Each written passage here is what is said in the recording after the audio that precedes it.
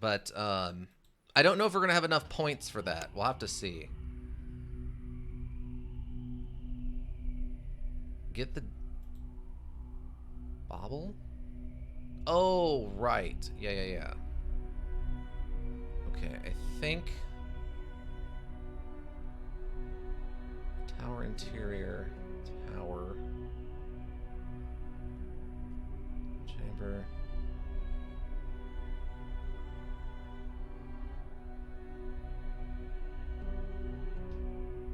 Okay, bots or awaken. Okay, let me try this one and see where this puts us.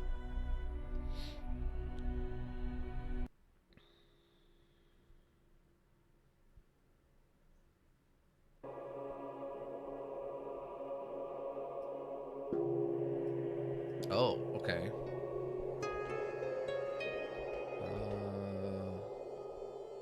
There are going to be 2 possible locations in the journey. Zamadi. Explore the ruins, talk to Hector. Oh, okay. Where are we at? Okay, hold on. Leave the temple.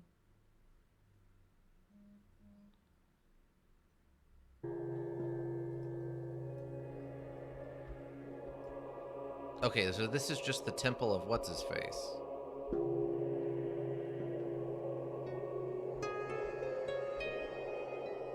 Oh, this is the one guy, the one temple. Okay, yeah. Tentacle temple, yeah. So all we really need to do in theory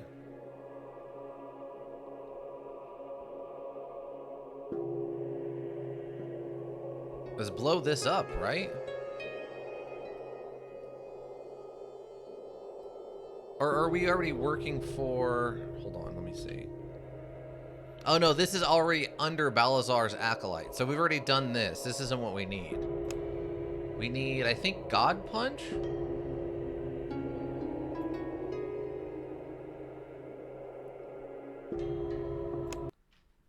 Okay, we need the one where we're not an Acolyte of his. Which is what makes this hard.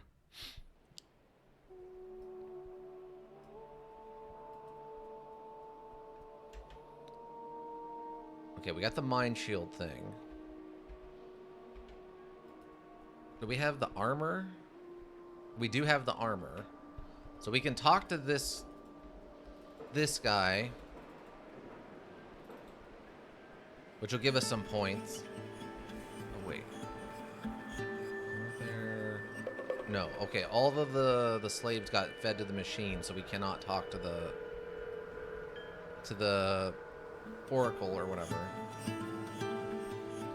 Eye patch, examine the machines, use the ghost hand, examine the machines, continue. Put on the Aegis suit, continue, show me, tell me about is that what you want?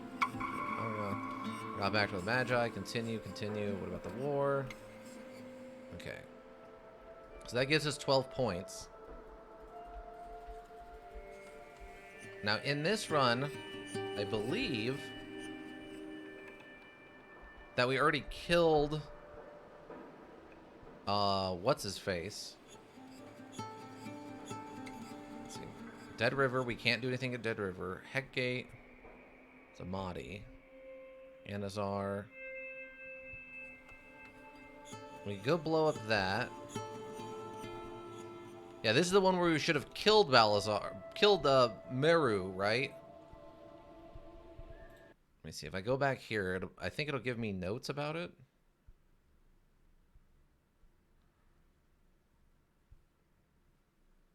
If you did have... Right. If we joined him, it'd have the Acolyte titles. I just want to make sure we already blew him up.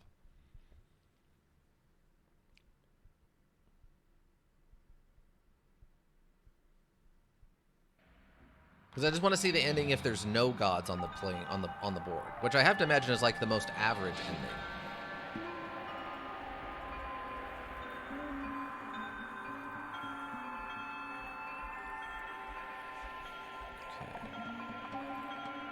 Teleported to the castle. Presumably, Meru's not going to be in here if he's dead, right? Oh, Brother Marcus. May the blessings of the god upon you, sister. There's the former second acolyte admiring the golden embroidery of his robe. So you run the city now? When destiny calls, one must answer, says the first acolyte pompously. Brother Meru has ascended into heaven to better serve the gods, leaving his flock without a shepherd. I was asked to watch over the faithful in his absence. I'd like to visit Meru's private library and pray where the great man worked. Certainly, sister, follow me. Go to the library. Ooh! Secret room? Secret room? Examine the shelves. Library is filled with scrolls, a desperate but ultimately misguided effort to preserve pre-war knowledge. Most documents are embellished retellings of second or third-hand accounts, nothing but fanciful stories with little value. Browse through the scrolls. One particular story catches your eye. It speaks of a war between the Magi, but doesn't provide any specifics, focusing on the emotional aspects instead. It speaks of the great schism and great anguish of brothers fighting brothers, and of the last great battle that ended the order and scattered the Magi. Keep browsing. An entire section is dedicated to the last first of the An entire section is dedicated to the last first of the Magi, his biography. Various attempts to understand and decipher his work, stories of his exploits written more than a century after his death, and 3 different accounts of his last battle. In the most fanciful account, the first of the Magi faced demons who took on human form, pretending to be his brothers. But the great and wise Magus saw through their lies.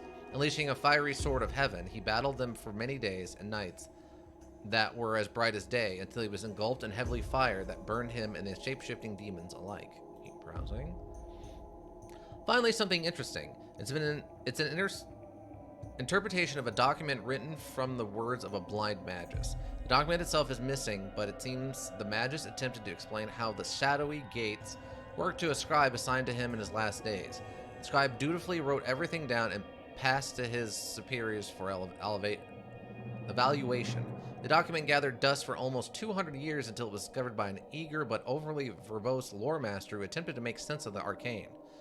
The interpretation leaves much to be desired, but the cited passage speaks of honeycomb network and a complex system that governed it. Once activated, a gate stayed connected to the entire network, but in order to transmute matter, the scribe noted that the Magus said what sounded like transmute matter, it requires a special permission granted or revoked by the first of the Magi's officium. Takes note about these special permissions and leaves. Okay. Interesting. Let's look at the console then. It doesn't seem to be working. Really? That's it? That's it, huh? That's all that's in here? Was this just the same stuff? Yep, it's all the same stuff. Man, I was hoping we get something cool. Wait, what's over? Oh, it's just more shells. Yeah, it's just all shelves. And the teleportation thing doesn't work.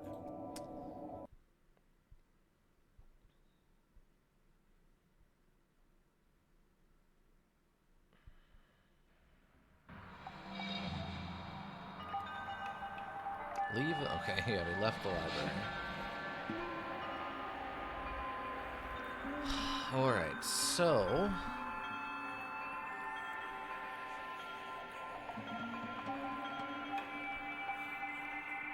okay, we're not going to do this one. We can't do this one. Well, we could try, but we're really going in a different direction for no reason with that. Find the gold. I'm going to ask you to retrieve his gold from...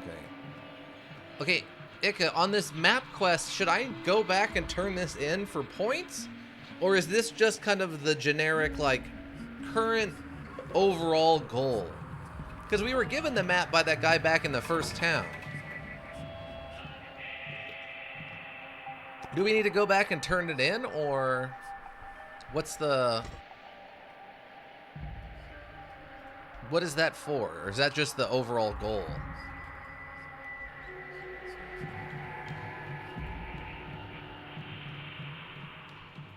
I mean, otherwise, the only other stuff I can do is talk to Hector. But I don't have the ability to actually, like, talk my way through that mission. Overall goal? Okay. The board clerk looks at you with empty eyes. How's business? Slow, says the clerk. The zealots from frown upon everything you can make money on. Money lending is the biggest sin, apparently. Not the lending itself, obviously, but charging the interest and collecting collaterals. They wanted Meru forbade anyone from engaging in usury, as they call it. A year ago, I would have laughed at it, but now I hope it will change after his death. What else is a sin? They aren't picky. Whatever rubs them the wrong way is a sin. Just the other day, we got a shipment of grain. Before we had a chance to unload it, one of them shows up and asks what the grain is for, as if there's any of their business. I know better than to argue with them, so I tell them that the grain is for the good people of Ganazar and that we'll sell it at cost, because we refuse to make money when people are hungry. Obviously, nobody knows what our costs are, and we have to make a profit. Otherwise, what's the point? Still, it's a good line, and you'd think it would buy us a goodwill, right? Wrong. He's asking me for a while, then he says that those who sell food to the hungry are no better than vultures and rats. Can you believe that? He said the gods won't suffer it, meaning these people won't suffer it, meaning they will come at night and burn our warehouse down. So what did you do? I passed the message on to Athanasius. He blinked and told me to go give away the grain in Lowtown. He thinks he can buy their goodwill, but the truth is he can't. He will never be one of them because he isn't dirt poor. All it does is set a bad precedent. Now they will expect us to feed and clothe them because the gods say so. I thought everyone was a believer here. And Athanasius is the Chimeran head here. Ah, someone we'll never meet. Well, at least not in this playthrough. Some people believe or want to believe, others fake it. We're sort of stuck between the castle where the madness was come from and Lowtown provided the most fertile soil for it. Adapt or die, as they say. Another one of the very many guilds that would not have us for some reason. I think I picked all the locks here already, right? Oh, I didn't.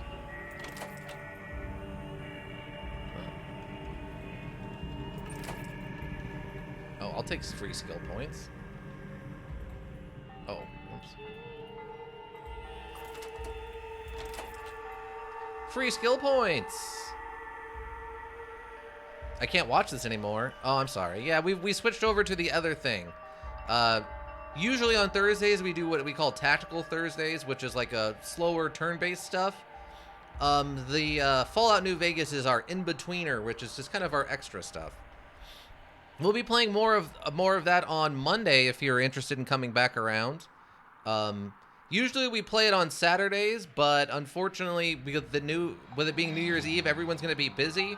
So I pushed that back to Monday. But if you want to swing back by around Monday, probably around like 9:30 a.m. Mountain Standard Time, we'll be playing some more Fallout New Vegas. I think you just never talked to Leons and Terran since you didn't realize you could go into the Commissarium building. Probably what it was, yeah. The door is barred. Okay. Ika, do you remember how many skill points or what level our repair needed to be in order to overload the engine so that we can blow up the temple? Crafting, I think 8. Crafting 8, I think. Okay. I don't know if we're gonna be able to get there. 6. Yeah, I don't think I'm gonna be able to get there.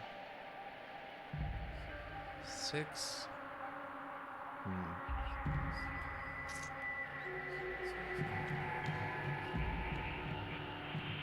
You get 25 at the temple, I think. Oh, okay. So I would need 5 more. I would need 10 more points, I think, altogether. And there are 18 of you raise the sarcophagus but don't necessarily open it. Oh, okay. That might work out then. Because... So if we do... So this will take it to 6. 30 to 7. Yeah, you should have enough in that case. Okay, cool. Alright. So we'll take that. Because, I mean, the only other thing I think I could do, and I could go back to... I don't know if we did it in this run, but we could go back to...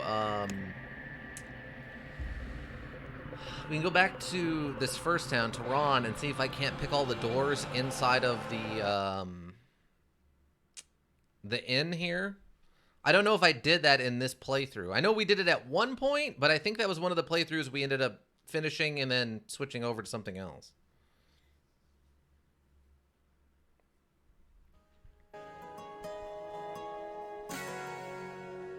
You could, but I think you should be good. Well, we're here, Ika. We're here.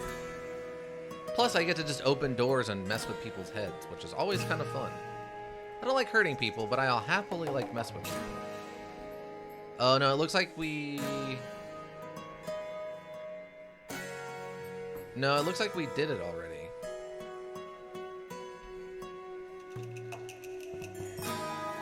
Yeah, it looks like we already did it here. Yeah, all these doors are open and unlocked. Alright.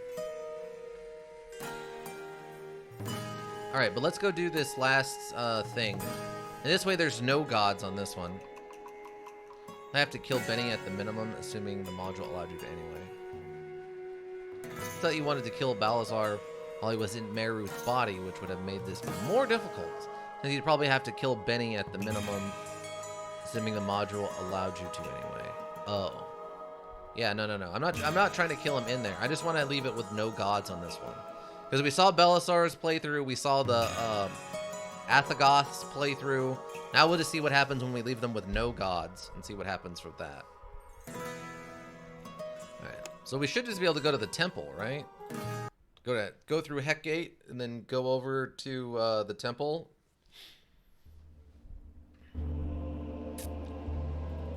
E? Okay. Enter the temple. Now, I don't remember what we left standing here.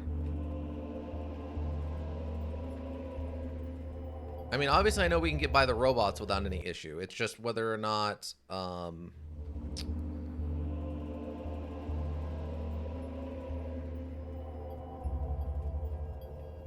Okay, it looks like I turned all the lasers off also. And I don't think I needed to worry about lockpicking those. So we should be good. Lock the door.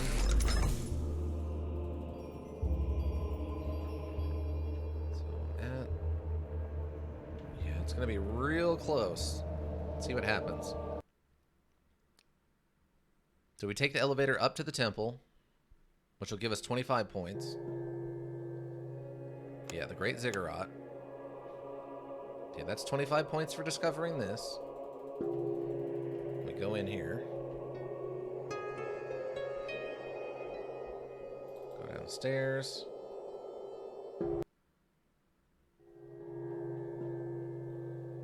Okay. Boom. Okay, we need 10 points. If we can get 10 skill points, we're good.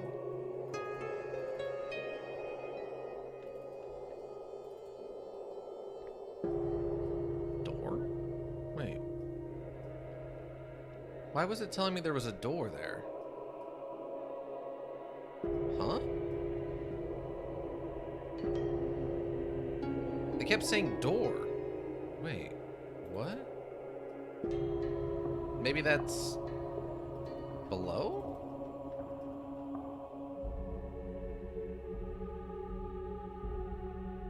Don't already know. Ignore the drone dude and just use the console yourself. Wait. What? There's a... Apparently there's a door here?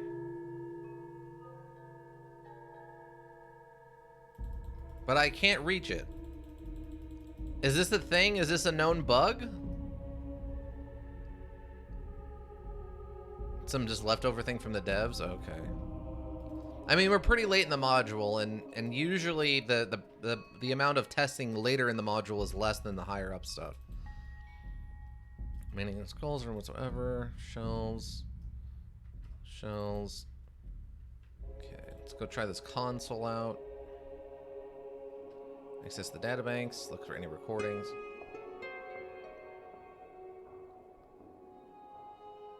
Don't know how.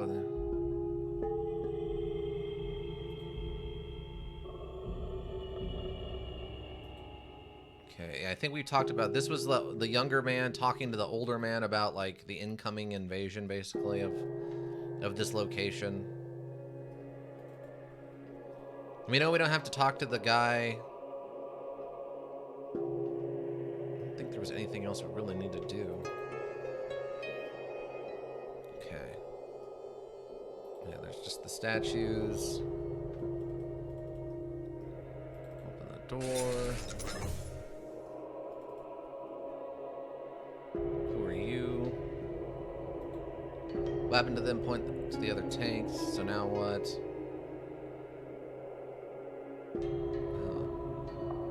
God. Failure. Okay, that's fine. Leave him alone. We can do it ourselves. We're not here for him. Try to figure it out. Oh, we got 2 points from that. Okay. I think we tried lockpicking this door, but there's nothing interesting in there. I think those rooms are both empty also, which is odd.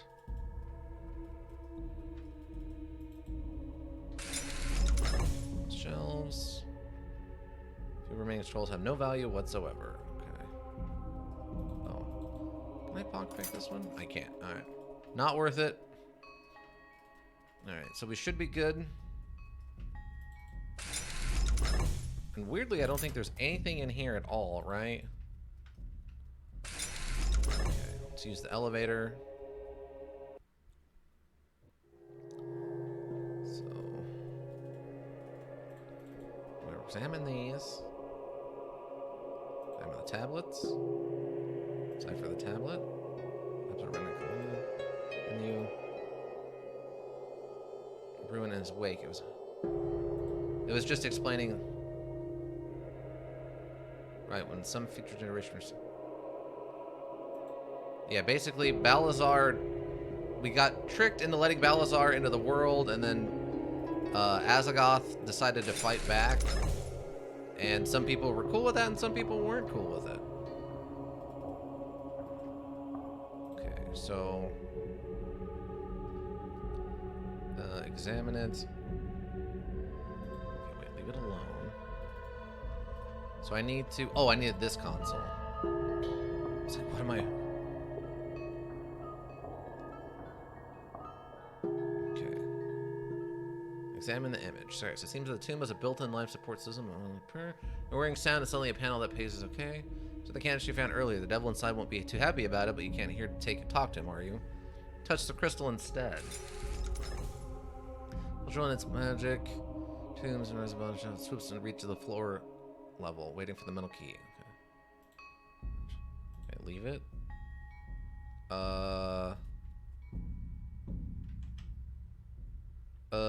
Ika? We did not get 18 points. Interact with the tomb? Oh. Oh, okay, there we go. Okay. Leave it alone for now. Okay, perfect. Thank you, Ika. Boom. There we go. We did it, team. Now we blow this guy up. Examine it. Overload it.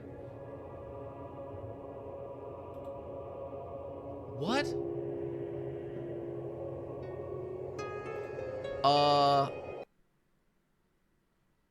Wait, what?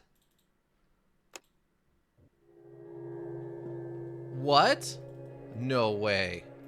Hold on, hold on. Okay, wait. We gotta raise this. Okay. Touch the crystal. Leave this. Touch this. It gives us 18 points. You open this. Okay, so... crafting?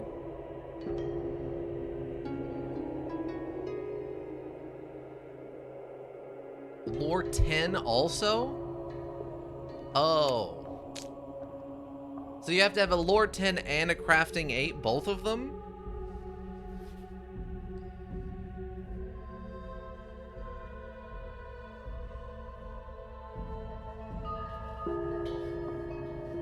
It's not one of those ones where you can kind of mix and match, where if I have lore 10, it's good enough.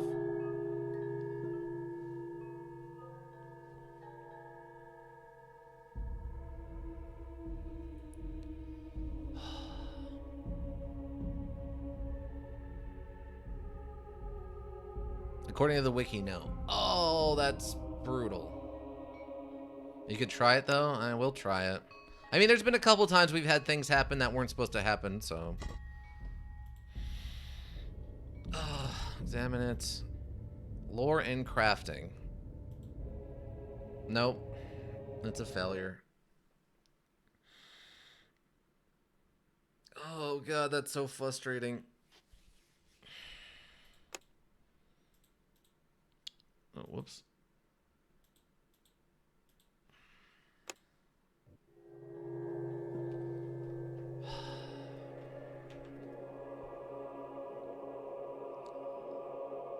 Because I don't think we have the impersonate high enough to get this quest done. Let me see. How short are we then?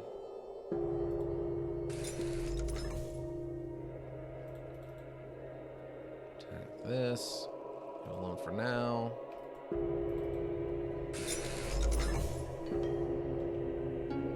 So, wow, so we'd have just enough. We could cheat if you want just to see the ending. That's true. I mean, we could do that. Is it just a console command? I mean, literally, I'm 30 skill points away from being able to get this other ending that is not, you know, the least interesting of the 3 endings that we were able to get.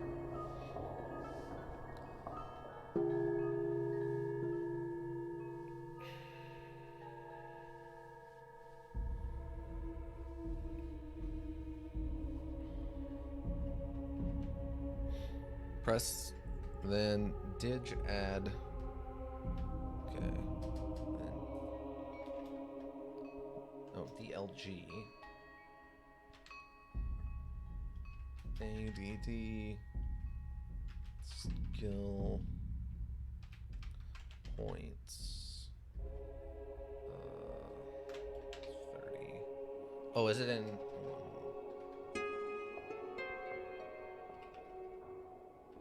No. Wrong button.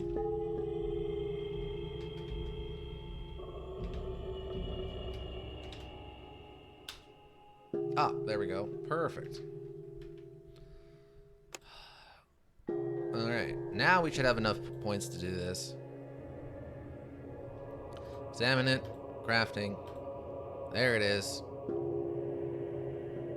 Remove the cover, awakening the spirits within. Here we go. Not dig with like, yeah, DLG, not, yeah.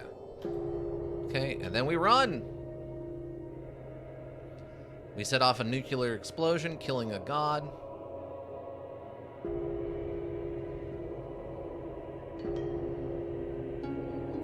Leave. Achievement unlocked, Godless World. The passing of the last of the gods from the world goes unnoticed. At best, you can now spin a fantastic prospector tale and earn yourself a few free drinks. At worst, you'd be branded a madman or a liar. So be careful what company you keep should you wish to share your tale. Since in the end the temple contained neither salvation nor engine of war, the details of what took place mattered little. You made your choice. The world has struggle and strife enough without the interference of the gods.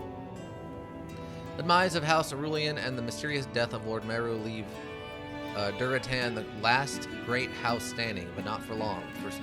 For centuries, the Imperial Guards were held in check by the combined might of the 7 noble houses that survived the fall of the Old Empire. One by one they fell, leaving Duratan alone against a much stronger enemy. Using the assassination of Marcus Carus as a pretext, the Imperial Guard wastes no time sending their legions against Tehran. Poorly fortified and defended, the town falls within a day. Antitus is captured and beheaded as befits the man of his status. His praetor and officers are treated as common brigands and crucified as a lesson to the others. Rip Antitus, yeah. Sic transit gloria mundi. You remain a drifter, never staying in one place long enough to call home. The world's big enough, so why chain yourself to one place, one guild, one person, when there's so much to see and to discover? The deadly fog over the ruins of Mataron show no signs of dissipating, threatening to remain there for good. Covering an area over 100 miles, it kills anyone who dares enter it. Those who come close speak of disturbing visions set by the gods to warn them to stay clear of the fog. Tired of raiding, Espada settles down and becomes a respectable slave trader. He offers the finest selection at very reasonable prices, promising to fulfill any order within 2 weeks or it's free. Wow, he developed the first pizza delivery. Close. All right, there it is. So we got no gods, we got Azagoth and Balazar, both of whom we worked for. Very similar endings, basically, for both of them. It's just who you're calling master on those. Well, there we go. We did it. We got all of those endings. We got like the working for other people endings, right? It is now time for us to start our new body count heavy run. Keep in mind that you are not expected to beat every fight you're offered. There is no shame in walking away if your character isn't a killing machine. Optional fights are usually the hardest, so don't jump the first opportunity to be brutally murdered. The module isn't linear, and it's not about killing people. Be aware that many people will not hesitate to lie to you, steal from you, or betray you, should they see fit. Use your head, be careful what you say, and always look out for yourself, because no one else will. Let me do the combat training again, just because I haven't actually done combat in forever. For God ending, you'll need 7 con, 8 perception, and 7 intelligence. Alright. So you're a hero. Yeah. Respect your... Okay. Tell me more. Rule number 1. If you can't hit a man, you can't kill him. Sounds obvious, but you should be surprised at how many people neglect their weapon training and rely blind luck instead. Rule number 2. If you can't kill a man fast enough, you're giving him an opportunity to you. Especially if you brought friends to the fight. Different swords, for example, are good for different occasions. Two-handers can work miracles in some situations, but nothing but a hindrance in others. Adapt or die. And number 3, defense. Dodging and blocking are your first line of defense. Of course, in the heat of battle, you don't have time to do both, so pick one and stick with it. Your armor is your second line of defense, but keep in mind that it can also slow you down. Pick one that's right for you. What's the best way to survive a fight? The best way to survive a fight is to avoid it entirely. It works every time. It's not the warrior's way. It's not. It's staying alive way. So if you're here to die, be sure to jump at every opportunity to fight. If you either stick around for a while, pick your battles. Different attack types. You know how to swing a sword, right? Well, that's your normal attack. A good combination of speed and damage. Let's say you're having a hard time hitting your opponent, switch to a faster attack. If you won't do as much damage, but you'll hit more often. If, however, your opponent is heavily armored, it's easy to hit, but hard to get to. Switch to slower yet more powerful attacks. They're easier to dodge or block, but they pack quite a punch and will get the job done. What about aimed attacks? Aimed attacks are for tricky fighters. They take more skill. I mean, if you're aiming to open someone's artery, it takes a precise precision strike. Not the same as aiming in their general direction. The benefits are well worth it, though. It goes without saying that a fight will become much easier when your opponent's knocked out cold. You're kind of odds, right? Nick his weapon arm, and he won't be able to hit you as well as he did a moment ago. Slash his thigh, and he'll be limping for a while. As you can see, there's quite a lot that you can do when fighting. It may seem overwhelming at times, but don't worry, it'll come to you. What about special attacks? Zoid could have options. Being able to strike twice or 3 times in rapid succession, knock your opponents down, or hit several opponents at once. They all have their uses. What about critical strikes? You know, hitting them where it really hurts. You have to split your time between a weapon practice and learning anatomy, which might weaken you as a fighter. Same goes for studying alchemy or forging your own weapons. It's a question of balance, skill, and knowledge. I've seen some bold fighters who ignored defense and focus on weapons training in the art of dispatching their opponents quickly, but it's a risky style. I wouldn't recommend it for beginners. Anything else? Well, there's nets, bolas, all kinds of alchemical concoctions, including liquid fire and black powder bombs. I'm sure you'll have plenty of time to experiment. I got it. Step aside, Grandpa. We'll probably do dodge since you said you wanted high dex. Something I learned recently thanks to the Discord is that for every tile surrounding you and is open, you gain 3 bonus points to your dodge under mobility bonus. Oh, okay.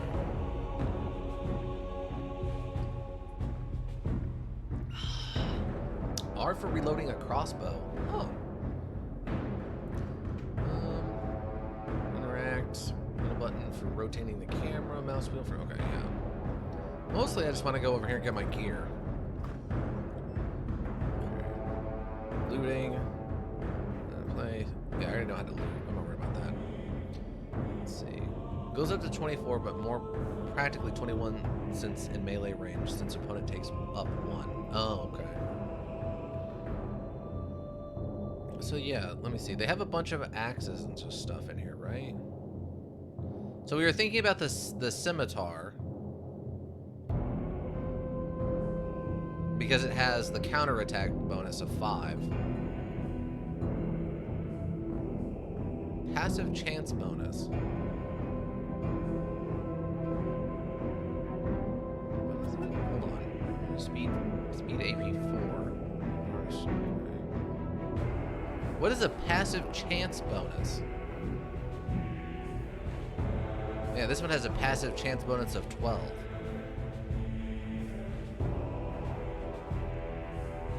I don't know what a passive chance bonus is. On your weapon skill, that's the passive bonus? Oh. Interesting, okay. 8% though? What does that even mean? Also, well, that's an axe. That's an axe. Oh, these are all axes, okay. Sword has a small chance to cause bleeding, that's the passive. Oh! So wait, what's a passive chance on an axe? Don't axes just inherently do more crit damage? So what would a passive chance be? Hold on.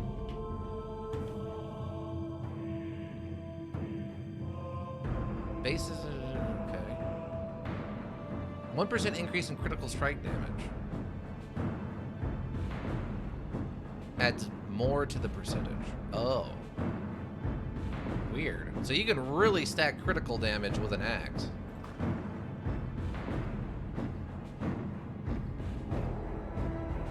Oh, that's a throwing axe. Oh, this counts as an axe. Okay. Hit bonus, passive, weapon hardness. Counterattack chances of 5. Counterattack chance 5. Oh, both of these have it. I guess it's both the two-handed axes have an increased chance to counterattack. So, let's see, axe breakdown. Skill level times 10 plus stat bonus 12. Plus training plus energy plus perception. Oh, okay. Yeah. Preferred stat is strength for axes. Dex, block is strength, critical strike. Oh, okay. Swords or dex, spear. I was really hoping we could do axes, but I guess, yeah, if we we're going to want to do a dodge build, like a two-handed sword build, we would definitely have to go dex. Although from my experience, you have to forego at least a few nice things most playthroughs usually get to have good high strength build. If you want to also have high dex too, anyway. Right. That kind of sucks that you can't do a dodge. It's really inefficient to do a dodge, hammer, or axe build. That's unfortunate, but...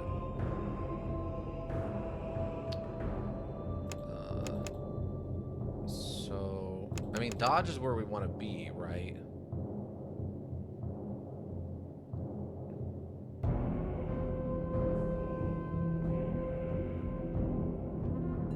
So, I'm trying to think how I want to do this. Oh, it's actually doing this as a lore master?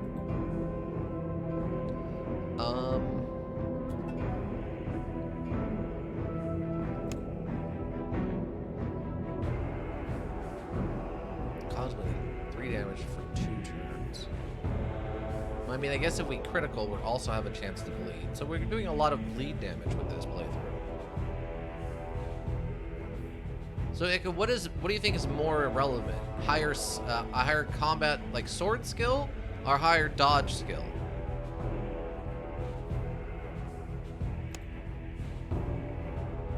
Oh, that wouldn't even be enough. I'd have to drop critical. Perception up to 8 has tons of dialogue checks and is needed for Abyss as well as other nice checks.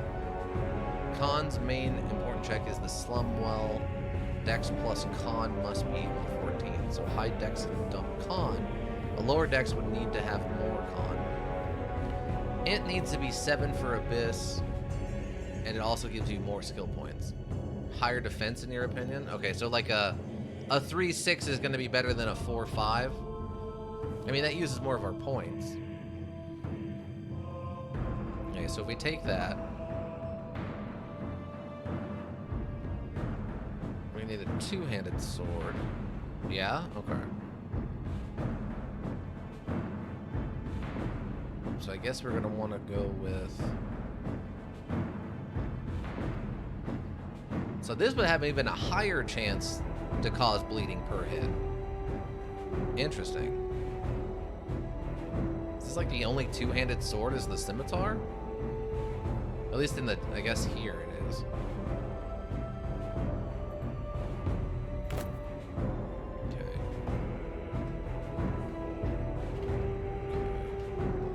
Character. So, doing this. Kopesh is good for bleed spam. Yeah, okay.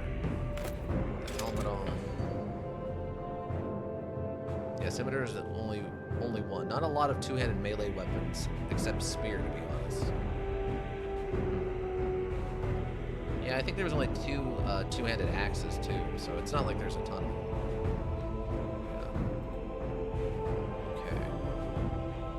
I mean, the cape doesn't do anything, right? We're not going to be blocking. Alright. So I guess we just give this a shot, right? For spear, all but one spear is doing it. Yeah, I remember that.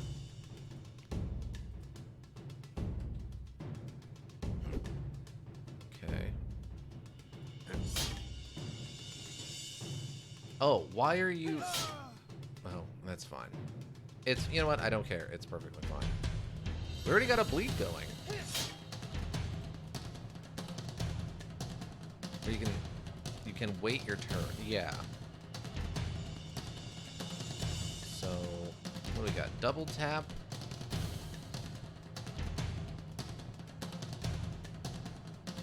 Oh. Low damage minus. Interesting. Cleave. Minus 20 to hit. The critical strike chance is higher and armor damage is higher. Aimed head, legs, arms. Oh, this doesn't have like a neck stab. Interesting. Penalty to attack. Oh. So double tap would be 2 swings. Okay. Wait your turn. Good for letting enemy approach you and have them burn their AP instead. Yeah, I got what you're saying.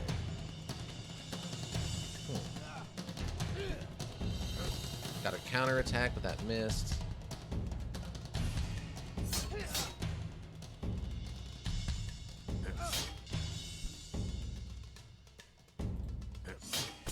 Alright. I mean, that wasn't too bad in a one-on-one fight. You won! It was not that hard, was it? Leave the arena by clicking on the gate, spin your SP, and get on to the next fight. Taking all his money. I don't care if I don't get to keep it. It's the principle. Oh, it didn't work. Why didn't it? Okay. Transfer. There. They've been healed. Remember, save. Okay, yeah. Okay, so we have 10 points. I guess I would want to save it and then use it in the once I get more dodge. Personally, I think 2 fast attacks are generally better than double tap, unless you're literally that 1 AP shy of doing 2 fast attacks. Okay, I gotcha.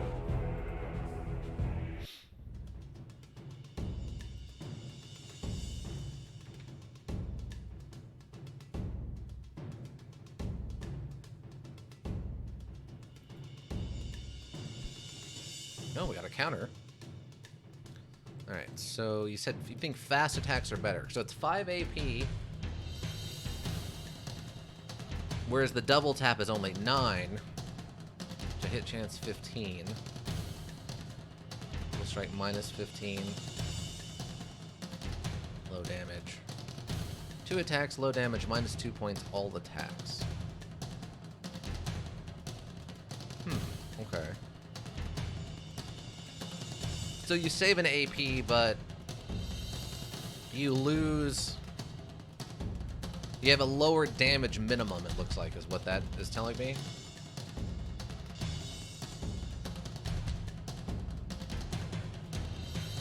Swing. Oh. What is the hit? Critical hit chance. So is this just like a really high... The minus 2 cuts out from the top and bottom generally. Oh, okay.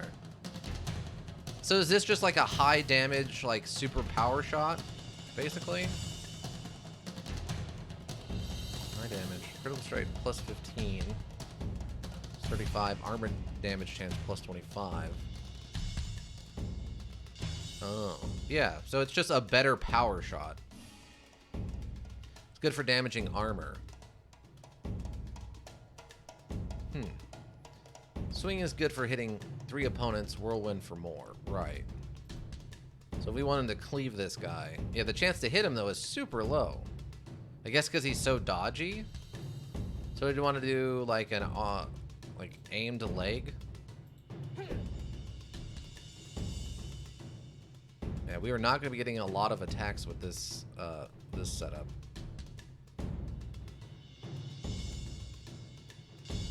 He's got low armor, but I'd say just do fast attacks. Okay, I gotcha.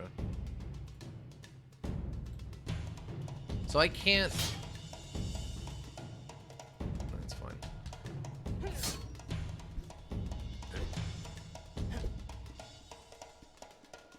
Okay.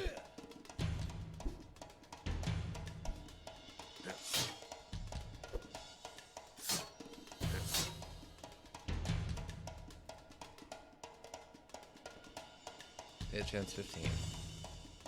Hit every opponent on 8 squares surrounding your character. Oh, okay.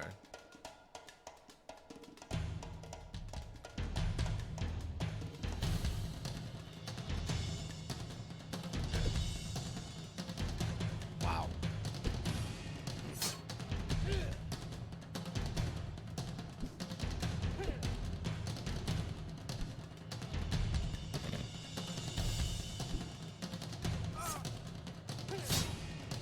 Oh, we got a counterattack off, though.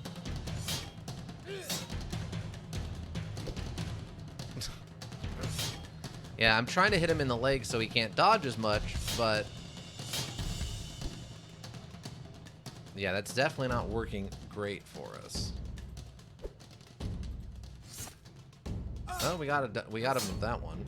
Even if you land a single leg hit, it'll go away in 3 turns anyway. Right.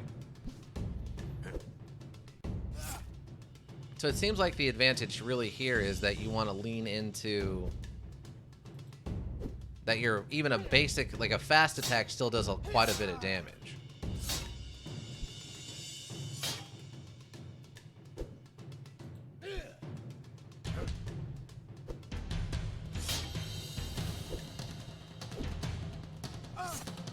Wow, we got him with a counterattack.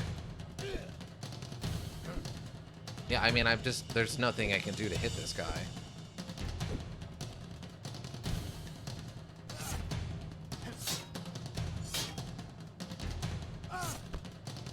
There we go.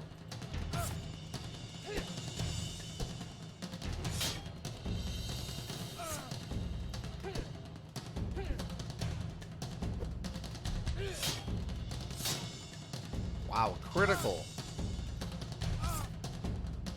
Well, we got a bleeding going. That's some damage. Now, as long as your counter will almost always be a 5 AP attack, no matter the weapon except two-handed crossbows. So if your weapon's only 5 AP attack is a fast attack, your counterattacks will have high chance to hit. Ah, okay, interesting. That makes sense that they had to choose an attack for the counter.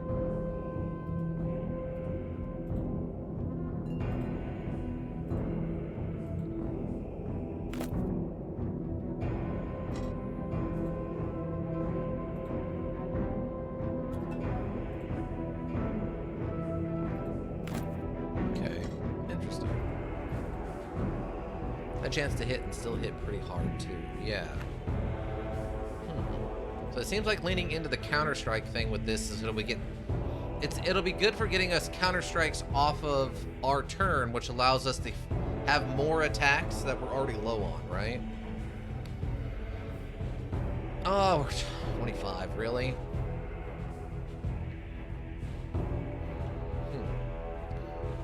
Yeah. Huh, alright.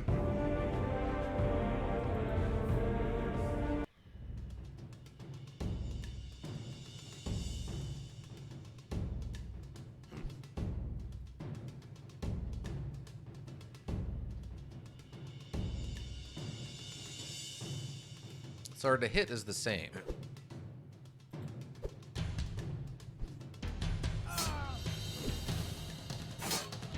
Nice.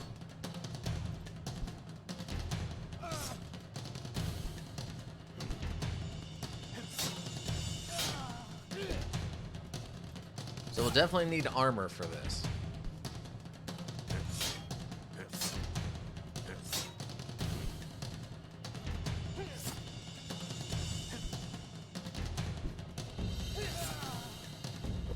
Did you zoom in on more to get more detail on the enemies?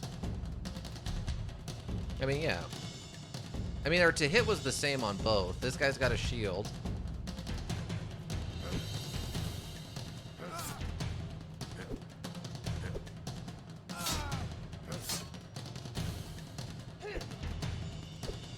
Counterattacks.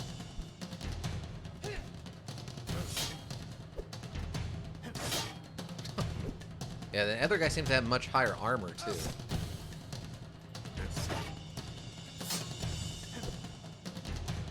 Okay, so for this, we might actually want to switch to, like, cleaving.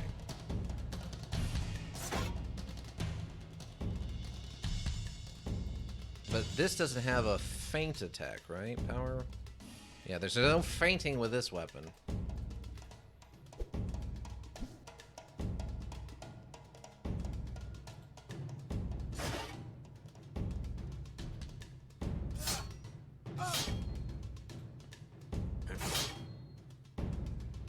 There we go.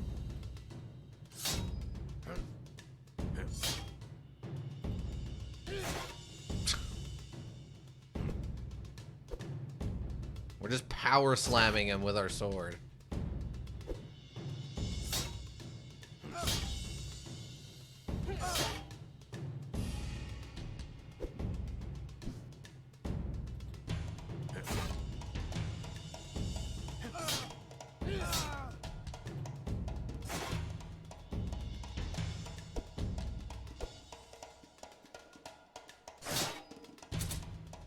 Wow. Grade 6. Your training is now complete, which gives you basic understanding of combat system. Strong recommends you play a combat specialist first to learn the system better before attempting to play a fighter/talker or other hybrid character. To make sure your character has good physical attributes and well-developed combat skills, Codify crafting and alchemy can make quite a difference and increase your life expectancy. Fighter with some crafting skills is a simple yet very reliable build. Experiment and find a build that works for you. Okay. Let's see. So your to hit is the same, but only one guy has a shield. Even if your to hit in this, your hit is the same, one can take damage on blocks since shield DR is added to your armor DR, only rather than avoided. Some blocks will have the chance to be perfectly block damage though, and there's a bonus for enemies that lower your own THC. Oh, okay. Alright. It's alright. Oh, okay. Okay, so we wanted to go with Praetor? Or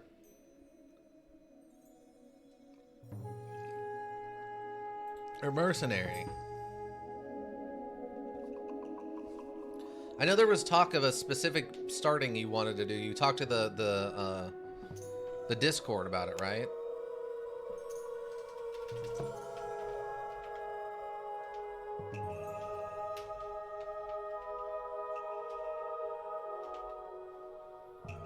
This is the Tapia. Mercenary is the heaviest fighter start. Okay. And you'll most likely end up joining the Imperial Guard. Okay. I mean, that's fine by me. I don't...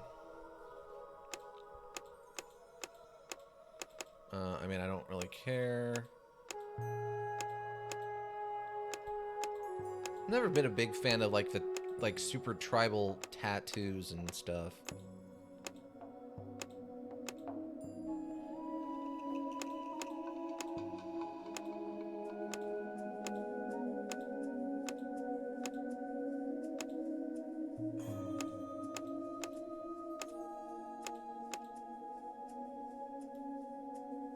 I don't remember what color we made Shade of Swirl's hair. I guess it's mostly natural colors. Well, you need 5 strength to join the guilds. I think the plan was 5 strength anyway? I mean, I guess it depends on... Since we're doing a dex base, I guess that's fine. Circlet? Sure, we can do a gold circlet. Alright, so mercenary. Apparently we only start with a dagger and some basic leather armor. But this is Sister Chopya. She's gonna chop you right in the neck. Next. Okay, so we wanted to do 5 strength. I mean, we're gonna have a bonus damage. No, that's auxiliary armor? Oh. So Dex Con. We needed...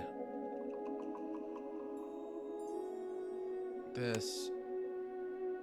Or no. Intelligence and like that, right? 7 con.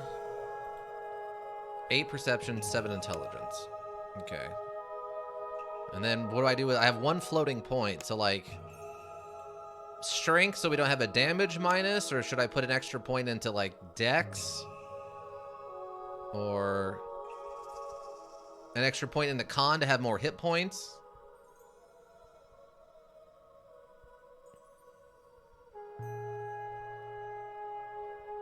All backgrounds except Drifter have a default stats. Similar suggestions for the selected background. Okay. I'm gonna start with 6 con and pump up dex to 10 since you can get a green jar later.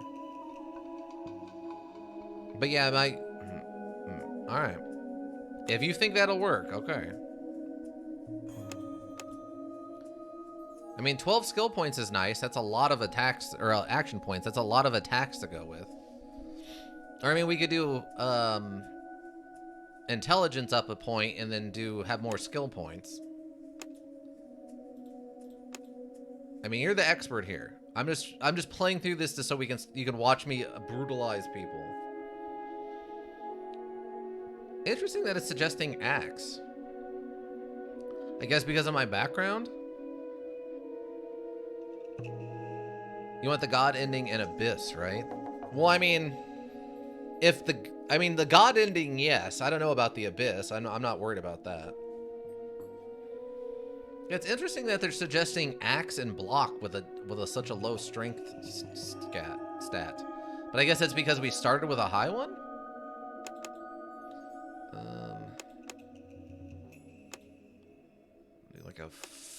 Like a 4.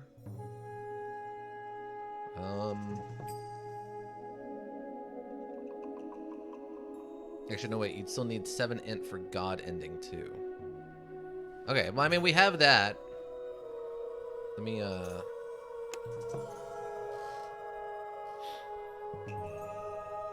or a bunch of talking skill. Well, unfortunately, we're probably not going to be getting a lot of talking skill in this run. What level lore do we need? Because we need lore to be a certain level just so we can get some of the, like, tablets and stuff read, right?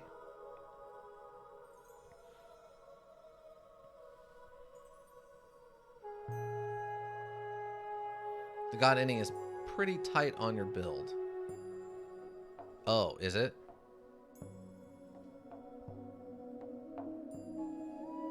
They need 8 lore, but that can come later. Right. I mean, I'm at my skill points right now, though.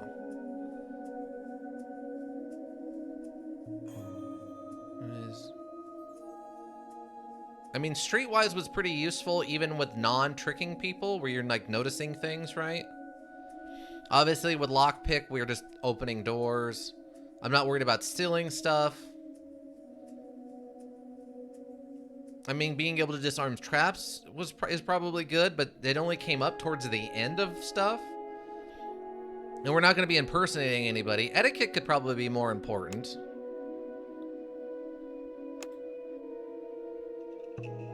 Like a 3-3 like that, or even streetwise. Oh, okay. All right, so we just go. Oh, okay. Well, I know you said we'd be having a job and talking to people more, so I wasn't sure. All right, so just put all our points in the lore and then what? Save the other 10, or? And like, should I put a point into critical over here? Just to get it up to level 2 and then save these 10 for something else? And then throw like the last 10 in the sword, or should we just wait and try to get dodge up first?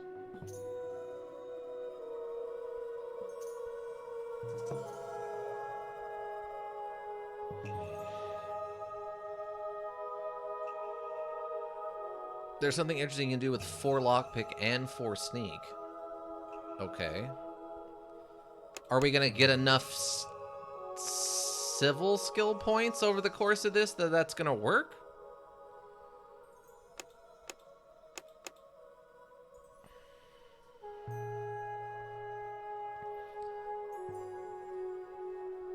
I just don't want to get to the end and it turn out we're like 10 points shy. Free 4 lockpick is basically free so long as you use it at the ends. Oh, okay. So we do something like that, and then what? Just put like a point into lore.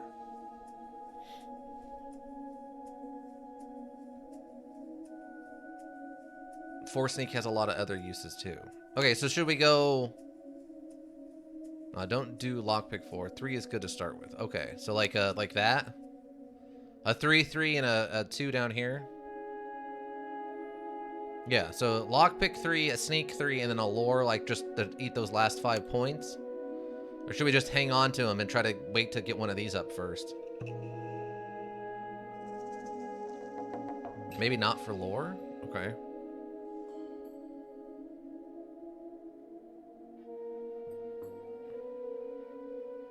Yeah, I just don't want to get to the end and be like 5 points shy on lore or something.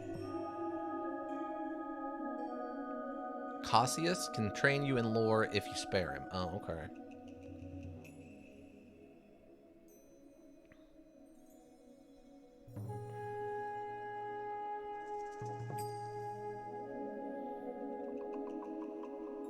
So that'd go to less useful skills if you have it too high. Oh, okay.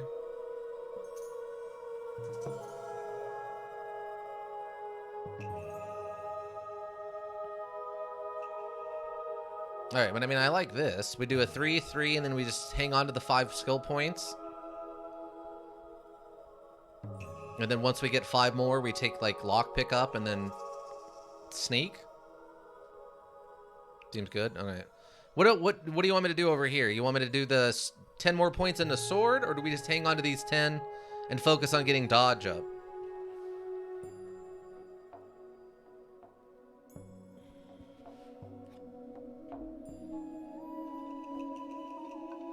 We don't need to take lockpick up. There's a trainer for that too. Oh, okay.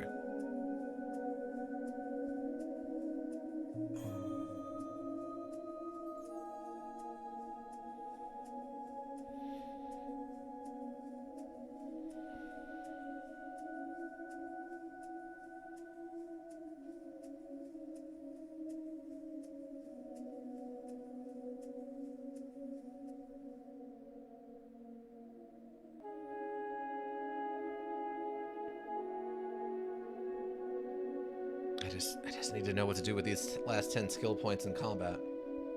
Hold the combat points for now, maybe even take out the 5 from critical strike just in case. Oh, alright. So just so we can build up dodge faster?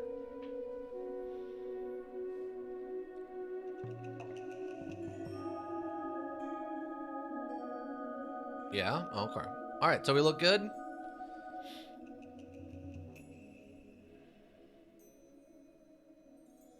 There's 3 fights you can do in the starting quest for Merc alone. Oh, okay.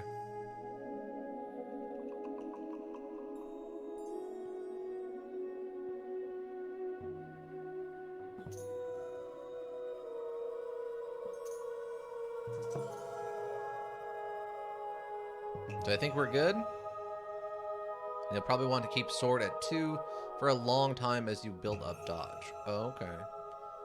Yeah? Alright. Let's give it a shot and see what happens. We got a whole new lore world here to dive into.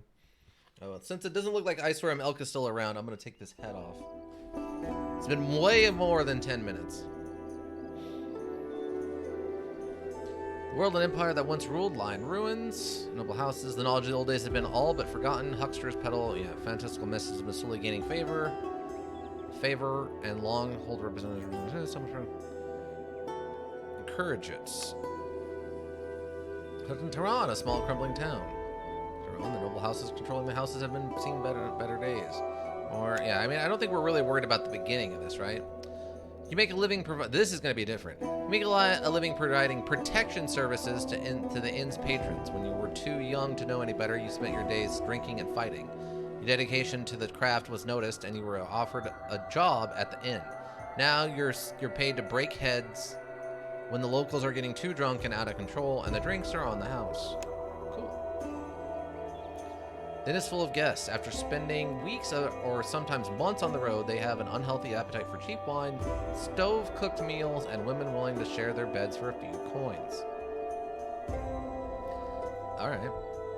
Oh, okay, we're at this inn. But the merchant guy's not out here. Odd. Let's see. Sister Choppy, come here. Ease on the wine, Sister Choppy. You're working tonight, remember? Don't worry about it. As you talk, a tired man in dusty, weathered clothes enters the inn and looks around. Several caravan crewmen carry his chests and bags inside. Hold on 1 second, I'm getting a phone call. Just a moment.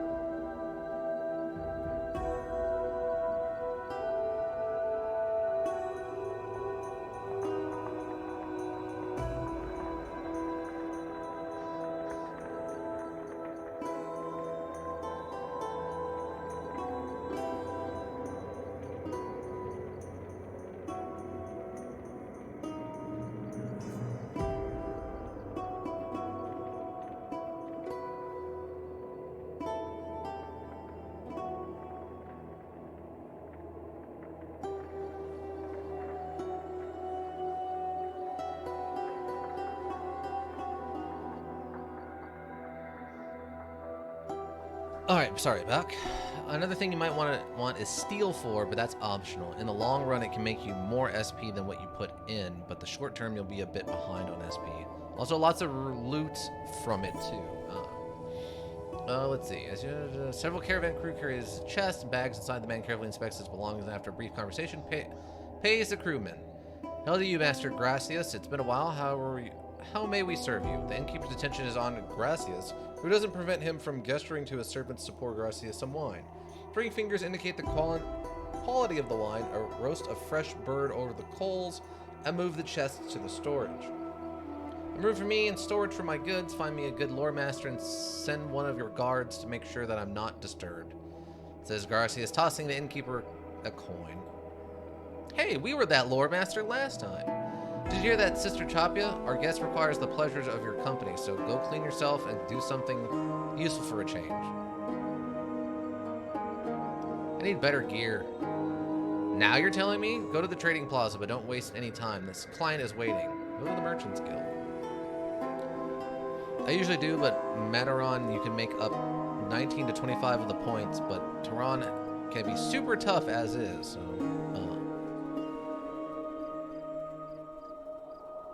So Doctor, come here. Oh, the merchant. Alright. Go to my store, my friend. I have the finest selection of goods at an unbelievable price, so please make yourself at home and browse the merchandise. And remember, when in doubt, buy it. It's better to regret buying something than regret not having it when you need it the most, am I right? Why am I telling this to you? You look like a smart kid, so you know this already, am I right? Browse the wares. At the moment, you can only buy from this guy and the alchemist. Oh, interesting. Huh. Ah, there's what we need right there. There's that thing we've been needing. Make sure you buy some healing salves. I don't think you will automatically heal between fights. Right, that makes sense. Would I be better off getting better armor? Or just buying the scimitar? Unfortunately, we don't get to use the axe on this run. See ya.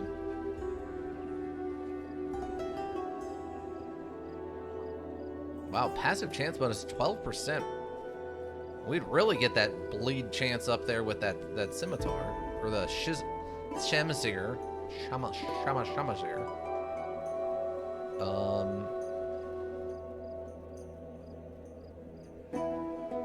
But yeah, do we want to... Oh yeah, it actually starts us with a healing salve. I think you'd be fine with a scimitar, and your current armor might be better to get a lighter helm, though. Open hood.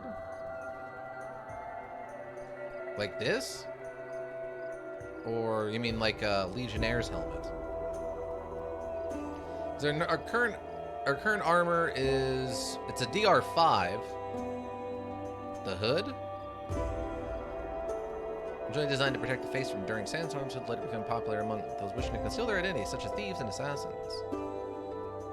Alright. Strawberry Jesus 11, welcome! What did I miss? We're just getting that we built the character, and we're literally at the beginning of the Adventures of Sister Chapia, our high body count run. Just the character creation basically and trading. Yeah, we did another training run of combat just to see how it worked out, and it was pretty good. We're going to be doing a two-handed assassin. No, we went with a mercenary. We're doing a mercenary run because apparently Ika was talking to the people from the Discord, and they said the mercenary run is one of the highest body count runs. Apparently.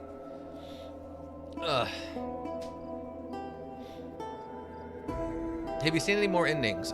We went and got the one with the no gods ending. It was hard, and we ended up using a console command to give us the points to see it. So we got the follow Balazar, we follow Azagoth, and then no gods ending, where we blow up Azagoth and we kill Meru before he becomes Balazar.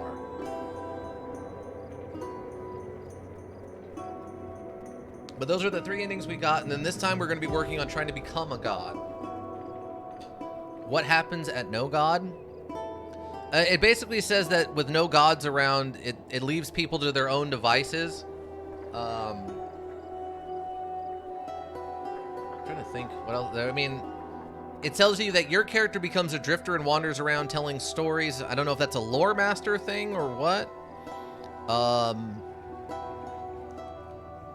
The last of the houses, since Meru's dead and Mataron got blown up, the last house, Antitas or whatever, the first guy, he also gets, the city gets taken over by Imperial Guardsmen and he gets beheaded. And all of his generals and like higher ups all get crucified. That was a guildless thing. Oh, since you lost your faction since you killed Meru. Gotcha. So yeah, we killed the gods and took them out of interfering in the myths of man, but we ourselves became a wandering legend, telling the world about all the crazy stuff we knew, but no one believed us. Well, Mercenary can join any guild, but if you do it the right way, you can get 3 fights in this first quest, which already gives you a small advantage. Ah.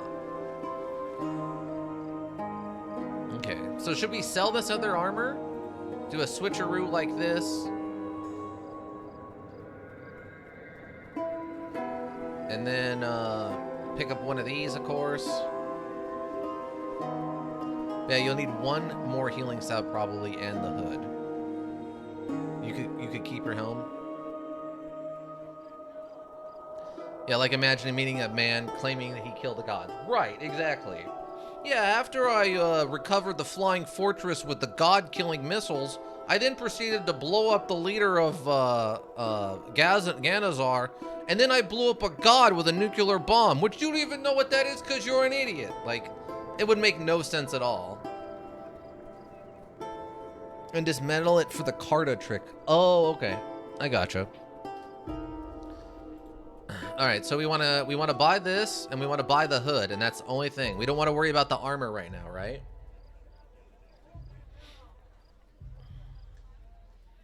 And then we go buy a healing salve, at least one more. But yeah, I mean, it would be completely insane. No one would believe us as the lore master that is Shada Swirl telling the stories of the things we did. All right, so we got the hood and we got the scimitar, starting out strong. You could do the armor, but segments will also lower your AP to 10, so not so good. Oh, okay, gotcha.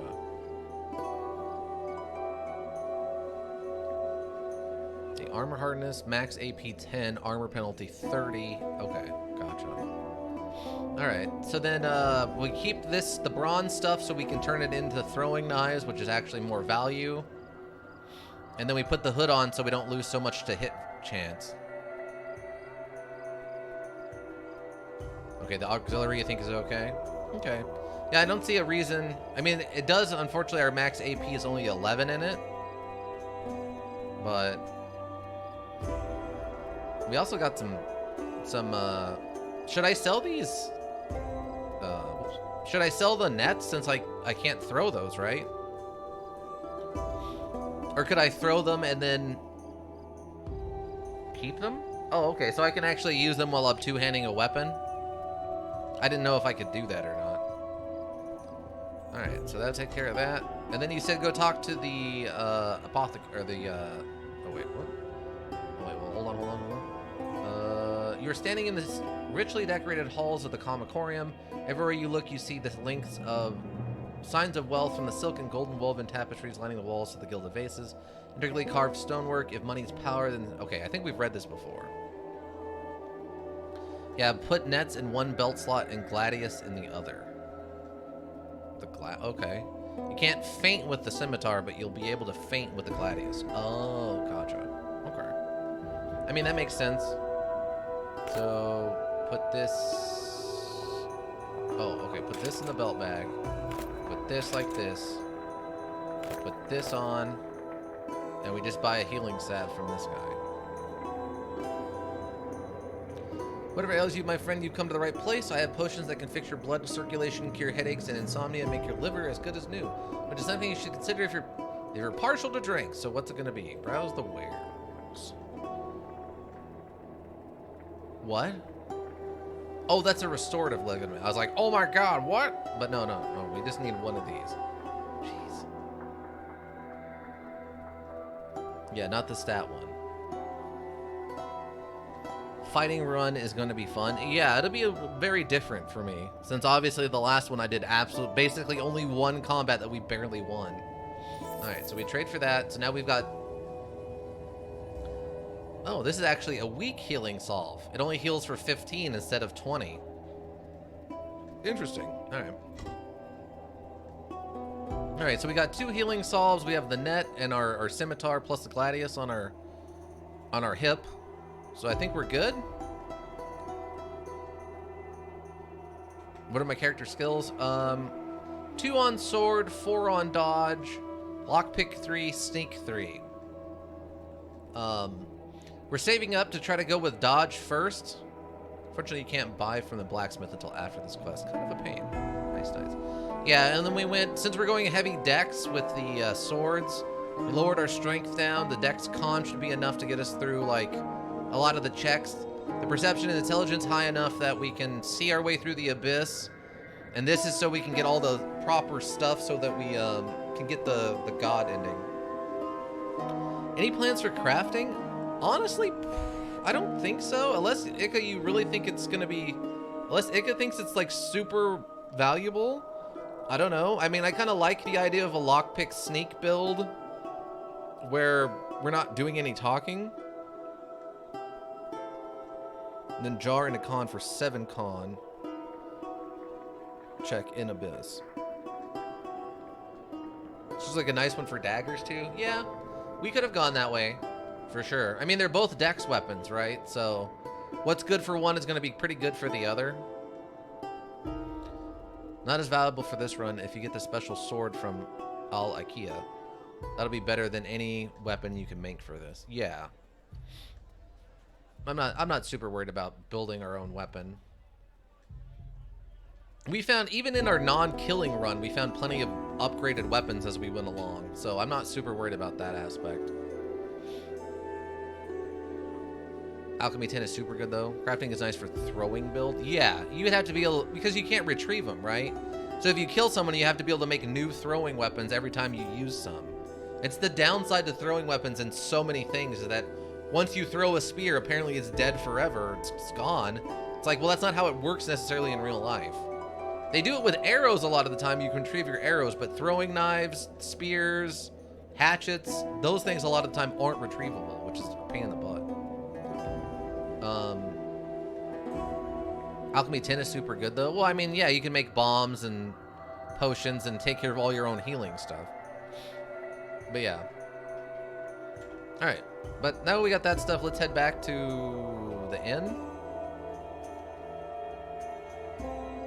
It's going to be dark soon, you should head back to the inn. Go right away. Here looks at you critically, frowning at the dent in your armor. Keep unwanted visitors out of my room, he says before turning away. Will not be disturbed, master. Stand guard. Perception success. You're awakened in the middle of the night by a soft click coming from the lock. The door opens and a shadowy figure slips into the room. Determined to earn your pay, you put on a show, lunging at the intruder and making enough noise to wake up the trader. When you're satisfied with your efforts, you throw the unfortunate thief out of the room and turn to the trader. Who was that? Asked the trader, looking visibly shaken. I don't know. If there wasn't the Ikea weapon, I would probably recommend crafting 8, though, at least. Oh, okay. Alright, let's not panic. Looks at the trader and speaking to himself. Wait. A shadowy figure slips into the room through the open window and without wasting any time raises a loaded crossbow, pointing it at the trader. That is my assassin? Yeah, basically.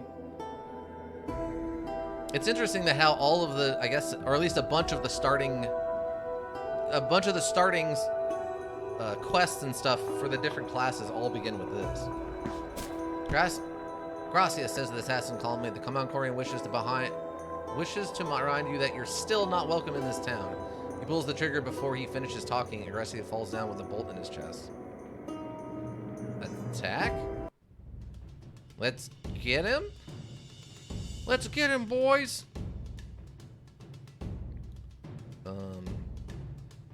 As in the trader quest, it was me who hired the assassin and told him that line. Yeah.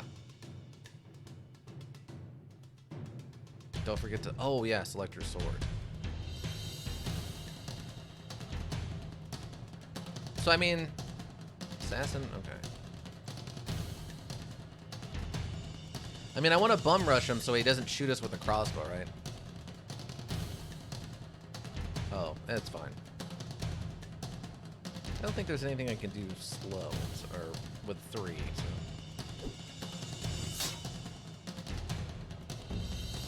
But you, on the other hand, Mr. Light Armor...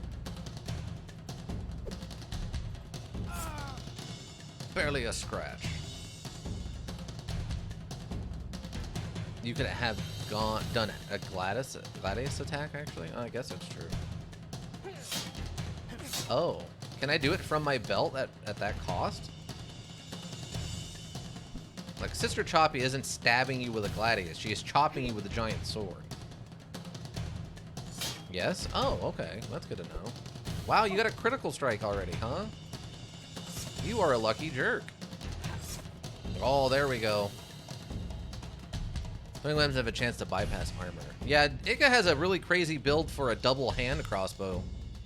Daggers have a crit chance. Yeah, yeah. There goes his armor. Well, what can you do? Look, we're a power fighter with a giant two-handed sword. There's gonna be some casualties in the middle. Dodge. Not dodged.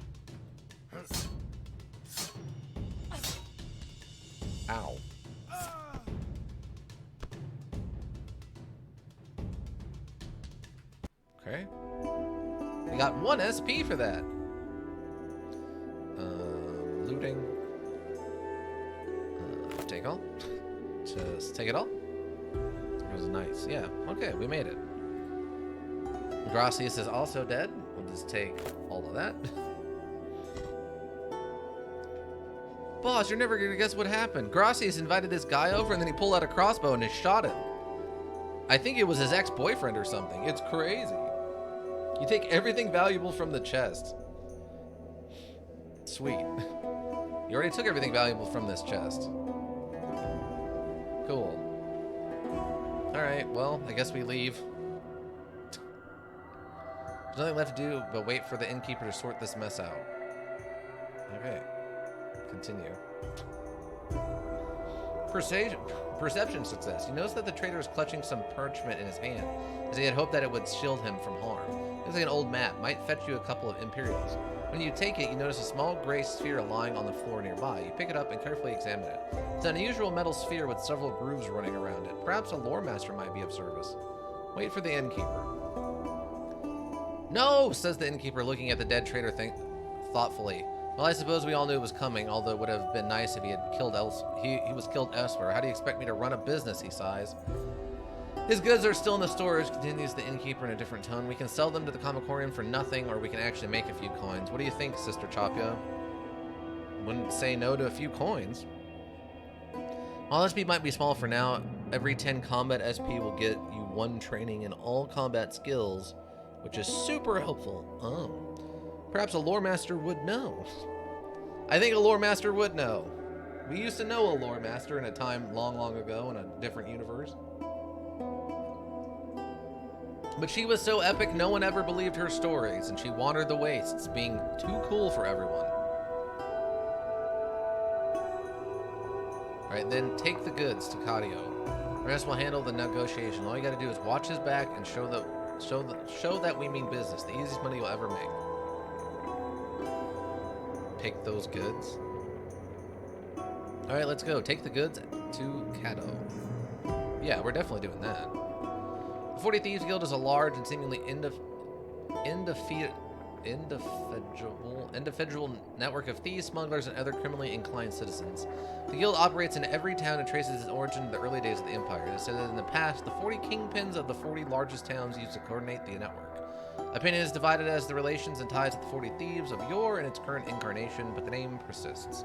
In Tehran, the guild operates out of a local tavern, a popular destination for people who feel at home in shady parts of town and dark alleys. The tavern is full of people laughing, arguing, and drinking. At the back of the tavern, piles of loot sit atop tables, waiting to be counted and divided. At the far end of the room, Kato conducts his business while keeping an eye on the guests. So for the next fight, ideally, you'll want to keep your ally alive. If you do, then you get to kill him in the 3rd optional fight for your last bit of starting combat SP. Oh, interesting. Wait.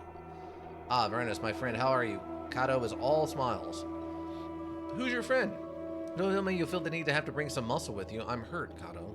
Checks the goods, pays without haggling, and just like that, the deal is done. Let's head back, says Varanus, looking relieved. Return to the inn. Thug. The thugs come out of nowhere. You follow Varanus, who grows more confident with each step, talking business and making big plans.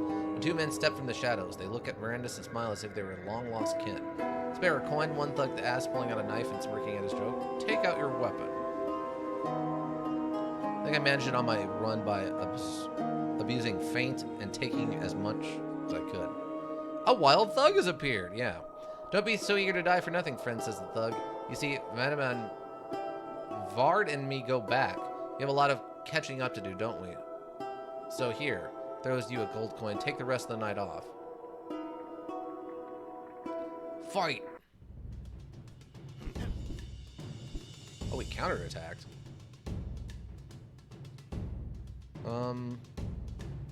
Can we attack on an angle with this weapon? We can, right? Let's see. Thug and a thug. Yes? Okay. Okay, so... Can I feint? I can't feint my own guy? The green squares are your attack range. Oh. I can't feint my own people. Oh, that sucks. I thought we could feint them. I don't have enough action points.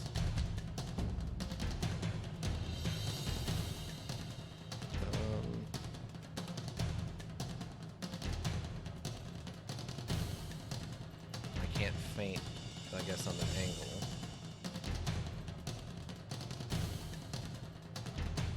Oh no, don't! I really hate when that happens. Oh, dang.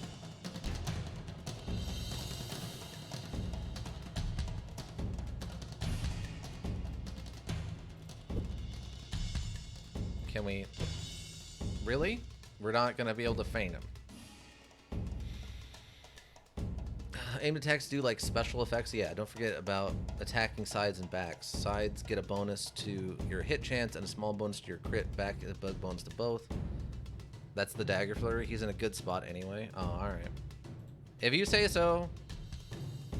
I don't know. Chop.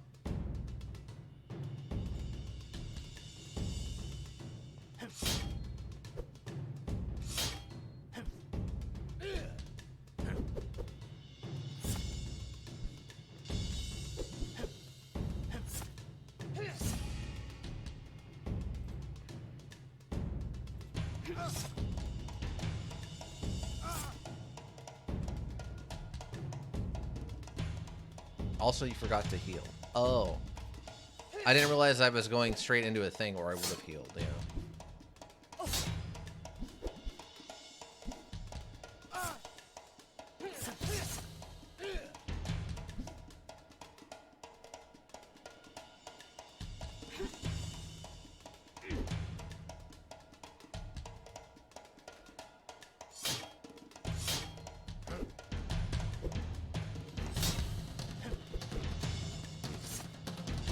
Whenever you get the chance, always save since the module can pull something like this. You're right.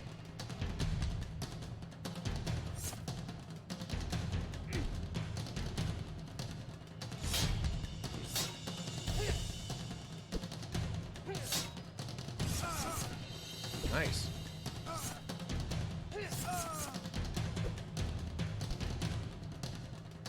Oh, this is gonna be close.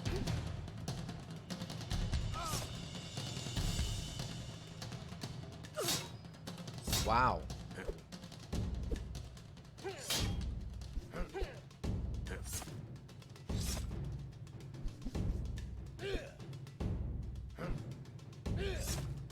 Oh, come on. Nice. Oh, I can't move.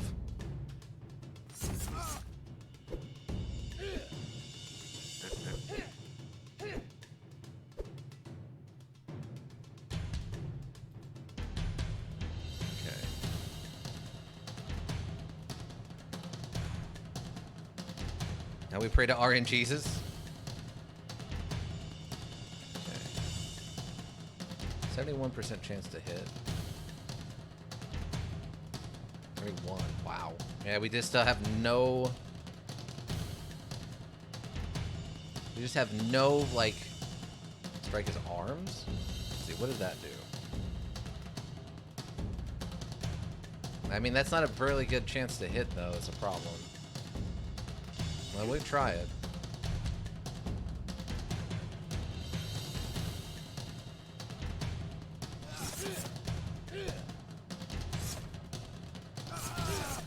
Oh my god.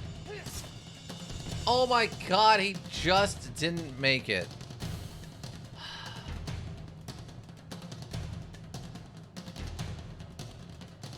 Of course he had to hit with every single attack in that flurry.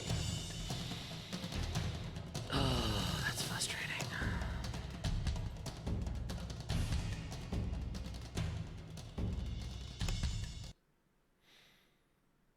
Can you use nets? We could try a net. So I would have recommended just fainting since it usually shifts the enemy focus from him to you. Oh, okay. I was thinking about that, but I wasn't sure if the angle really would change things much.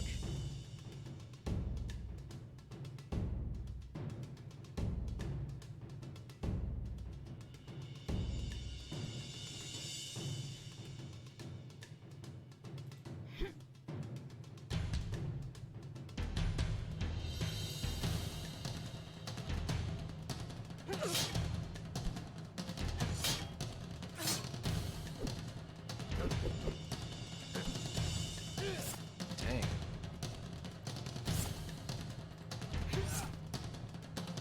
Armor reduced by 1. Okay, that was a good get to get so early. Oh, a counterattack. Oh, and it was a successful counterattack. Oh, this is going much better. Oh, well, it was until that.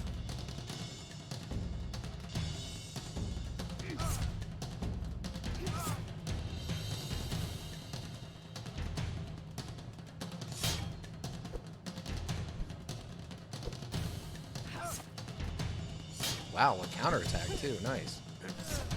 Got him.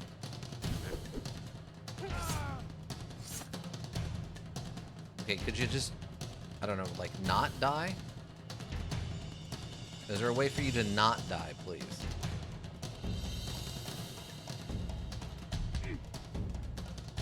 There we go. There we go. I recommend feigning on this first guy too, since while Vanus is helping me the thug, he also has his side exposed to the other guy, increasing his chance to hit. Yeah, it was kind of a risk.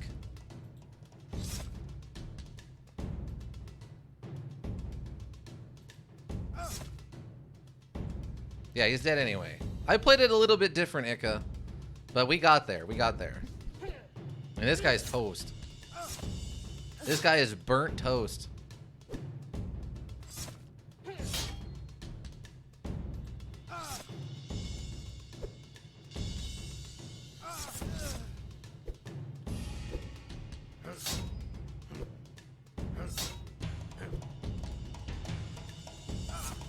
There we go. Whew. All right. We made it. Take all. Other thug. Take all. And then we heal. Because I am very badly injured now. I mean, it doesn't matter which one I use, right? Save? Oh, yeah. Should I? I'll heal first. You actually don't need to heal now. Okay.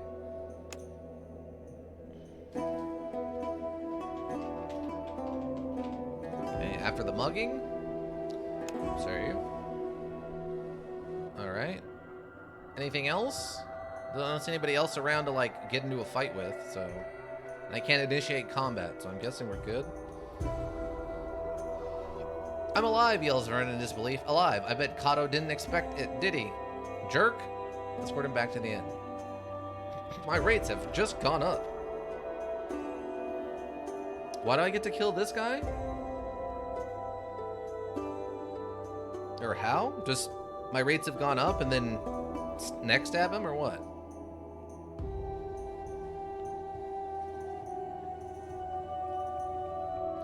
Basically? Alright.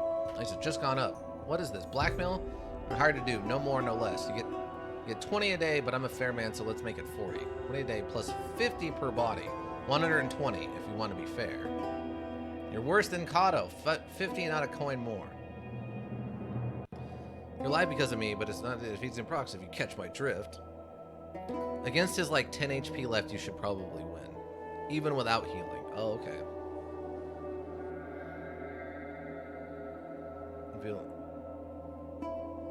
Catch my drift. You wouldn't dare. Kill him.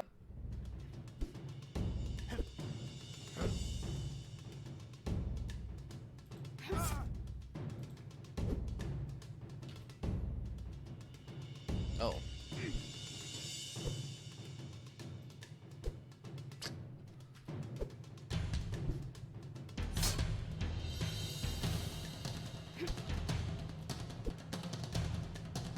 He is very dodgy, I'll give him that. I only need to land like one more. There it is. One more hit. Varus grows as the blood glows from this fatal wound. He doesn't want to die, but nature intends otherwise.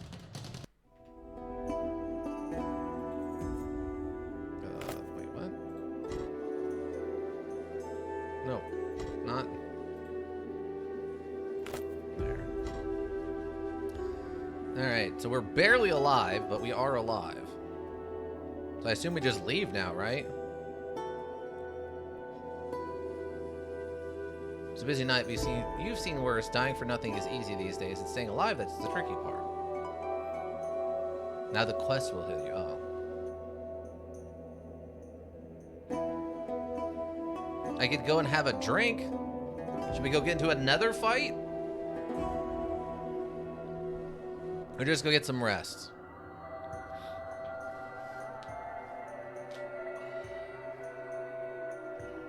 See what happens on that path, but save first? Okay.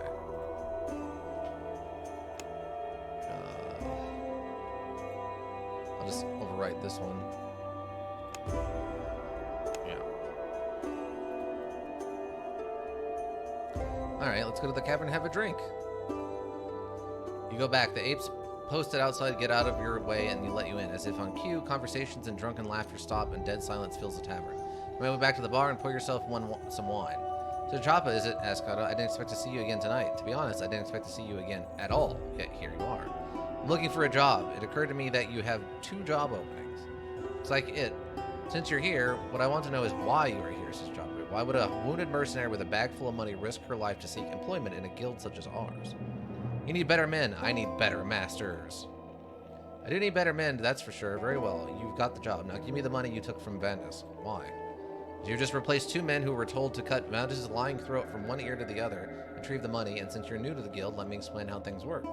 The guild looks after you, protects you, and enables you and many others to make a living.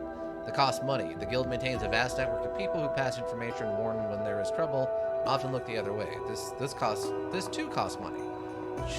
Shipping what we take to other towns where it won't rise any suspicion and get flagged as stolen costs money. And you're getting the picture now? The guild gives you jobs, you do them well, and get your cut of the action. That's how we operate. You don't like it? Find something else to do. Give him the money. Oh, okay, so this is just joining the Assassins Guild, or the 40 Thieves Guild, or whatever.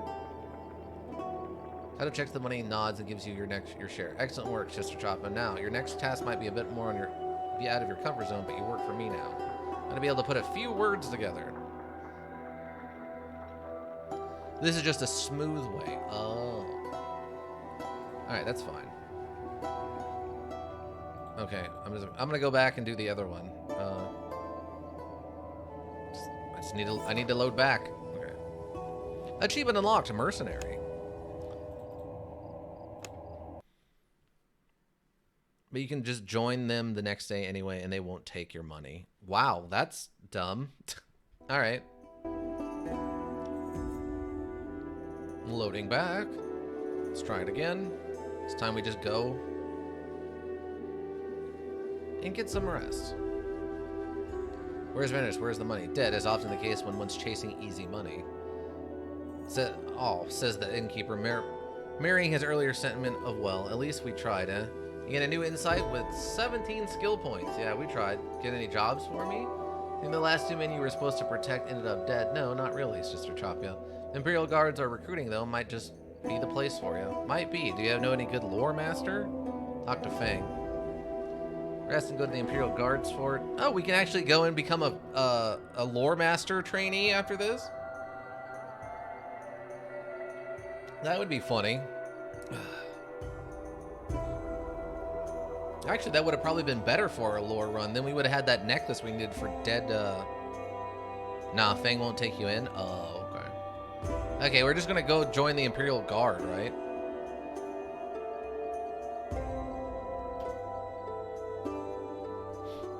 New insight. Hey, we're all healed up. Nice. Imperial Guards are found of crucifying those they deem criminals, displaying them for all to see as a reminder of service rendered, and yeah.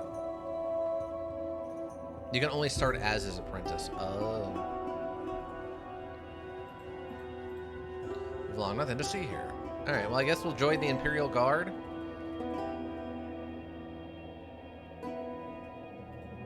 It's the Imperial Guard barracks that look like a small fort. A recruitment says, join the army, see the world, meet interesting people, and kill them. Hard to say no when you put it like that.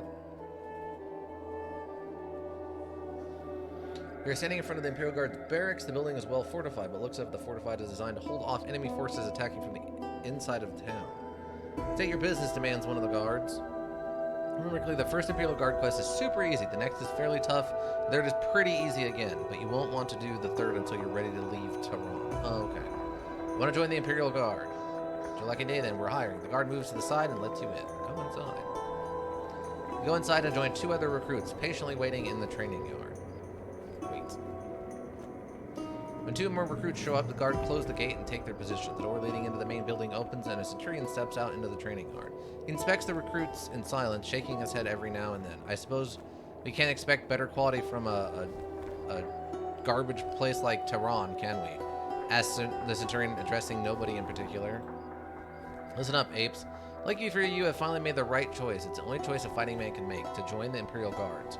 We are the backbone of the Empire. For more than 1,000 years, we've been making real fighters out of local scum whose idea of a good fight is to backstab someone. Of course, you boys set a new low standard for local scum, but our commander needs some new faces for a mission you are about to get. A trading caravan from Mataron will arrive today. When the caravan reaches the gate, it will stay there for a few hours until the bean counters estimate the cargo and negotiate the levies. At this point, you will attack from the outside, dressed as raiders. Do you understand the orders? Should I question it? Ugh. Why do we attack like raiders attacking our own people? I just don't feel like loading back if it's bad. Can we do this without breaking everything? That's my question. Up to you. I don't think you're grasping the nature of our relationship just yet. We are the army. We tell you what to do, and you do it in a fast and efficient manner without asking idiotic questions to satisfy your thirst for knowledge. If you like to question everything, do it elsewhere. So, one more time, dress as raiders. You'll be given the gear shortly. Then, move into position. Wait for the caravan to arrive. Attack. Once sufficient casualties are inflicted, fall back, and you clear. I don't remember? Okay. Okay, put on the raiders' gear and get ready to move. Takes you a while to circle around the town. By the time you get to the gate, the caravan is already there. Slaves are unloading the crates while the merchants are negotiating the levies with the guards sent to inspect their merchandise. One of the slaves notices you and yells, "Raiders!" pointing in your direction. The merchant drops everything and runs for the gate, followed by the slaves. The guards and the mercenaries move forward, ready to meet you. The 2 men in your group split and go after the merchants, leaving you to the easy targets to deal with. Prepare for the fight. Usually it does something like this, yeah, where it gives you another chance to back out. Oh, okay. Alright. So, what? Oh, we're not even in combat. Okay, I had assumed I was going to be in combat.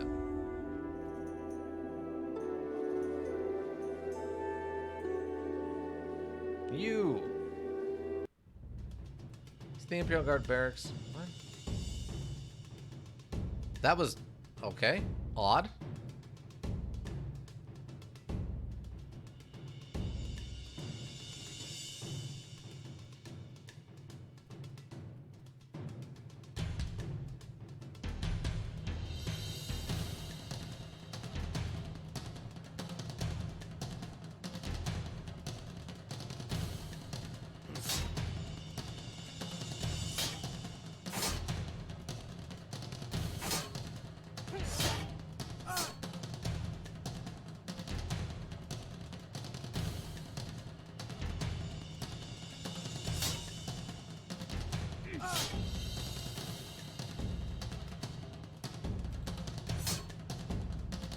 Huh, armor reduced by 1.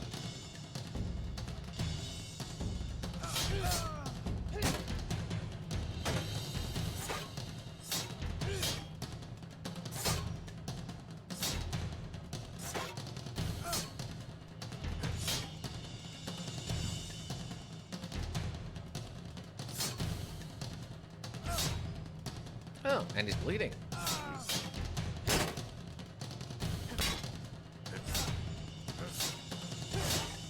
Wow, that guy in the middle is just getting a whooping, eh? He's trying to block it. Oh, and he's dead.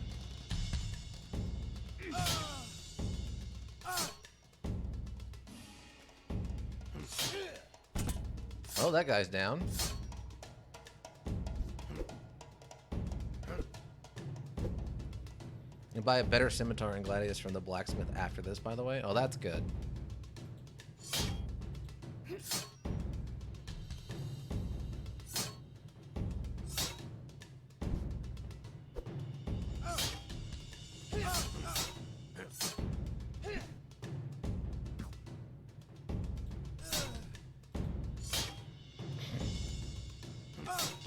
I guess I should be heavy attacking or something, because these light attacks are not doing anything.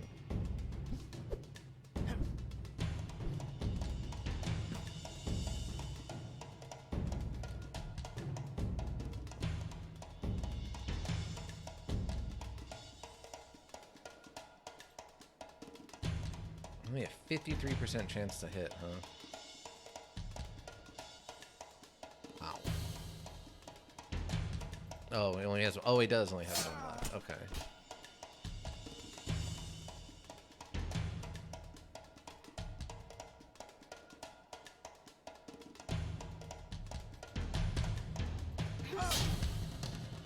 Oh, we got the hit and it's causes the bleed.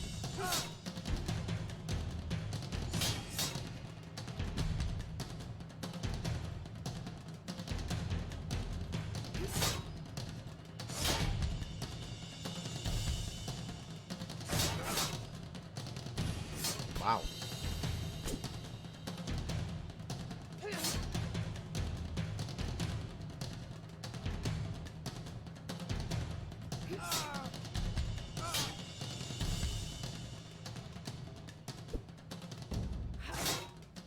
Oh, counterattack.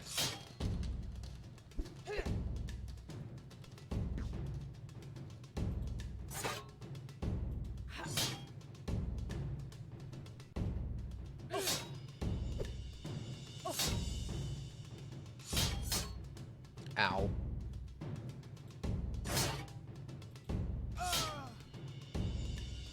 It would have been nice to get a bleed on there, probably. Wow. And we're dead.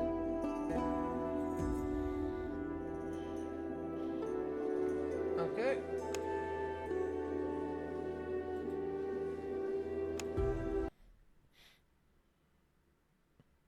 I don't know, was that bad luck or what just happened? Because, I mean, it just definitely doesn't feel like I'm doing much damage with this greatsword. Or with this scimitar or whatever.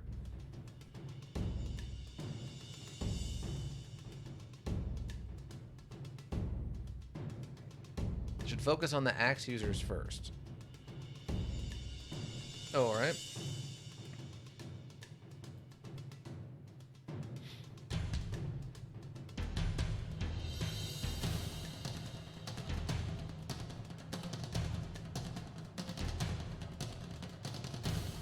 His two-hander does a lot of damage. Oh.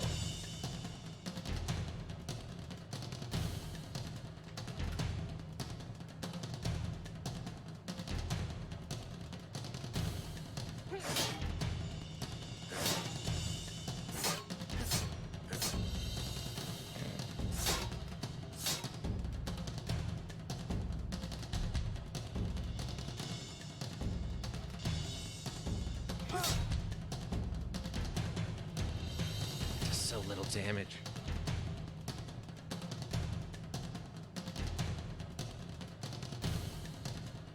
Hmm? Oh, I can't. Forgot about that. I have nothing with a 4 on it. Wow, it actually landed.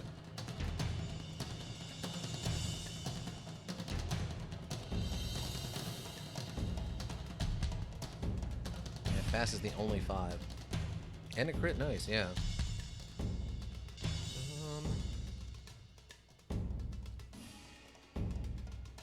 50-50 on this guy.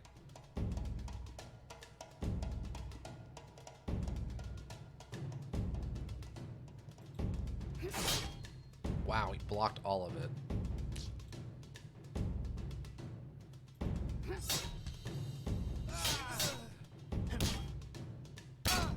Wow, he turned around on me.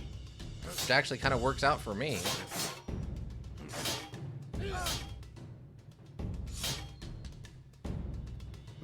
Apparently that guy is not wanting to play anymore.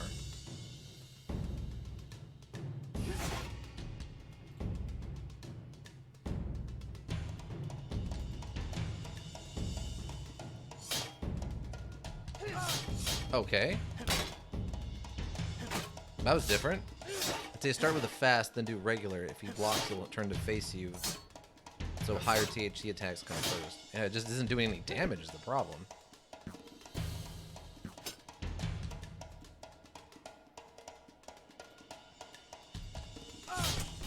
There we go. Finally, something with some damage on it. Oh my god.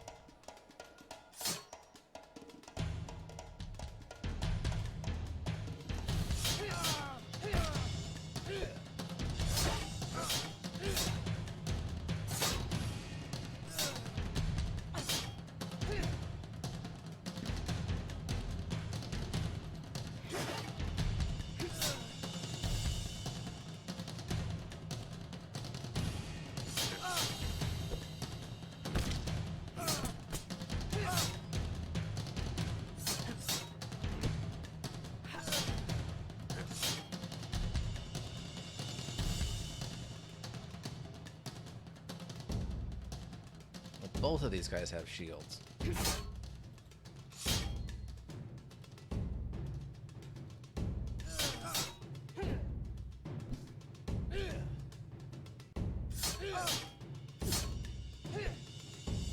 Probably do regular and fast on this guy too. How higher chance to destroy his armor. Oh, okay. Oh, he turned around. Odd.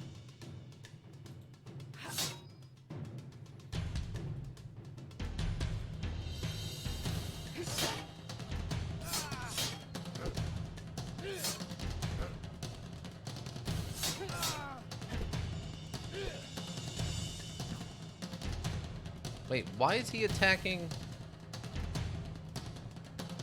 What?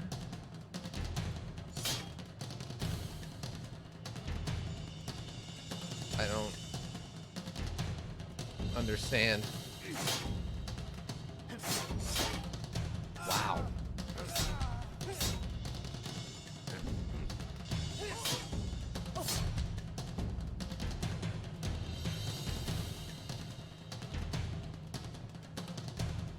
Other than missing hitting the enemy's allies, they're blocking the friendly fire. Oh.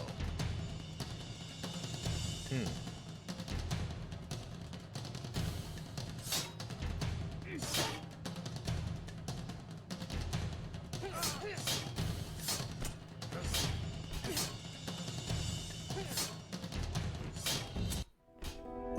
All right.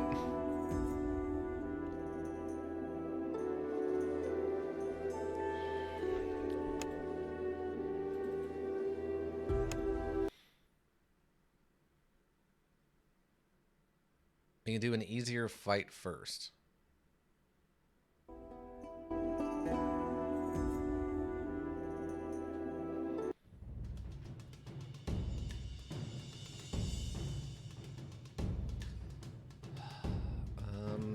Just gonna move over here.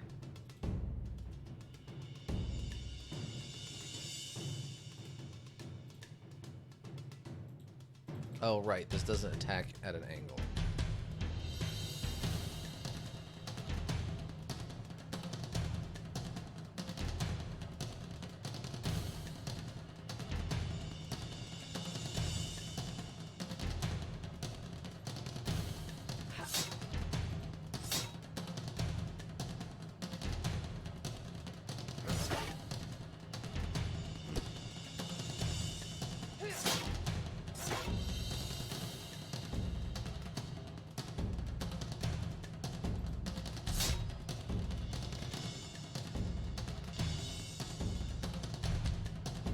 With the 2 SP from that, you'll have enough for another point and dodge.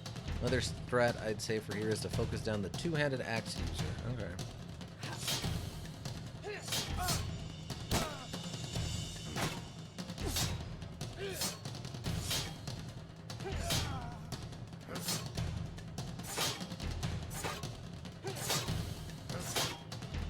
Doing 3 select fast, normal, power. Oh, right. Okay, that guy's already down. Great. No, it works here too.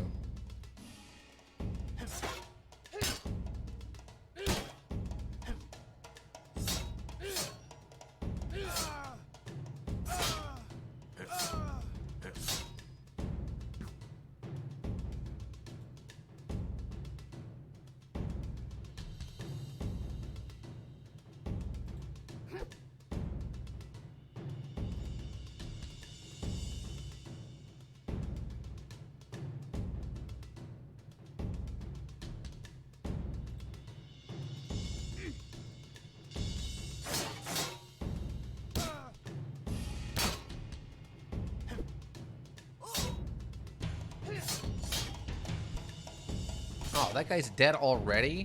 And a critical? Are you kidding?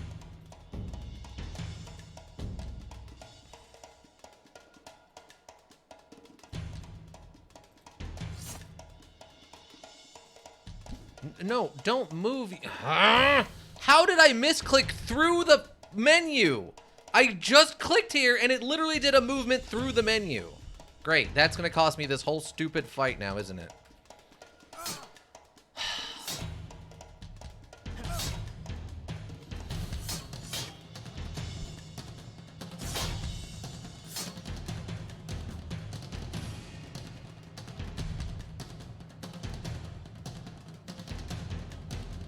What?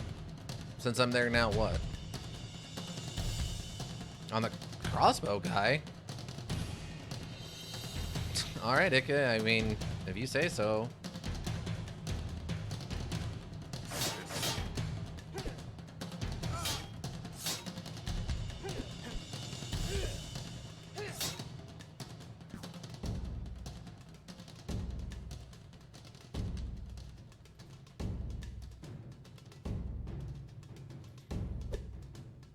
I had to do this a ton of fights. Okay.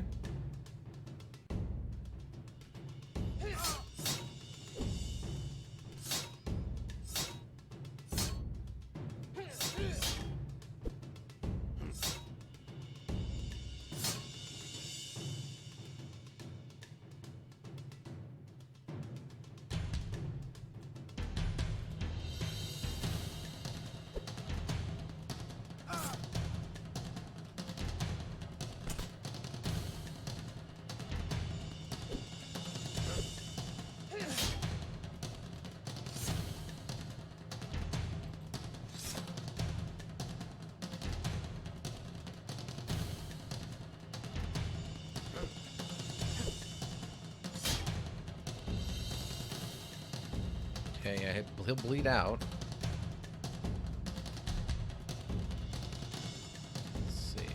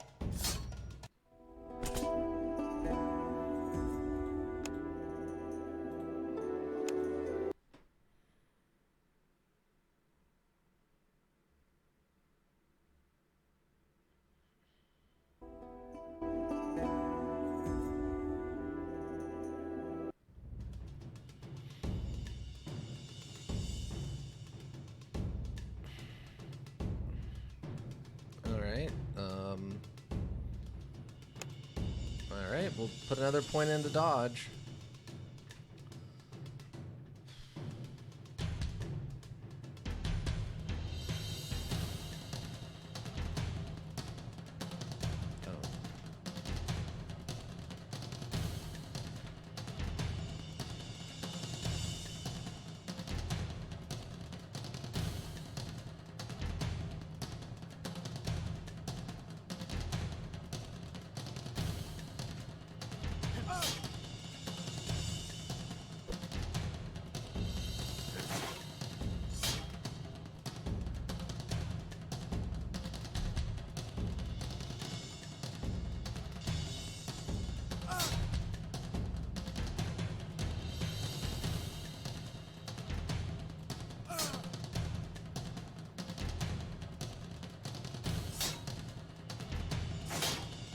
Oh, now he turns around.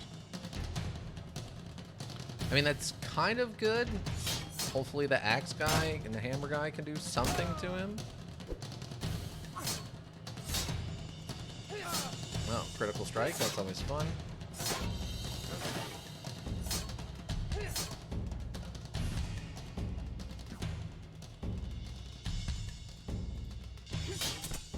Okay, that guy's down.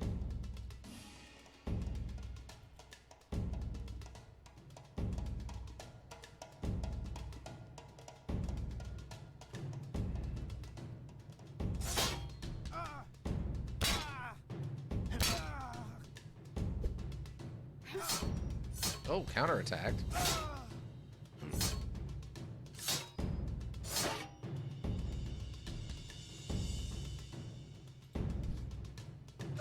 Wow, and a counter. Hey, at least we got a critical and a damage reduction, so that's something.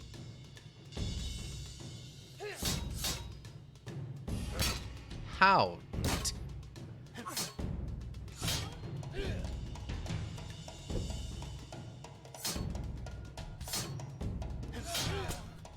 Cool, that guy's dead.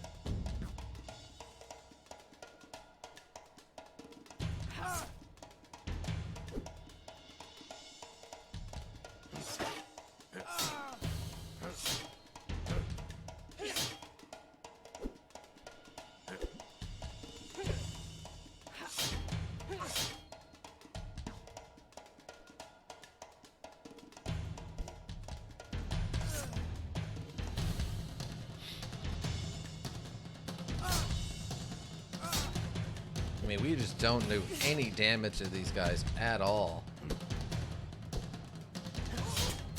And dead.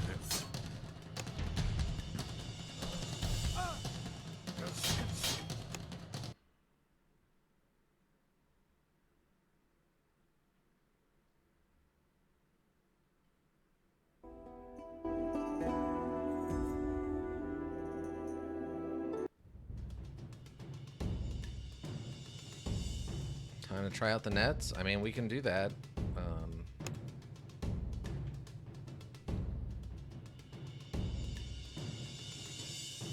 We'll do other fights first. I don't know.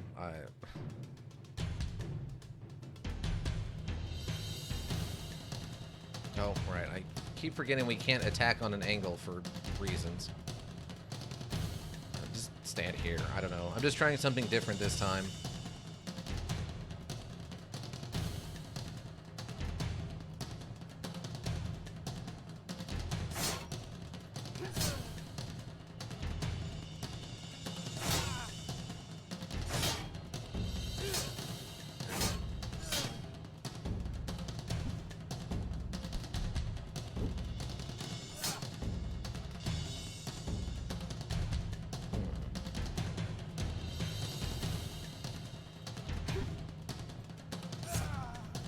Well, I mean, if we get the axe guy distracted at us, that's actually not the worst.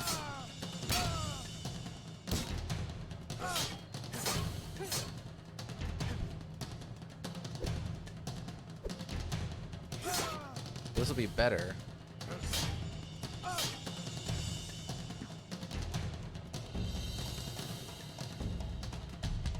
Okay, that guy's almost dead.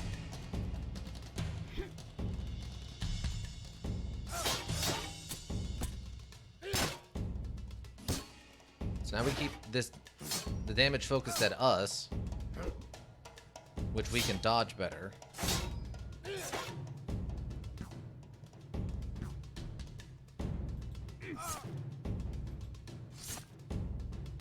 And he can't dodge apparently at all, so we're winning on that regard.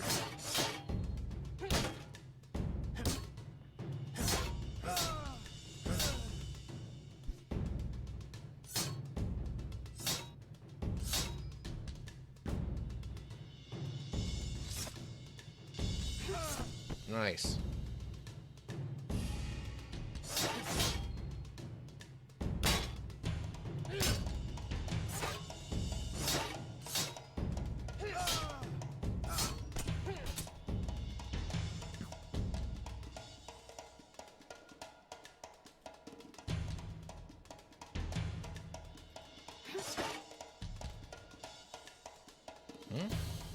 That was weird.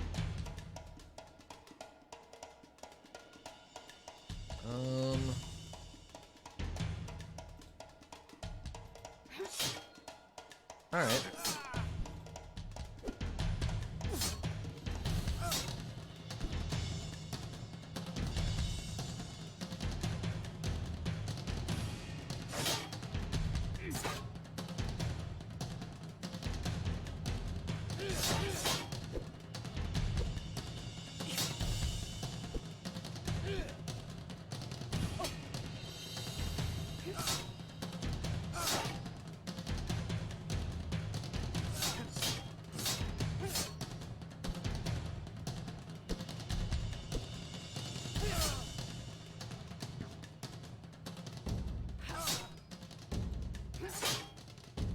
I really thought the sword would proc a little bit more often than this for some bleed damage, but it's super rare.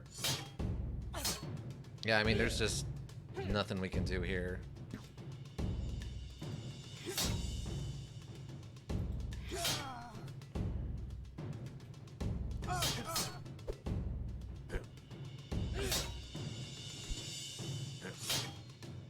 Your teammates never seem to attack him, and he does the most damage while having the lowest armor. Yeah.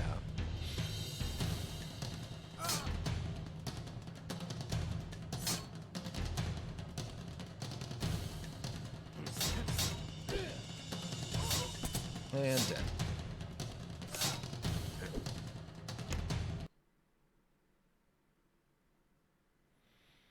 Yeah, I guess we'll have to go do something else beforehand, because, I mean, this is not working, obviously. Like, just... There's nothing I can do here to make this work. We're outnumbered and outskilled and out-equipped. It's a losing battle.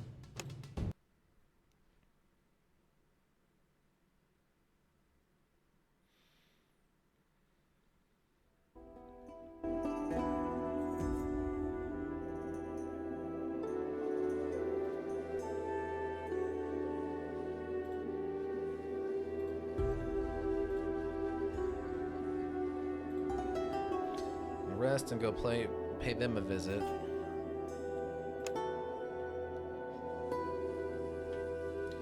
And we'll put a point into dodge, and then we can go do that fight that's... I mean, we can do this fight for sure. Walk away down the street, you see a young woman running from a drunken mercenary. You'll get SP from Fang basically free. Oh, okay. Having our hidden says something is wrong. Grab her. Sense it's changing you and tries to jump back, but it's too late. She tries to squirm out of your grasp, but ends up on the ground looking at you, dagger in your hand. Hand me everything you have. I don't have anything on me. It's in the house, not far away. I'll take you there if you promise to let me go. Perception success. Girls too, you should probably lead you into an ambush. On the other hand, that stash is probably there too. Decisions. Hard as the one you just did, though. Have you looted the houses yet? No. Alright, let's give it a shot and see what happens. I will lead you to a rundown house. It's in there, all in there. You will let me go, won't you? Just like you promised, she says, opening the door for you. You step inside, the girl pushes you forward, and you find yourself facing a short, skinny man with slanted eyes and black hair. Who are you? Asked the Gordu in a heavy accent. She wants our money, giggles the girl. The door opens and the mercenary charges in. The Ordu gestures and the mercenary lowers his axe and takes a step back. In this life, says the Ordu with a faint smile, you can have only what you take and keep. If you take your money from me, then they are truly yours. If you can't, go get your money. Let's try it and see. What are we fighting? Oh, it's just two? Oh, that's actually not that bad.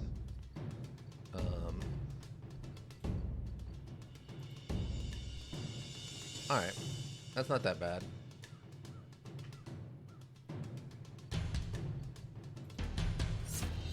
Ooh, starting with a critical. Nice.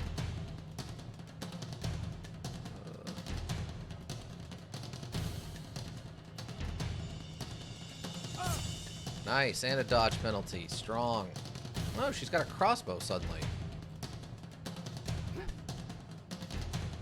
Didn't I just reduce your dodging capability?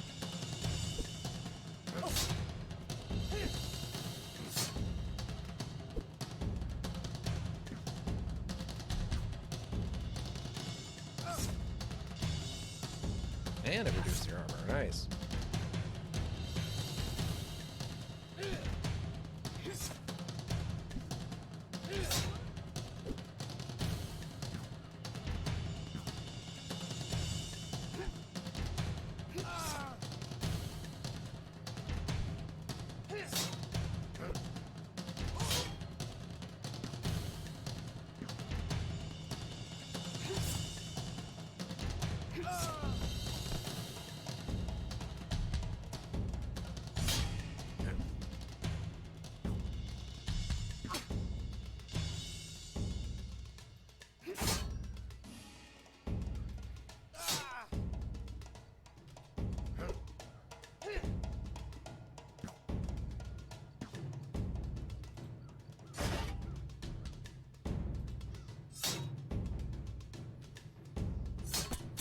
And dead. She has a crossbow? Yeah. I mean, that one seems at least kind of doable.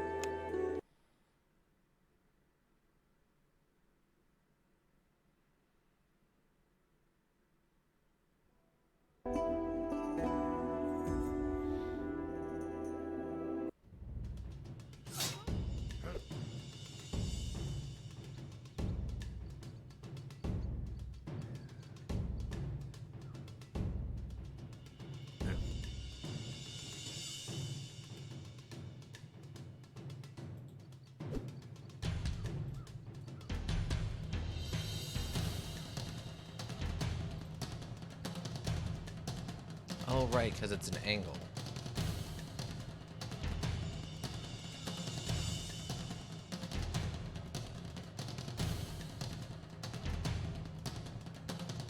There's some options to easily get some SP outside of the fights, too, I guess.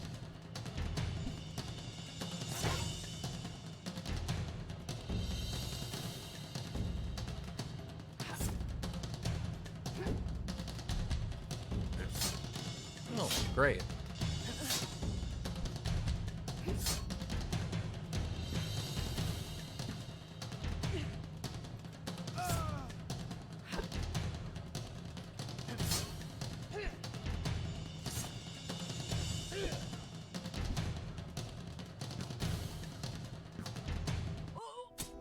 And I bled to death. Alright.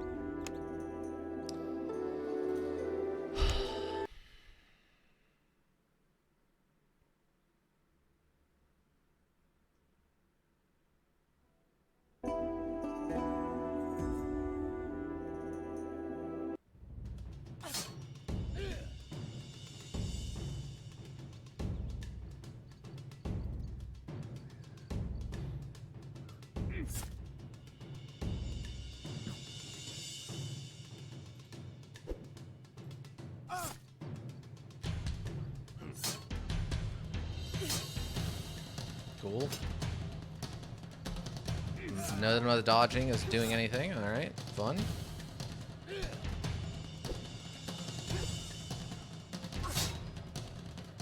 And dead. Alright.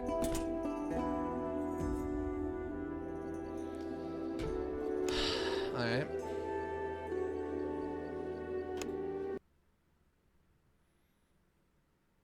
Remember a mobility bonus? Okay, what about a mobility bonus? Like the squares are blocked so I can't dodge? Is that what you mean? Or...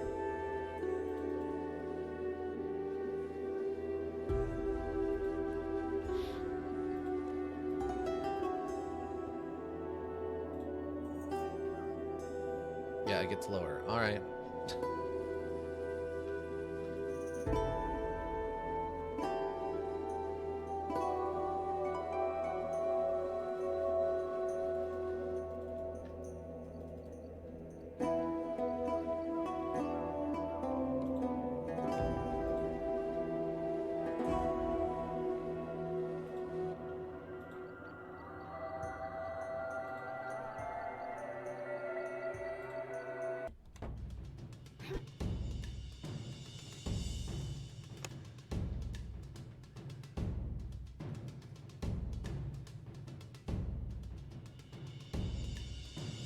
I can talk to Fang for SB there, and then another thing I can tell you about. Okay.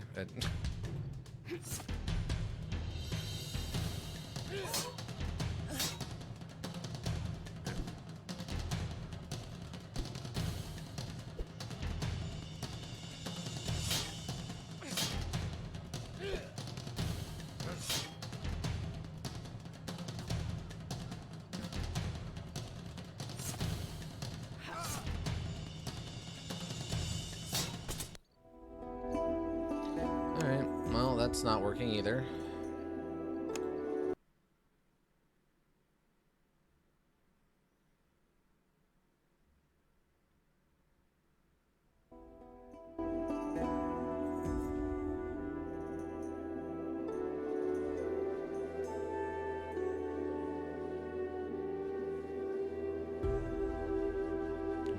Okay.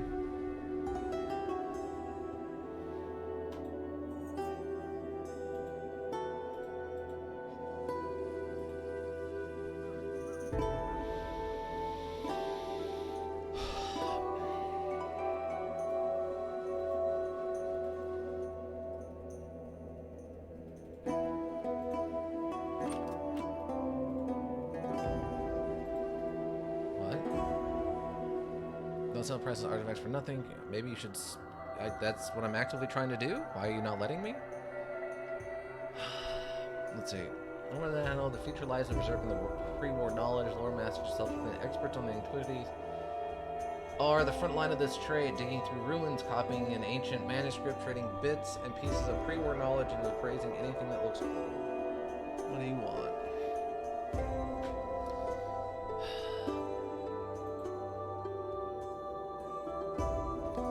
Fang came to Tehran with a caravan 2 decades ago. Nobody knew where he came from or why, but he had the bitterness of a man soured by the memory of the life he lost.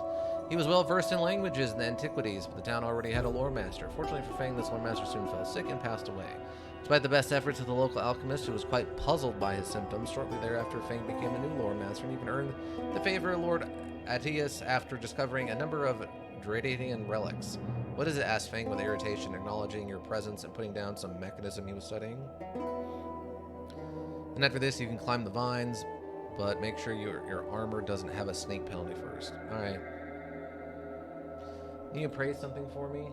Wise choice. Many people sell many very valuable items without realizing their true value. Let me see. This is... I can't believe it. It can't be. Fangs put the map down, looking shocked. This, my friend, is an extremely valuable artifact. I'll be honored to research it for you, but it will cost you 50 Imperial. Sure. It's the fabled map of Thor Agoth. It shows the way to the Magi's artifact that were buried where the war ended to prevent them from falling into the wrong hands. I've heard about this map, but never thought that one day I'd be holding it in my hands. Fang pulls out a magnifying glass. Something is written at the bottom of this glyph. And it's in the glyph language. The eye of the Thor Agoth will show you the way. He reads slowly. The eye of Thor Agoth, whispers Fang, looking at you with widened eyes. He goes to one of his chests and starts digging through his content until he finds what he is looking for. A large, round, tricolor crystal formed in gold. The center of the crystal is completely black, giving it an appearance of an eye. I found it long ago in the ruins west from here. It was shining softly and warm to the touch. That's how the gem will guide you. It will glow brighter and brighter the closer you get. Now, I'm too old to go with you, but I'll let you borrow the eye for 100 Imperial. I know that I can trust you to bring it back when you find the treasure of the Magi. Pay 50 Imperials. Alright. Buy the eye now or win it at the very, very, very end of the arena. Right. Alright. Yeah, I mean, I'll just pay for it. I mean, I don't, that's fine. Fang counts the money twice and then carefully hangs the eye of Thorgoth around your neck. The crystal feels more heavy and warm. Somehow you feel different. No way to bring it back, reminds Fang, reluctantly letting go of the eye. Talk to Lord Atius. He will know what to do next. Leave. Tolwanus, welcome. What kind of build are you doing? Well, we were trying to do a combat-heavy dex build, but it's not working out real well so far. Before you go, Sister Choppy, I have a favor to ask. Lord Atius has invited another Lore Master to Iran. While I'm welcome to a chance to work with a fellow Lore Master, Cassius, new Lore Master won't tolerate a second opinion and will surely get rid of me. I'm too old to beg, Sister Choppy, but I'm begging you to help me. Get rid of Cassius for me and I'll pay you well. It's probably at the inn already, so you don't have to waste any time. Yeah, we're trying to do a combat heavy build with Dex, but so far it's not working the best, unfortunately.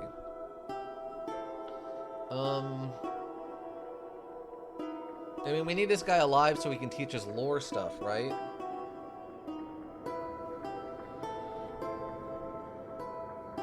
I'll consider it. Leave.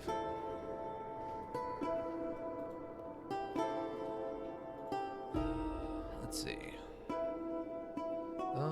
Let's see. It does have a sneak penalty of 1. So. Can try other weapons. I mean, we could, but I mean, the whole point of this was to build like a two-handed Dex weapon build, so.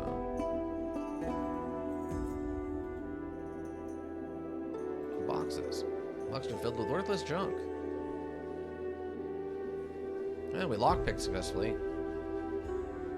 Make sure to save. Oh, okay.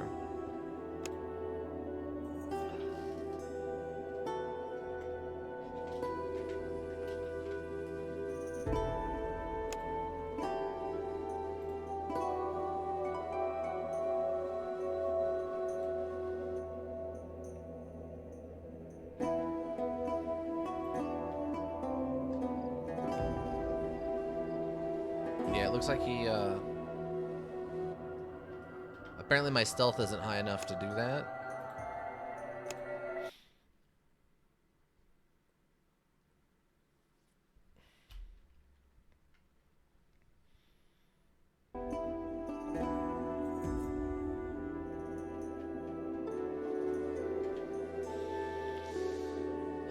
Alright, sneak up, you said? Into one tile of the door. Oh, okay. Nothing. Notes, candles, writing materials. It appears that Fang is interested in General Marlis Galbo, a famous military tactician and strategist of the Old Empire. Let's see. Fang didn't hear you come inside, but you should still be careful. It's a large, carefully restored document tracing the history of House Darvatan throughout the centuries.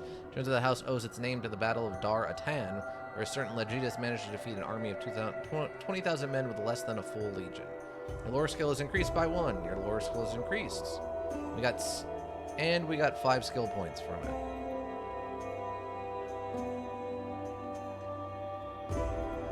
Okay, great information. Is the only one who can find anything in here. You browse through the scrolls and manage to spot a very informative and inserted treatise on locks. Pictures are definitely worth 1,000 words. Alright.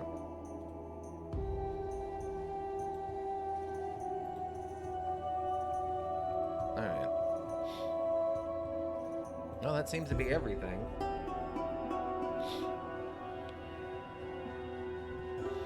The only thing we didn't get was up here on this shelf, but I don't want to get that close to the door.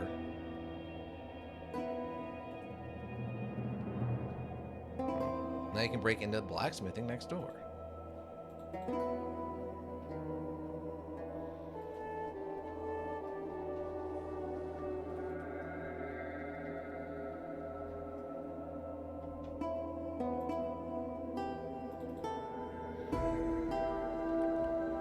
The work sure looks tempting. The blacksmith is busy hammering away at his anvil, fronting you with an opportunity to conduct a surprise inspection of his values. Of course, if he were to find you roaming through his goods, he'd probably take it the wrong way. Now let's... Not that there's another way to look at it.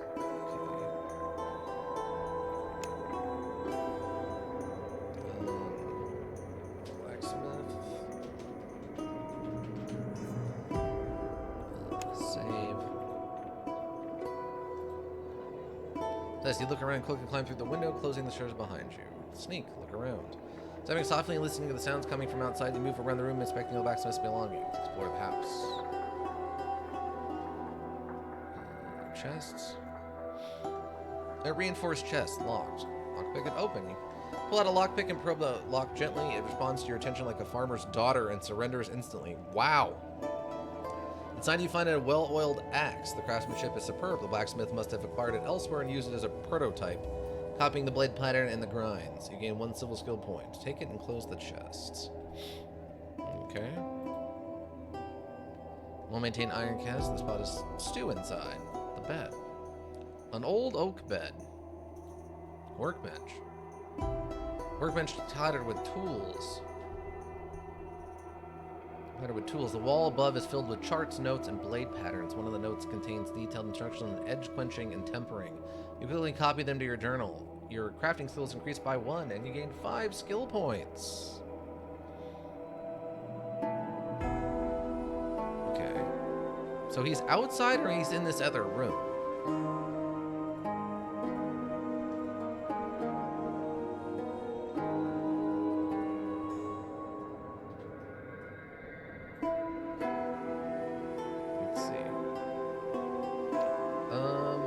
Storage area filled with chests and barrels. You heard stories about magical weapons and riches found in barrels. But these ones contain nothing save for some salted pork, cabbage heads, and charcoal. The chests contain mundane supplies and leftovers. You manage to spot several iron and steel ingots that are carefully placed inside the backpack. Alright. Storage area filled with chests and barrels. Alright. Alright, that seems like that's everything in here. Do you want to leave? Yes. Alright. Put our armor back on. So we got some steel and an axe. Which the axe, unfortunately, isn't going to do us any good, but... Passive chance bonus 8%. Passive value bonus 12%. Huh. Well, that's not bad.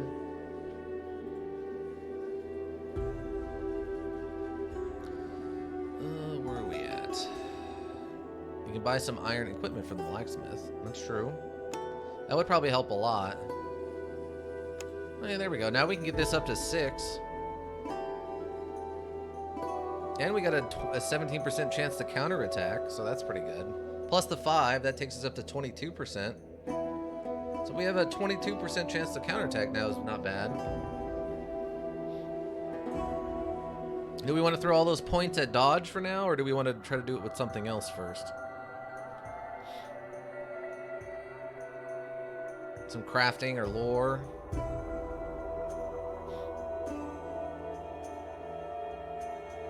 All into dodge. Alright.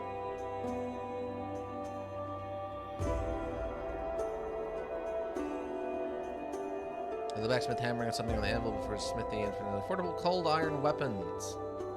Cold iron weapons? Looking for good weapons and armor. Any advice? Good is very subjective. My friend, look at this two-handed scimitar, for example. It's an impressive weapon. I'm just a king of swords. Its striking power is unmatched, but it comes at a price not everyone's willing to pay. It's too slow. This gladiator is a much lighter weapon. Its advantages in the power, but the speed. Same goes for armor. Nothing beats heavy armor when it comes to protecting you in battle, but don't expect to be able to move very fast if you're wrapped in sheets of metal. Take a look at the wares. A weapon or two. How do you go about it? Browse the wares. Alright, so we don't want armor, right? We just wanted to pick up a better scimitar. Go into the inn and break into some rooms for some SP. That's true. Yeah, so we just want to get a scimitar. 1013.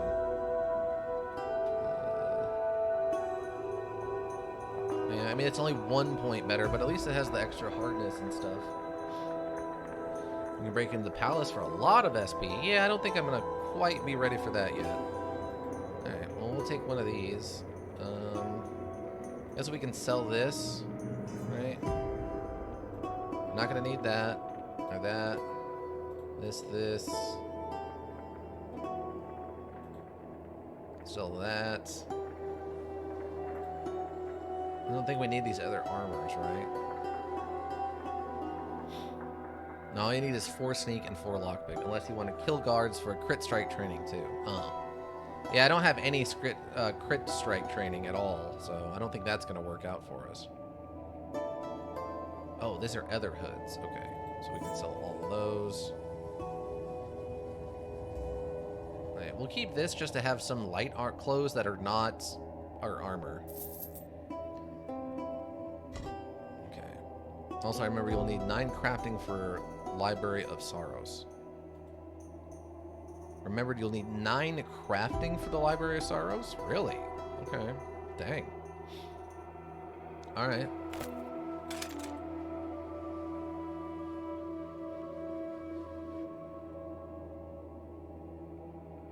Okay, that is a dagger. All right. To get the kit. Oh, okay. All right, so we got 14 points. So I mean, do we just put 10 more points into crafting, or do we save them for now? Try to get like sneak up more.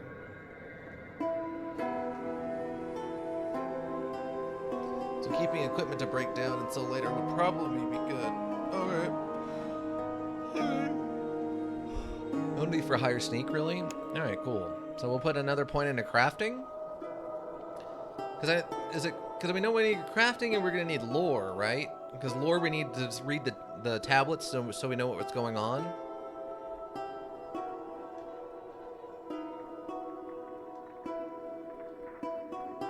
You do crafting for and make your own iron equipment. Okay.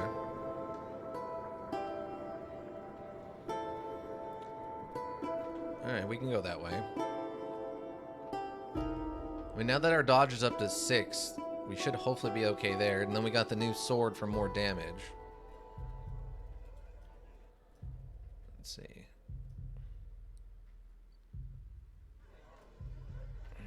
Let me save. Let's try the alley fight and see how we do at that point with that. Oh, it's this still? Really?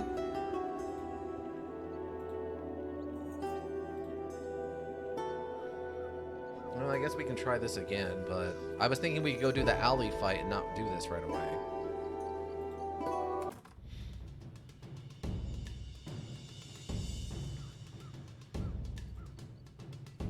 Oh, wait, I want to be out in the middle, right?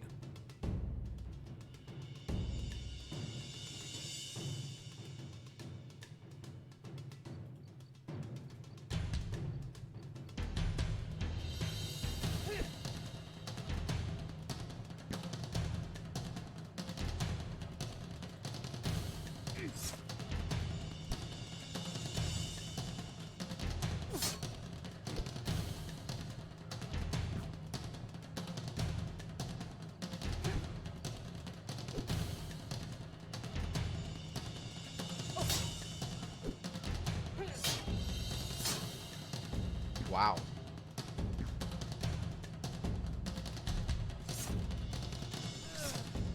I mean, the damage we're doing at least is good now.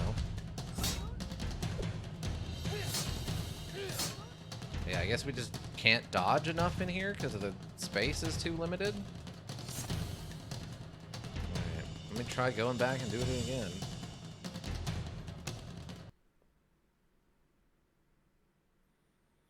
If you break into the palace, you get 17 plus another 17 if you don't anger Atius by killing his guards. Or you kill his guards with critical strike for a critical training, but you'll need body count 8 for him to not kill you in turn. And he won't give you the 17 SP until you do his 2 quests. Oh.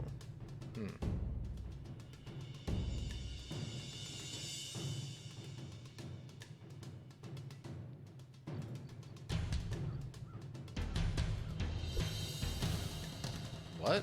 Oh, how is that selected? Are you kidding me? Sure, that's what I wanted to do there.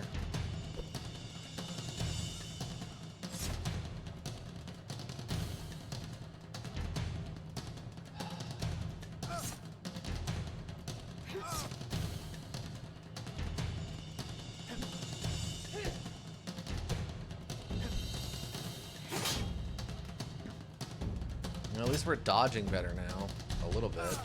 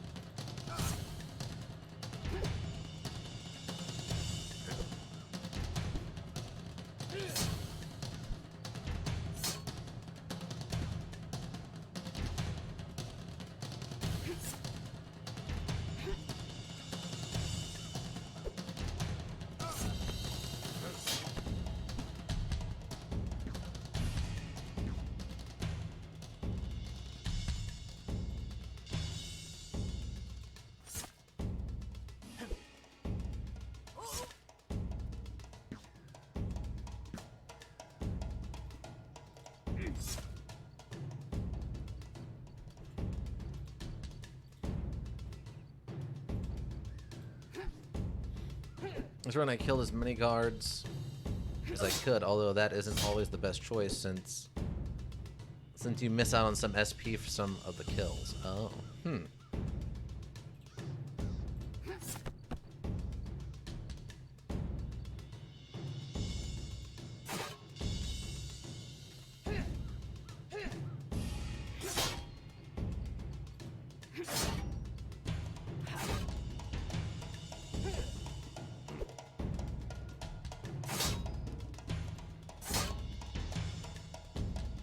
I think we reduced his. Jeez.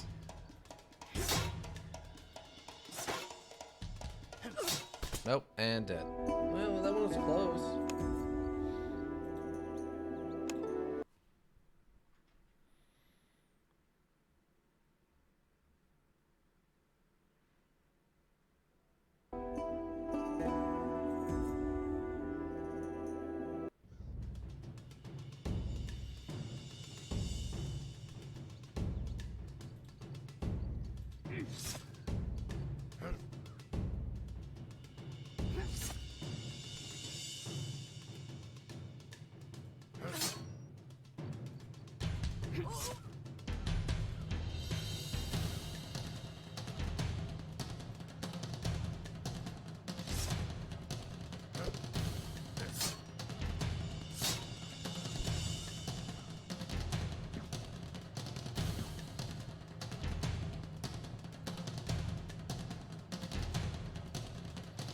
When I get crit strike now, a lot of kills, you only need 3 for the most ones in Tehran. Okay. Really? You didn't die from that. Alright.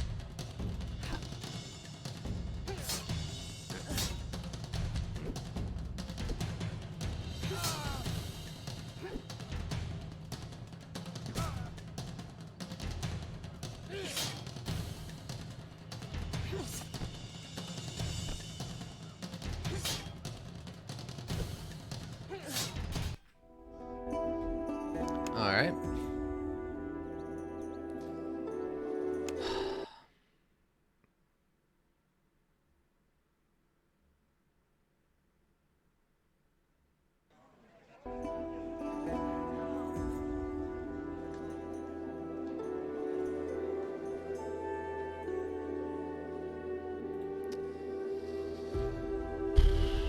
I guess we can go to the inn and break into rooms to try to get some more skill points.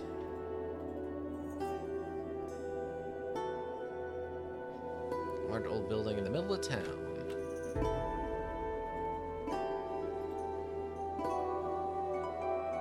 Oh, we want to use a room, you have to pay first. Oh, alright. Well, we'll save on that for now. Go try fighting the homeless people over in the, over here, right? I mean, there's a lot of them, but they don't have any armor.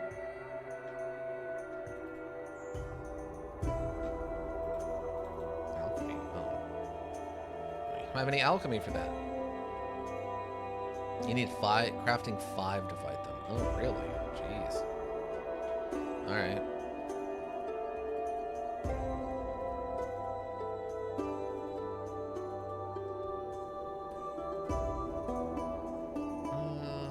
Let's see.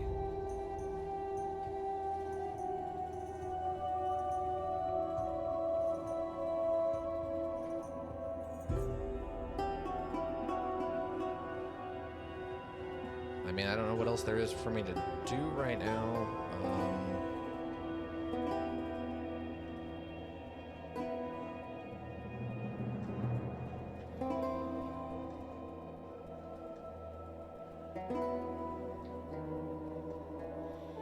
Well, what? Like the well? Because if I try to go over there, it's just going to cause that one fight to occur, and I can either skip it, which doesn't do me any good, or, you know... Do you want to get crit training from dialogue? I guess? I don't know. I don't... The combat in this is so weird and kind of wonky that I don't know what I should be doing.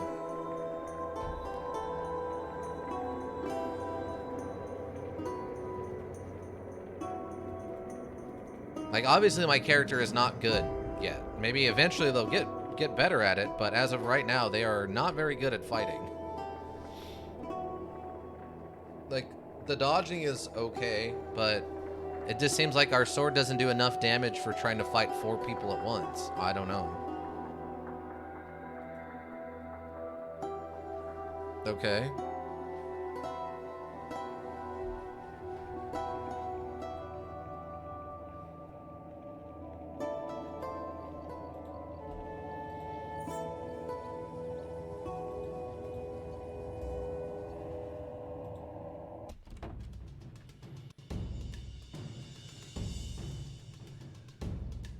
Well, I mean, I don't really have anything else to do, Ika. That's the problem.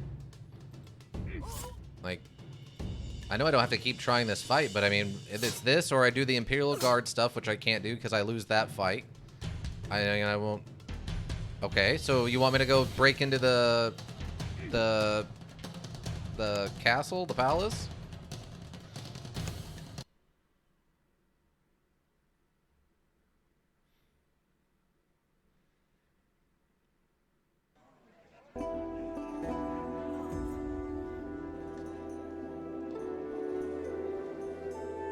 All right.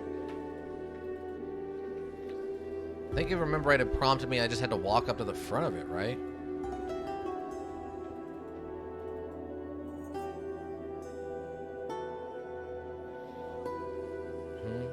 Oh, we can listen to this. I mean, we already know what this is all about. And listen, walk away. I mean, there's nothing to do.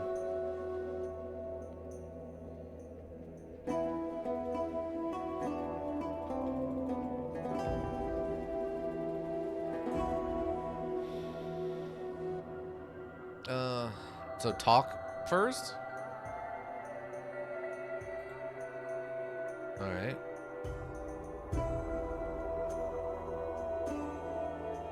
Alright. Assure people the junk. Let's see. It's Master Fang's job to assure people that their junk is valuable, and it's my job to proper tributes from those who seek items. I'm beginning it here. What do you want? Is your help in exchange? I'll let you in and put you in a good word for you. Don't you have your own people? Good question. Do you see my people are valuable while you put it bluntly or not? I'm just digging into some old ruins not far from here. What to do? Stop them. Killing always works, but if that's too plebeian for your sophisticated taste, try something else. What else can you tell me? Not much. Ruins are everywhere. Where do they get supplies? Good question. They're too far from Mataron to be supplied regularly, and they aren't used to living off the land. Ask around. You'll see what you can find. You get many men. First, we don't know for sure what we're dealing with. I need all the men in case the situation isn't what it seems. Second, I'd like to see what you're capable of. You don't have a problem with that, do you? Anything else I can help you with? Well, if you didn't like the first problem, you're definitely not going to like the second one. A gang of raiders captured one of our nobles. Someone should go there and find out what the raiders want. Didn't they tell you what they want? It's funny, actually. A few days ago, a raider walked in and started making demands, claiming that his gang had captured a lord. We didn't take the jerk seriously and used it as target practice. My men aren't very eager to go there and pay the blood debt. They're sending me there? It's a sacrifice I'm willing to make. Rangers, alright, I'll give it a shot. To the graveyard before I forget about this other thing. Okay?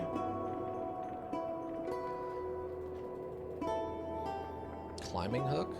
Alright. I mean, we never used that in the other run. Every time it felt like you should probably be able to use it, it never actually prompted me to do so.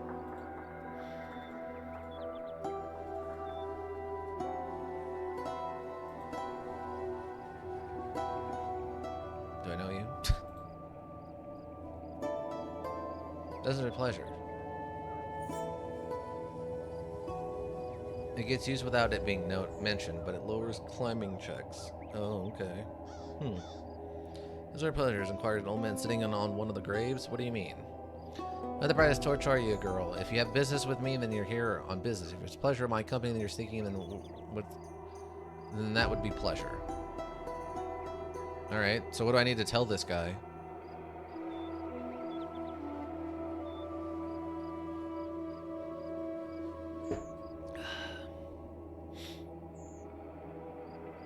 Oh, okay.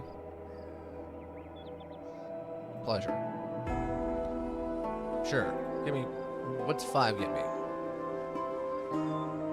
Continue. Okay. All the camps in this area. This one shows to be town position. There, we're still holding the line. So now what? I understand to relieve. The Empire will rise again, and when it does, Sharon will be restored to its former glory and will shine. You'll see. Truly are a believer, huh? As long as the Empire is in our blood, we all have to do is show the gods we're worthy. We have the guts. Of course, I don't see it happening anytime soon, at least not while the lords are squabbling. Which house do you support? One true house, and that's Zaratan. Before the war, no house was mightier than more decorated. The lords of Daratan was Antitus to take a step forward and assume the mantle. What about House Aurelian or House Crassus? Because then why they have never done anything, It was a third-rate house that never amounted to anything other than seizing Mataran. There was a house of Magi, good for nothing, for messing things up, but little else, you know, seeing as how the magic gone from the world. Used as yeah. I didn't know about all that. He used to serve a lore master right until he died. He was a man of learning, a real scholar. For the story. Alright. Just need to look at the perception check? Oh, okay. Work on your daily walk past the ceremony of the company the recently deceased of claiming effect on you. You notice a half-buried body. Closer examination reveals broken legs, ribs sticking out of his chest. Someone really did a number on him. Not squeamish, you poke around and find the victim's tools of the trade. A grappling hook with a length of rope and a climbing hook. Okay. Well, that's a free item, I guess. Can't be too upset about that.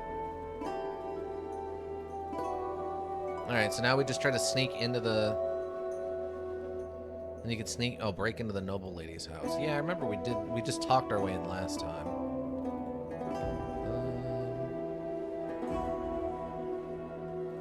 Is it around the back? Or is this like one of the ones... Sitting in front of the Durin compound, a tall palisade pointed out... Oh, I didn't want to do that yet. That's not why I'm here. Not yet, anyway. Now just go in the front door. Oh, okay.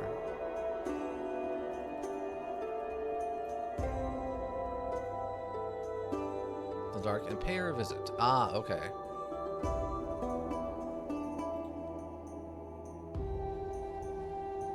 As it gets darker, a small detachment of Duratan guards arrives and set up a camp in the area. After dealing with a few drunks and beggars, the guards split. Some are left in front of the entrance to their wealthy households. Some begin patrolling the neighborhood. Sneak, take a closer look.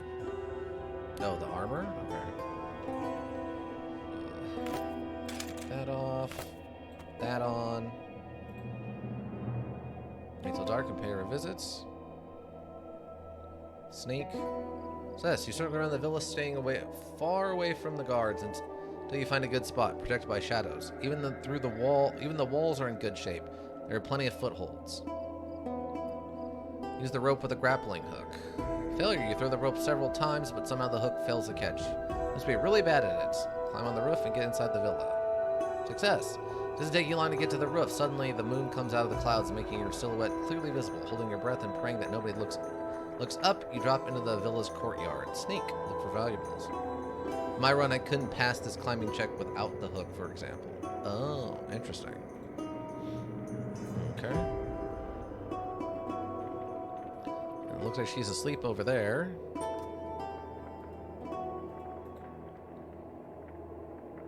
And the goldenware from the kitchen. How decadent. They said the name.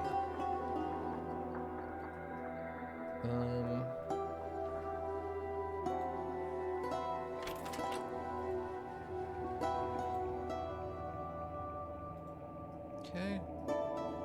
Not. Wait, what are you doing? No, just either shut the door or leave. What are you doing? Oh, okay, leave. Oh, so we can't even go to the second floor, I guess? Weird. We got a dress and the 2 cups and 2 silver plates.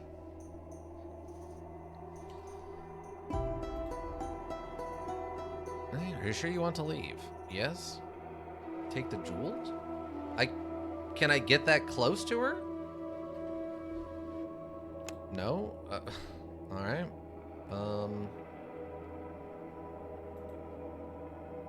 Yeah, easily. Okay. I have no idea. I have no context for any of this. Like, we couldn't go into Fang's house and at certain angles and stuff?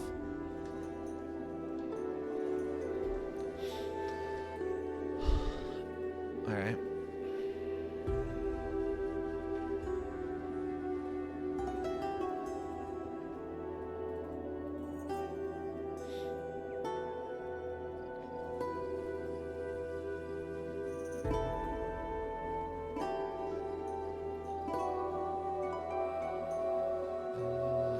Or no, I think we can just go back this way.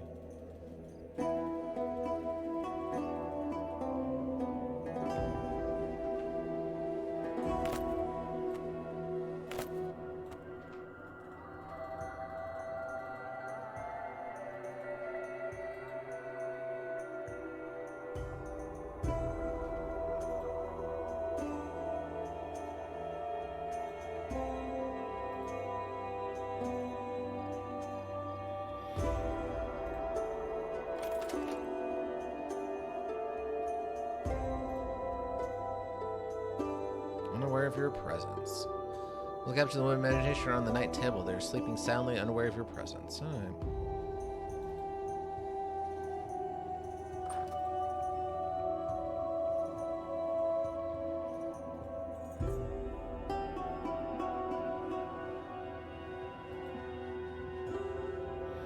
Alright. I think that was basically everything. Let's see. Marble back on. I think it's the only time it has something like that, which I agree is a bit weird for a module play perspective. Yeah, I mean, if... it's a really weird thing to set up that there is a range limit on stealth and then not have that affect other things. Do you have enough for Crit Strike 3? No. I can only get it to Crit Strike 1 or 2.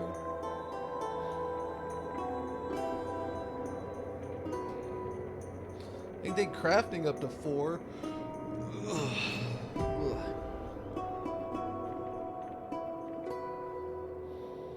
Masterwork shields. Let's see, next level ironworking, lightened shields, 2 technique slots.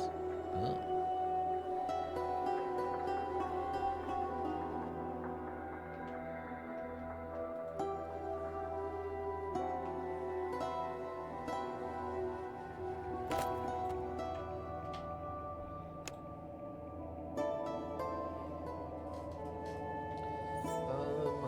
Other house.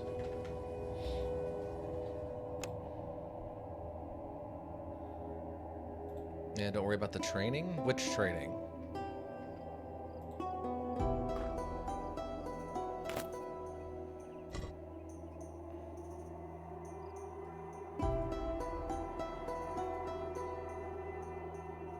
If something goes investigate, forcing you to retreat.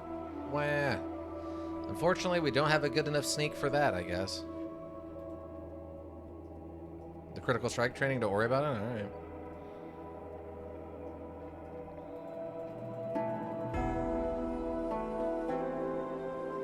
Oh, the front of the place is up here.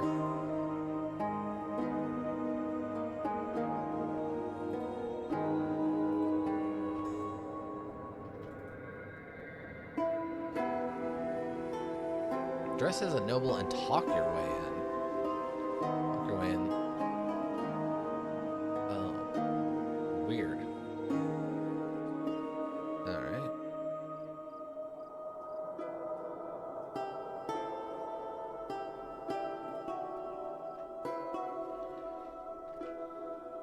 I guess because I'm wearing fancier clothes than normal?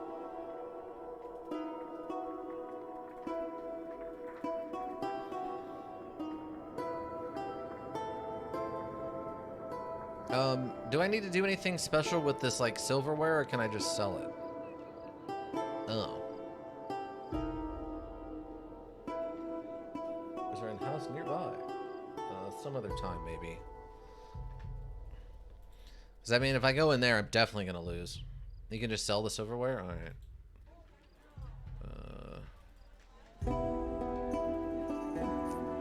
Where's the...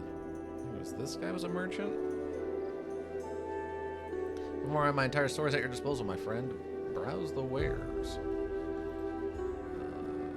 of that. All of this. Shift? Yeah. Shift.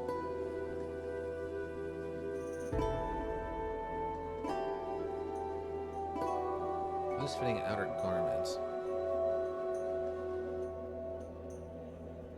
Oh, I guess if it doesn't matter. I think that was all we wanted to sell, though, right? I guess we could sell these gems. We wanted to break everything else down and then sell it into as throwing knives. We'll be doing iron stuff, I guess, since we have to get crafting up so high. Keep the robe? Oh, alright. I'll sell the clothes then? I guess just because it's worth more, or...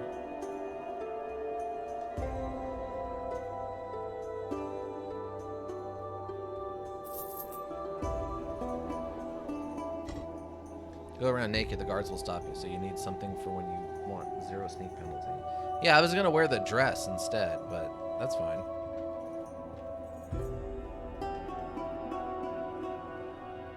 I mean, the dress is worth more gold sold than keeping it. Alright, let's go see if I can't go in a side way and try this other fight back here. Save. 2. Save. Oh wait, I forgot. You can go to camp and outpost. Oh, okay. I mean, just get the points, you mean? Oh, did he not put it on my map? The first thing, do the alley fight. Crit 3 makes it easier here. Okay. I guess I didn't save it.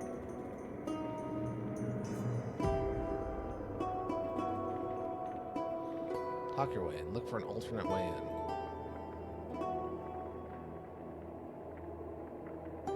Master Fang. Master Fang, what do you want? What else can you tell me? There's supplies. Can you men? Anything else? Anything in there? Give it a shot. Leave. Okay. That way you can also get crit strike training. Oh, okay. I mean, yeah, if I can get crit strike training after it's already level 3, that's definitely going to be better than doing it now. A lot more value for the training that way, right?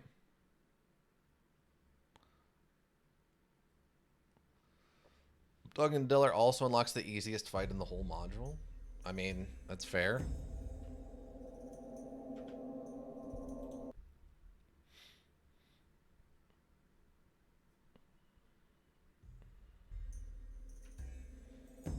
Okay. So you said you wanted me to get it to 3? Well, it uses all of our points, but we got it to 3.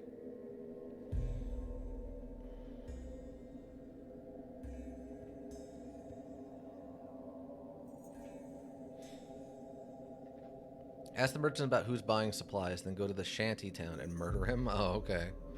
It's just that easy.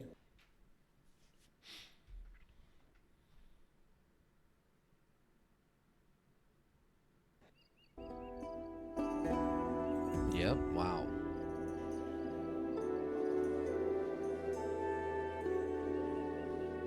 Oh, is that other group not out here yet? Oh, here we go. What's going on? How much do they need to pay? How many appeals per head? All 5 of them, so that'd be 150. Talk to the refugees. Tenfold. Since the entrance levy is 150 Imperials, I want you to pay me 1,500 Imperials when you settle it. Please, the older man looking in the group. I'll pay you what you back, I promise. I'm a smith. Look, he shows you the rough hands. Man, I will repay your kindness. Tenfold? Man looks at the family size and yes, 1,500 Imperials if you pay the levy for us. Welcome to Tehran. Pay the entrance levy. I'm your debt, stranger, but I swear that'll be repaid. My name is Emilios. Look for me at the market square. Right. So we'll get some armor out of this guy, right? let them in, but don't talk to Millis until you get Word of Honor 1. Oh, okay.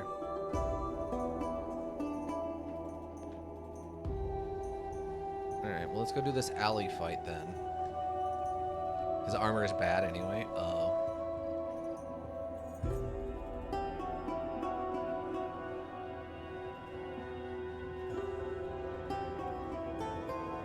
Okay, so we go around this way. We should have an easier time with this fight. Fight 2. Let's replace that one.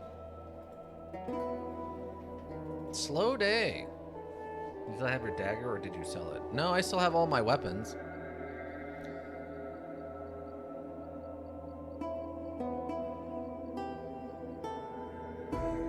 You need it for dialogue crit strike. Oh.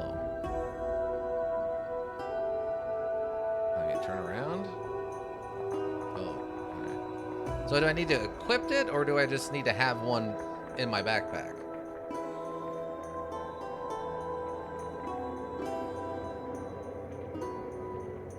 Just in your inventory. Oh, alright. We got a few. Keep walking. Approach. Where do you think you're going? Next stab! Your dagger slashes, slicing the thug's throat in one fluid motion, splattering the rest of his gang with blood. As he collapses, you prepare yourself to deal with the others. Critical strike training increases by 1. Alright. That makes sense. Alright, so there's, what, 3 of them? 3 of them, but they don't have much armor.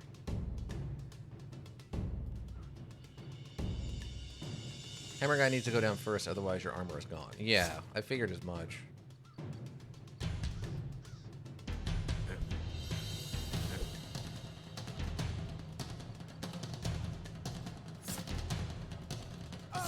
Yeah, without any armor, they're definitely taking tons of damage now, which is good.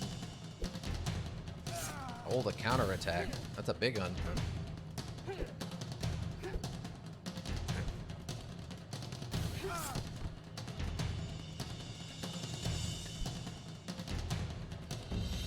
They have the biggest weapon too, and thus the biggest threat. Yeah, kind of.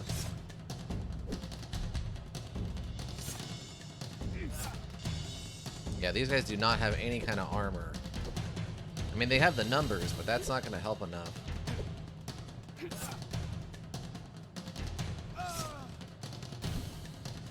Yeah, they would need... They should probably, if they're going to rough people up, get slightly better armor. Their weapons are fine, it's just they need armor. Ooh, crit. I don't know how his DR went down, considering I don't think he has any DR.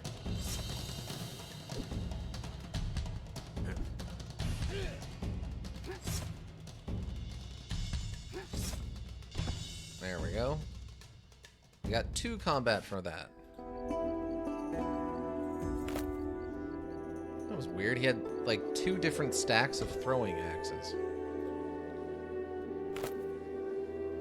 And this man has a light tunic. And then a non-light tunic. A regular tunic, I guess. Wait, why did that guy have an axe, but he was trying to stab me with a dagger? Oh, and also this random gang leader, apparently.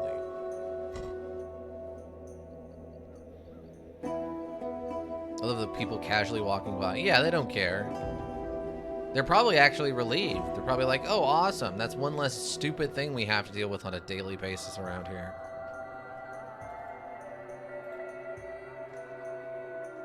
Meet hope you'll find something to your liking. Browse the wares. Browse your wares. This throwing knives are already like at their max value, basically. Is this a throwing? It is. Okay, so we can sell that. Anyway, there's an easier fight if you talk to the merchants about the supplier. Right. All right. Okay, I think that's it. Okay. Trade.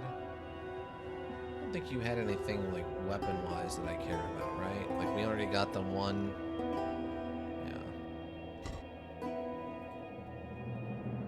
With crafting that was where it's at, though. We might have to start, like, breaking some stuff down.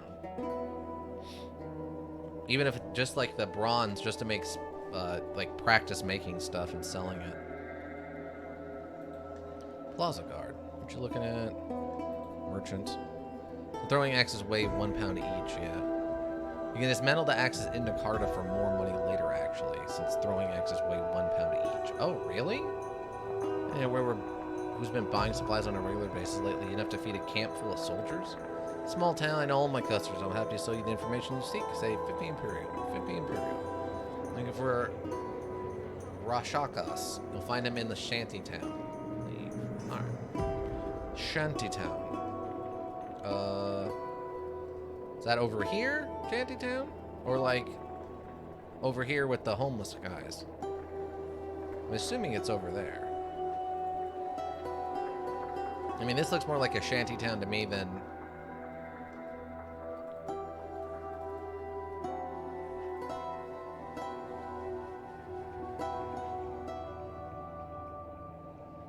where it says shantytown, actually?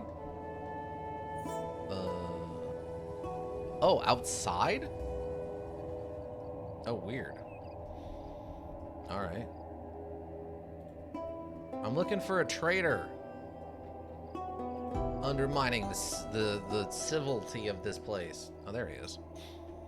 Can't do kebab man fight yet. What do you want? Asked a scrawny man with a sharp nose and deep-set eyes. I hear you've been trading with Aurelians down at the mine.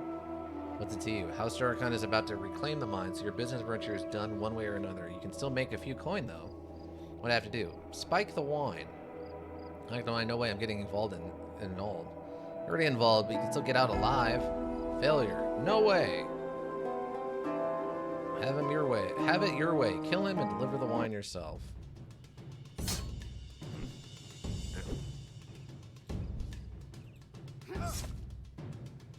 His non-existent armor was reduced. It's a fairly easy fight, but it'll cost you 200 Imperials. Oh.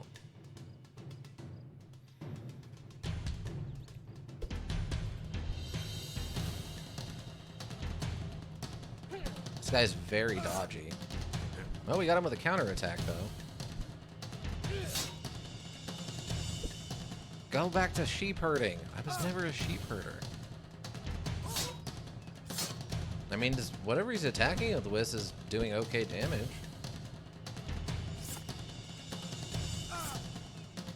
Alright, so now he's dead. There's a point for us. Oh, it's just a dagger. Alright. Take all that?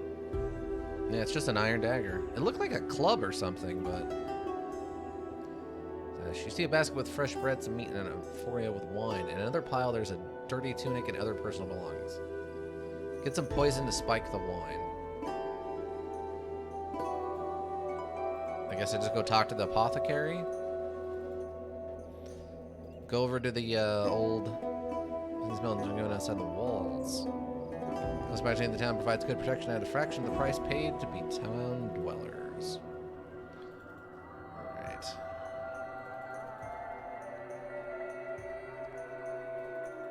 I assume this is the only place that would sell poison?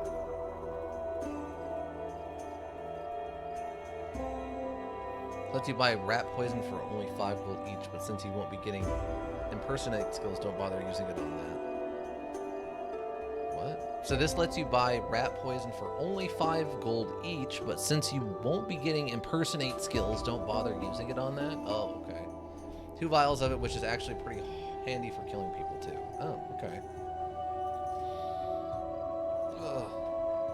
Do you have any poison? If you have a problem with rats, I do have an excellent concoction. Very affordable, only 5 Imperials. Alright, I'll take it. Here you go. The alchemist gives you a small glass bottle with green liquid inside. Okay, so leave. So hang on to it, because we can't impersonate to deliver it, basically. Talk to the same merchant you asked for more rat poison. Oh.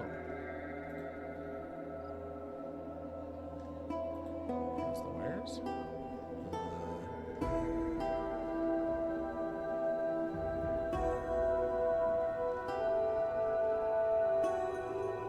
The same one you asked about the supplier. Oh, gotcha. That was just this guy.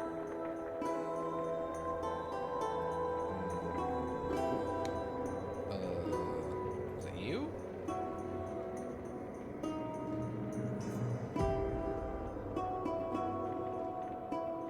Talk to the same merchant you asked for more rat poison. Do both first before you can buy? Maybe? Where's the wares? Okay. Let's see. Where's my last load? Oh, it's back during the fight. Alright. Luckily, this fight isn't super hard. I might have already done some weird check. It's an easy fight, so it's probably not a problem to reload that. Oh, it's that fight. Oh yeah, that's even easier then.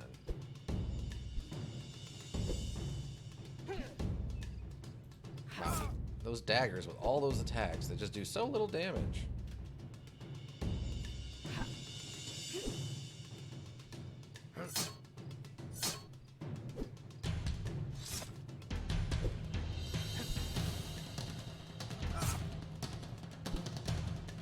It's all dex.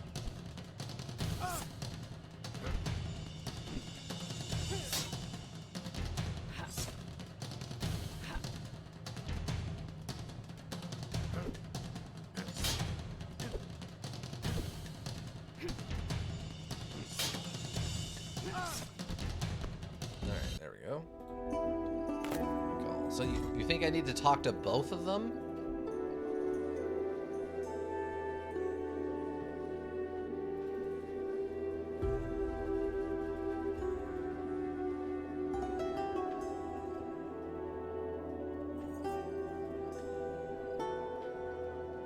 Yeah, talk to both of them before you buy the potion. That's what I usually do. Okay. Oh, okay. Do we have any poison?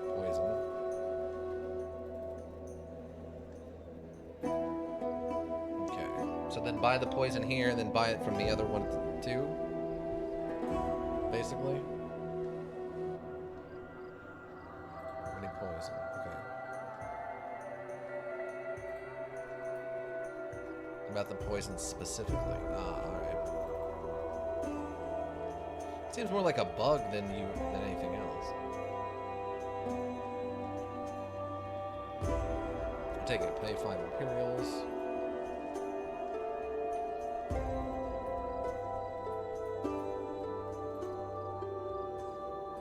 Imperials with rat poison. Alright, there we go. Weird. Yeah, that's gotta be like a weird just programming glitch. So that takes care of that. We have all of 3 points right now.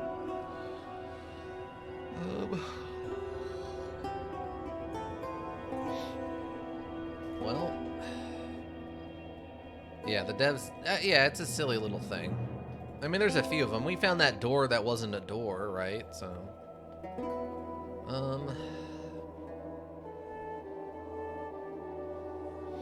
I guess I can try fighting that. Rifter woman fight. Bring into the palace and kill a few guards for more crit training. Oh. Down this tavern, drinking sandwich and popping with people who call the wrong part of town their home. Let's see. It's just over here. Arm. God. Perception. Take me there.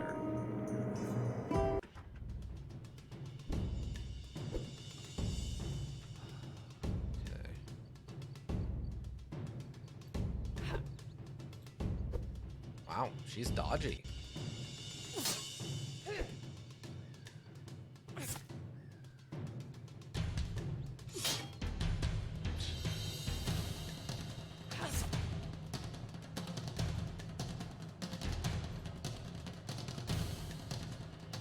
Oh, right, it doesn't attack at angles. Oh, I can't feint at an angle either. Alright, well.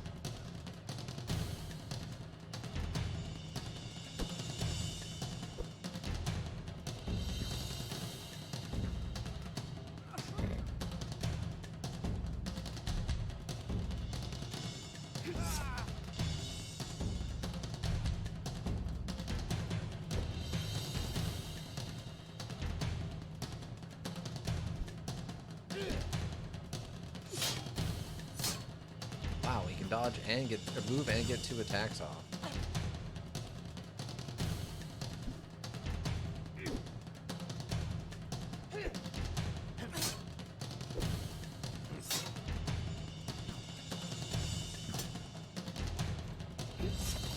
I guess just because they actually have armor, that's why this fight is so difficult.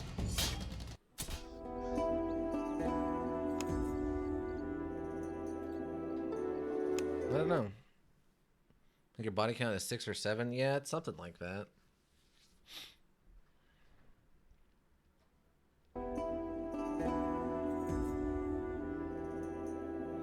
It's a much harder fight than most people expect. Yeah, I mean, it doesn't seem like it should be that hard. Cool. I'm already bleeding. I mean, I guess these guys are just very talented. At 6 or 7, you should have more than enough to get away with killing Enceladus guards. Oh, okay.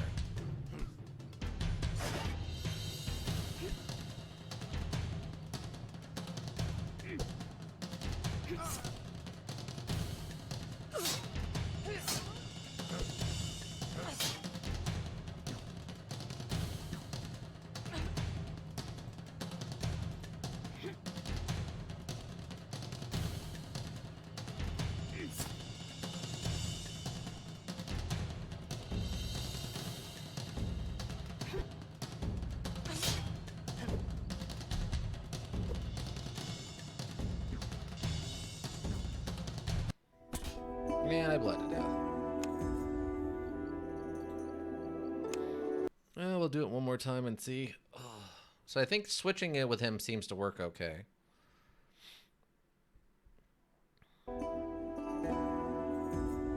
Interesting, he gets to go first.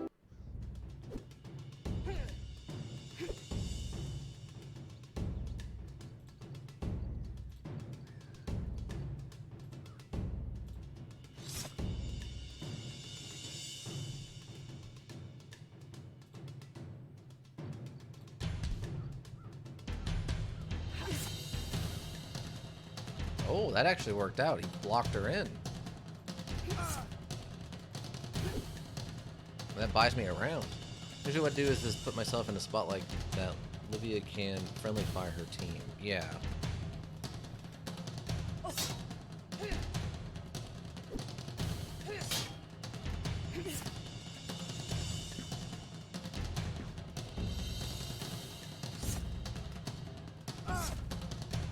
No, we're definitely getting a lot more damage.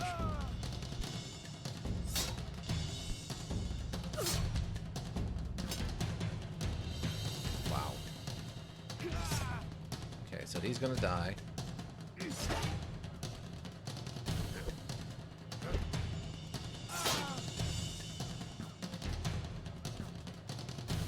So, I mean, is there just like a better move for dealing with this guy's shield? Like, should I be cleaving him? I guess I don't understand.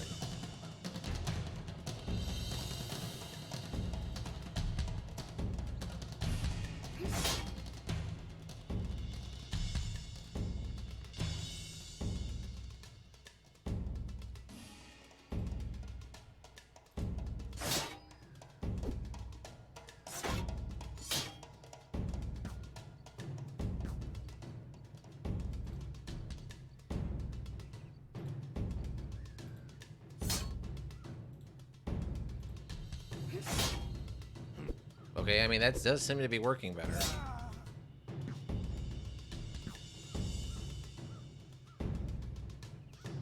Huh. Already has a decent armor damage chance. Regular and fast. Alright.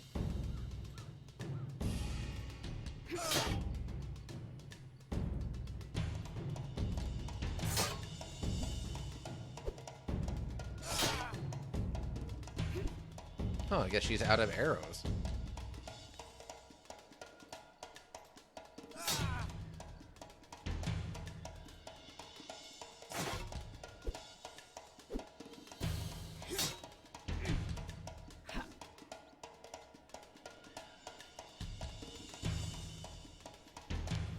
Was I wrong about the 1, 2, 3 thing? Oh, I didn't even think about it. I was just using just the mouse right now.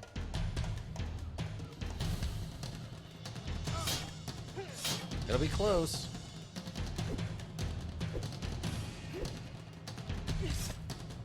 Oh, nice. That sets her up well.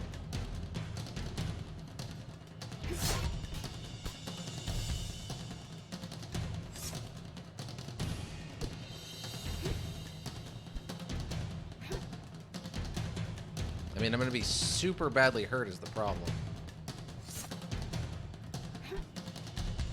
Oh, she only has 1 HP, so she'll just die, right?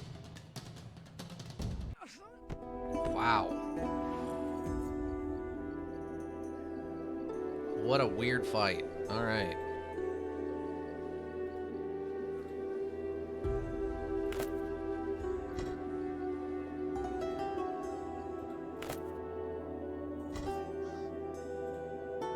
Or do. We can't take all of it.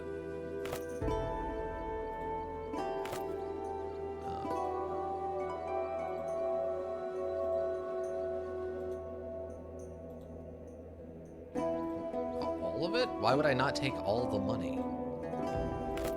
Weird. You buy a room at the inn, yeah? Getting too full on inventory, yeah. Well, at this point, I need to buy a schematic so I can just start turning all this bronze into stuff.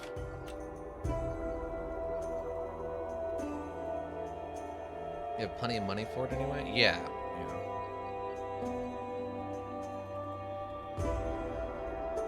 There's the inn. It's right over there.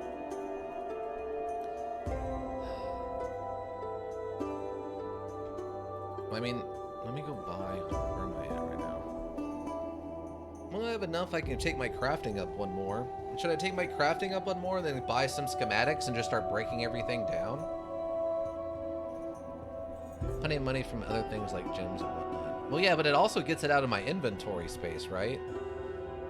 Because I can break it down, turn it into money, and then not have to worry about carrying it all?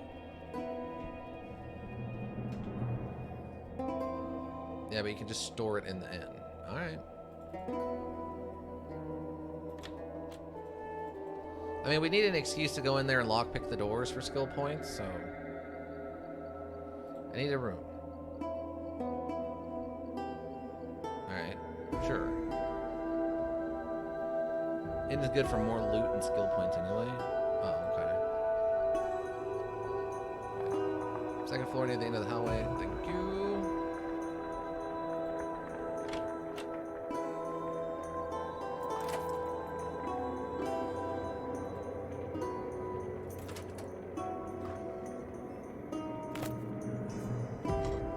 Stuff. Oh, that's an open room.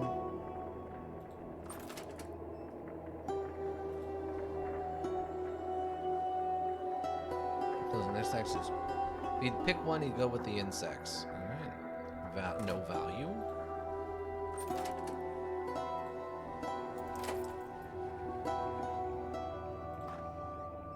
Okay. Take it all.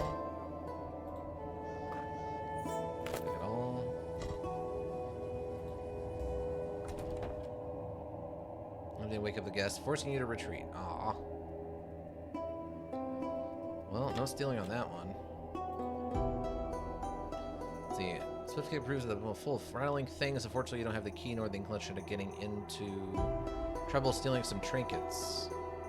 And these you find it useful. All the gems and such you will get plenty of money for now. Technically, you could wait until you get the combat trainer who also boosts your trading by 1, but it only jumps from 50% sell price to 20% sell price. Yeah.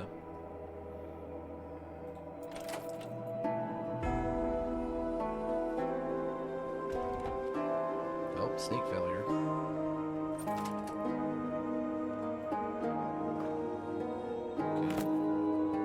Oh, I can't even carry all that. Okay, old clothes we don't need. Let's see.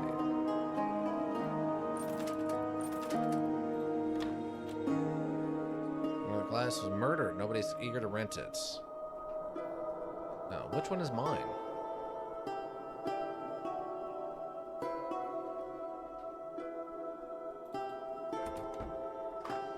This one? Oh yeah, there we go. The magic chest will follow you from one end to the next and keep your items safe while you're adventuring. Alright, cool.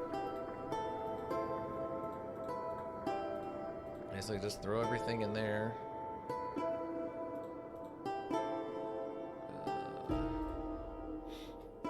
Technically, you could wait. Oh, boasting steel to 4 is another option, but since you seem to need more SP in the early, it's probably more of a hindrance at the moment. Yeah. I get what you're saying. Keep all that on me.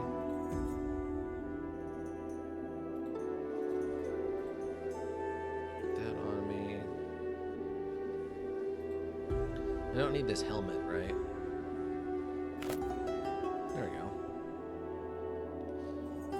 That's better. Oh yeah, because we need the next stabbing. Bronze, 3-6, dagger, 5-8.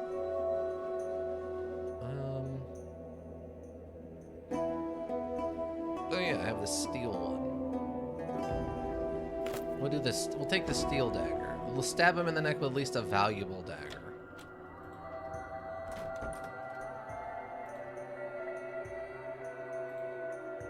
On the extra value.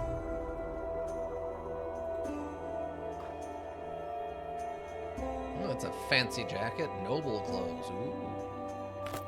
Take all that. You need to take off the grapple. Only one you pass is the one at the inferi, and you'll get one there anyway. Oh, okay.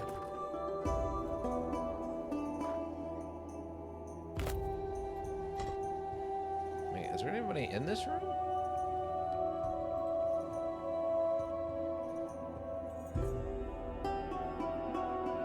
Oh, I don't have any trap disarm. You can't steal that.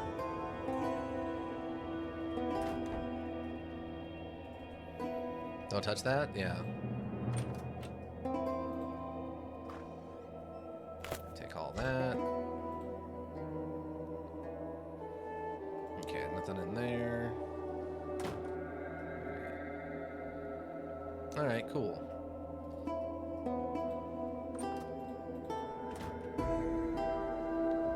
Let me just put all this stuff in the stash. So we can get rid of the grappling hook? Okay. Traps isn't worth it? No, it doesn't really seem like it. It's a very specific use sort of thing. If there was some kind of generic, like, dungeon to go into, I could see it more valuable, but...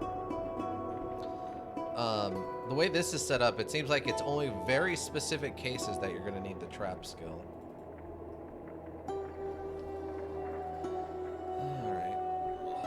Well, we got 23 skill points now from all that. I don't know, Echo, what do you think?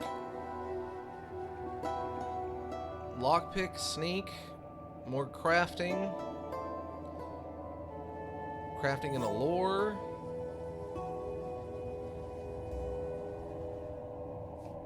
Reaction bonus.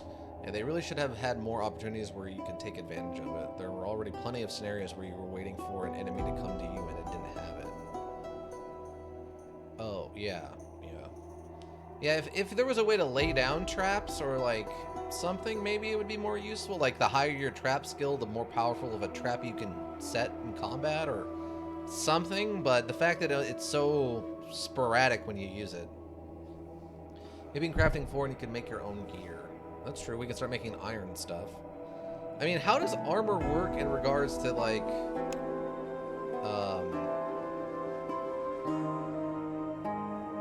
technique slots, lightened shields, iron working, lightened armors, masterwork shields, hardened edge. In regards to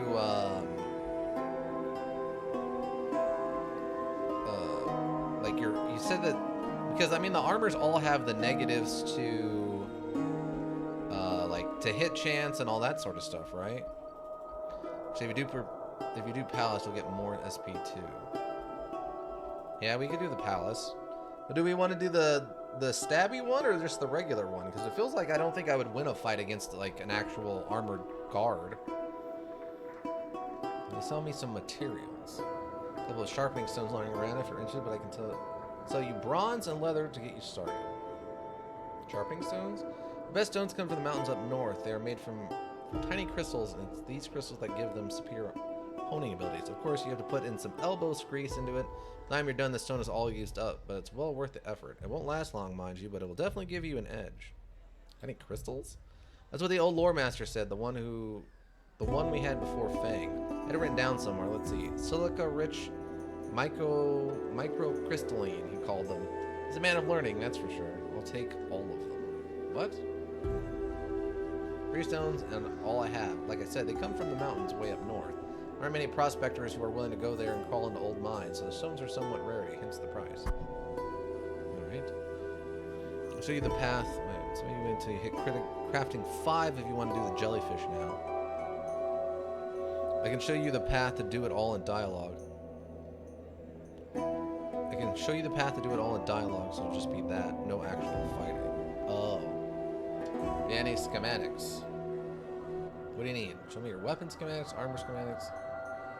Your weapon schematics. Okay. I mean, we're doing swords, so we would just need sword schematics, right? Oh, we need daggers for... No, throwing, right? So we need throwing, and then show me the schematics, weapon schematics, and then swords, right? That's the simple way to doing it. And light metal armor, okay. And swords, show me the schematics, armor schematics, and light metal. All right, there we go. Metal helms too? Oh, okay. That makes sense. Well, he doesn't have metal. He only has regular helmets. Would it just be regular helmets, or should I wait until we get to, like, Matteron and then just helmets is fine? Alright. Cool. Alright, so now we should be able to make, like, some pretty serious crafting stuff, right? I mean, we have the dagger, which I guess is the base thing you know how to make. Leather armor, helmets.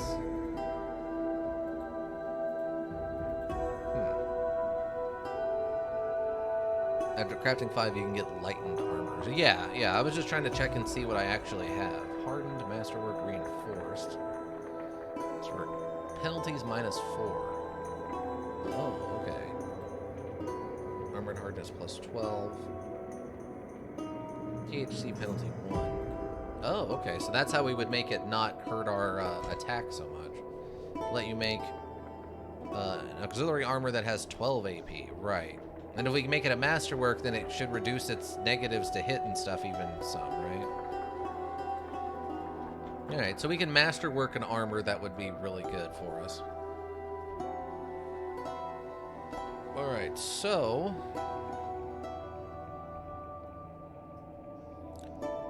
Negates to dodge? Yeah. Alright, so we can go do the next stabbing thing. Because, I mean, the only other stuff we have to do... show the map to Lord Atius. Fang wants to get rid of a rival lore master. Brilliant outposts. The raiders camp. Spike the wine. Try your luck in another guild. Okay. So palace, don't forget robe. Negatives to dodge, yeah. Alright, I mean, should we do that now, or... I mean, is it combat heavy? Do we want to not do combat? How does that work? Because, I mean, my body counts 11, so we're good in that regard.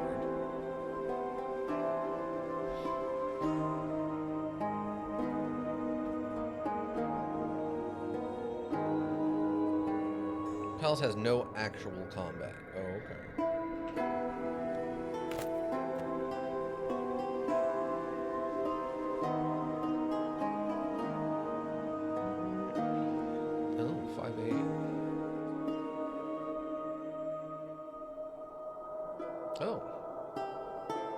But we don't have... Well, swords give us a little bit of a bonus to... daggers, right? It does have an actual combat, but the routes to doing that are very unrewarding. Any with Artias will give you some more SP than if you didn't. Oh, okay. So nobody ever does them. Oh, okay. So we just want to kind of sneak our way in and then talk to them to get SP without doing any combat. Look for an alternate way in. Approach the guard by the stone wall. Approach the main entrance. Climb over the palisade on the right side of the compound without attracting the guard's attention. Well, that and next stabbing people in dialogue. Right, right. Well, it does have actual... Okay. So we just want to sneak in then? For maximum neck stabbing, guard by stone wall. Okay. Let's see you. He said that if you're drunk again, you'll be scrubbing floors for a week. Interesting. Get lost, says the guard lazily, clearly expecting you to obey his orders. Kill him without attracting attention. Thus your attack catches the guard by surprise, and he dies before he has a chance to pull out his sword. Critical strike training by 1. Then after this, go into the compound and sneak into floor 1 of the stone tower. You quickly drag the corpse next to the wall out of sight of the tower guard. You go through the guard's pocket, taking his keys and a few coins. You inspect the helmet and the sword, and then pack everything neatly into your pack. An old bag with faded lettering you brought from a man who claimed to be an arcanist a long time ago. Lock the gate and go inside. You're inside the palisade, standing near the side of the main... Near the side of the main building. To your left, the building's wing and the town wall form a corner. Save for a few dead shrubs, it's empty. To your right is the main courtyard. You can see several guards, but their attention is focused on the gate at the moment. And after this, go into the compound and sneak into the floor 1. Quietly make your way to the back of the palace and sneak to the right side of the compound. This one? Alright. It looks like there are 2 ways to get inside the main building. Over the roof or through the guardhouse, which is connected to the main building. You can probably make it around the left corner and sneak into the guardhouse. Alternately, you can climb to the second story of the guardhouse and look for another way in. If running into people doesn't fit your plans, you can sneak behind the building and find a good spot to get to the roof of the main building. Also, there's an old stone tower set in the town wall with a parapet connecting the second story to the guardhouse. Don't go into the floor 2 of the stone tower after you next stab it. Do not go into floor 2 of the stone tower after you next stab him. Okay. In the back of the palace. So we want to go... So we want to investigate the stone tower and then next stab him, but don't go to the second floor, right? Is that what I'm getting?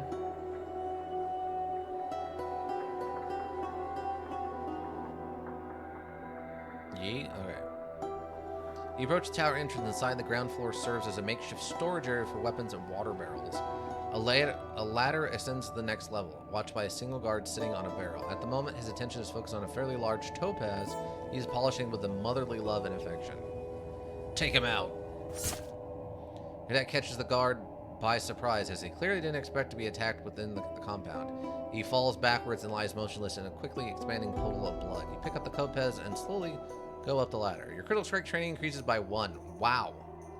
Climb up the ladder. So do not go up the ladder. Okay, so we go back outside. Make your way back to the palace and go to the east side of the compound. Now go into the main building, main guardhouse thing. Sneak into the guardhouse. First floor. Okay.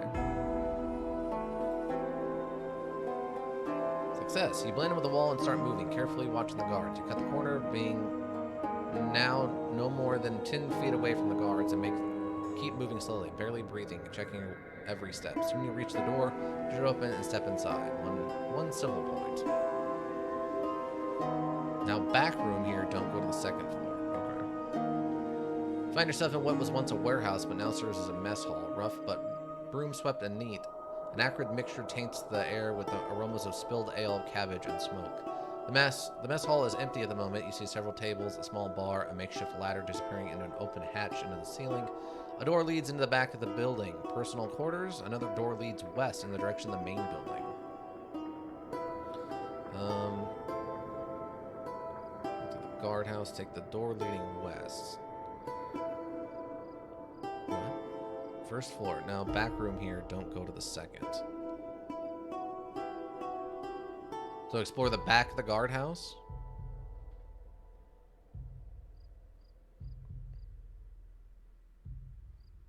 The floor?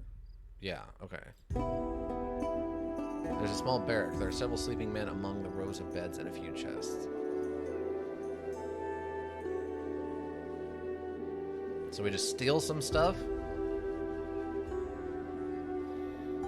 And then we get caught, and then we go talk to Anatitas. Alright. So at your prize instantly, judging by the craftsmanship, the chest probably costs its owner at least 20 Imperials. A rich strongbox means a rich reward, provided you can get past the lock. Lockpick and sneak. Pick the lock as quietly as you can. It's a basic 3-tumbler lock. You spend more time oiling the lock and the hinges to avoid making any noise than pushing the tumblers out of the way. Inside you find a roll of coins carefully wrapped in some cloth, a centurion armor and helmet. The armor has seen better days, but it's been well maintained and cleaned. Gain 1 civil point for lockpicking and 1 for sneaking. Okay, take them and go back. You return to the mess hall. You see several tables, a small bar, and a makeshift ladder disappearing into the open hatch in the ceiling. A door leads in the back of the building. Another door leads west. Now go outside. Okay, go back outside. Looks like there are 2 ways to get inside the main building. And go to the opposite side of the compound. In the back of the palace and go to the east side of the compound. Okay. Waiting for the guard patrolling the walls to pass, you move from one shadow to another until you reach a dead corner formed by the main building's wing and a town wall. Save for a few dead shrubs, it's empty. It's hard to find a better spot to climb the building. Please make your way back to the palace and sneak onto the right side of the compound. Soon just climb to the roof. Climb to the roof and next stab the guard up there to get into the bedroom. You begin to climb. The old wall provides many easy handholds, but loose stones and crumbling plaster makes climbing very challenging. After it seems like hours, you reach the roof and hanging on the tips of your fingers, peek carefully to evaluate the situation. The palace was built in better times when sunlight was more important than security. 5 windows placed around the decorative tower provide light, fresh air, and potential access for the uninvited. Heavy locks and a guard walking a slow circuit around the tower aim to discourage unannounced visitors. If you're fast, you're able to pick the lock on the nearest hatch and jump down, praying that you won't land on top of the guard. If you want to pick a better landing spot, you'll need to take the guard out first. Critical strike and sneak. Wow, critical strike training is increased by 1 again. As the guard passes you, you slightly climb up and move across the roof like a shadow. When you get within striking distance, you lunge, clapping your hand over the guard's mouth as you ram your dagger between his ribs before gently lowering him back down to the ground. His body down to the ground. Take the key. You strip the guard from everything valuable, including the key to the roof windows. Now that the coast is clear, you look for a good landing spot. Guards patrol the hallway, and there are servants in several rooms. Your options seem to be limited to currently an empty display room where Antitas keeps his ancient curiosities and a bedroom. Over there or over the bedroom. Look for a good landing spot. Guards patrol the hallway and there are servants in several rooms. So I'm guessing what, the display room? Or do we break into his bedroom and then like surprise him? Bedroom. All right. Open the locked door. Open the lock on the window over the bedroom. You drop down, landing quietly on a thick carpet. The bedroom provides temporary safety as you expect the guards to barge in here without a good reason. The only object of interest are several chests. They are unlocked and contain nothing but bed sheets, toiletries, and clothes. There's a ruby necklace on a dresser. You cut the string and pocket the gems, leaving the rest behind. There is a tractate on a side table. Take a look. Get insight into the lost art of being a curator. Bound I am not to teach you to have a good grace, nor anything else, saving only to shew you what a perfect curator ought to be. Neither will I take upon me to teach you this perfection, since while I go, I said, the curator ought to have the feet of Raslan and Vatige, and such other things, the which how I should be able to teach them, not having learned them myself. I am sure you know it all. It's sufficient that as good soldier can speak his mind to an armor of what faction, of what temper and goodness he will have his harmonies? And for all that cannot teach him to make it, nor to hammer or temper it. So perhaps I am able to tell you what a perfect corridor ought to be, but not able to teach you how you should do to be one. Notwithstanding to fulfill your request and what I am able. Okay. Words. Okay. Well, I mean, I only have one other option, time to leave. So it's not like I can do much else. Time to leave. You peek outside and see a guard patrolling the hallway. The bedroom is almost at the end of the hallway, so once the guard passes it, you'll have to move past, as you'll only have no more than 10 heartbeats until he turns around. Of course, if the guard is dead, you won't have to worry about it. Okay, do 3 on this one, in the room on the right. Okay. Do not murder hobo here. Okay. Okay, do 3 on this one, then do the room on the right. You wait for the guard to pass, then dart into the hallway and run as silently as you can, counting the heartbeats. It's clear that you won't make the stairs leading down time. See 2 rooms up ahead. The guard behind you will reach the end of the hallway and turn around at any moment now. You have no choice but to pick a room and hope for the best. The room on the right.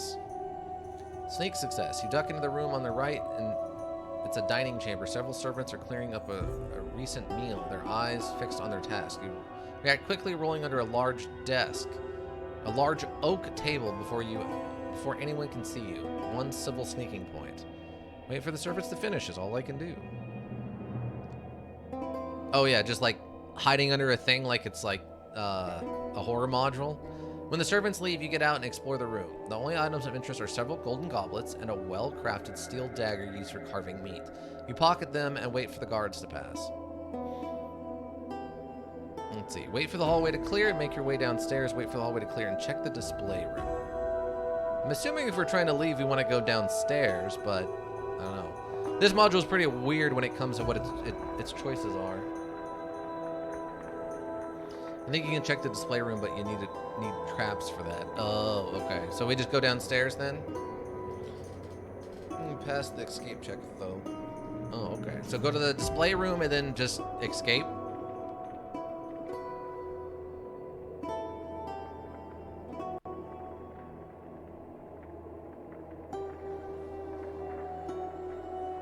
I'm surprised they gave you so many skills for critical strike. That's a lot of free skill points they're handing you, basically.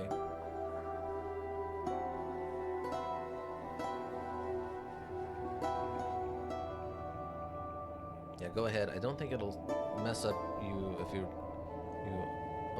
escape. Okay. That'd be something you can get there. I'm forgetting. Okay. Examine the displays. Trap failure. Is it take a step, a stone shifts under. Oh, okay. We'll roll around and see the thick metal bars going down across both. Dexterity, yeah. Start moving the second you see the bars. You dive rolling under the bars into the hallway. Luckily, the guard is far away. Use this opportunity to leave and go up downstairs. Go to the throne room. That's all I can do. Achievement unlocked. Infiltrator. Stand in the hall of Antidus, sign of wealth and power all around you. Wherever you look, you see exotic tapestries and paintings, rare vases, gleaming statues. Ornate pillars run the length of the hall all the way to the throne itself, where Lord Antidus is sitting in front of his audience, a group of petitioners seeking his aid and favor. Soldiers of the house stand a guard ready to shield Antidus and turn the hall into a slaughterhouse at the first sign of trouble. You move through the crowd trying to blend in and attract as little attention as possible, but your efforts are futile. When you're about to approach Lord Antidus, Dollar blocks your way and almost immediately a score of heavily armored guards surround you. After this, all you need to do is pass the body count check. Oh. When you made it this far, you made it too far. Take her away. Before the guards can react, you hear "Let her speak." The voice of a man accustomed to command. The armored wall parts, and you push forward until you are standing in front of Lord Antidus. Why would we want to talk to him? I don't understand why we didn't get in here and then just use a grappling hook to go back out the window we came in. I don't know. You gain insight, which can be used to increase your skills. 17 skill points gained. Approach.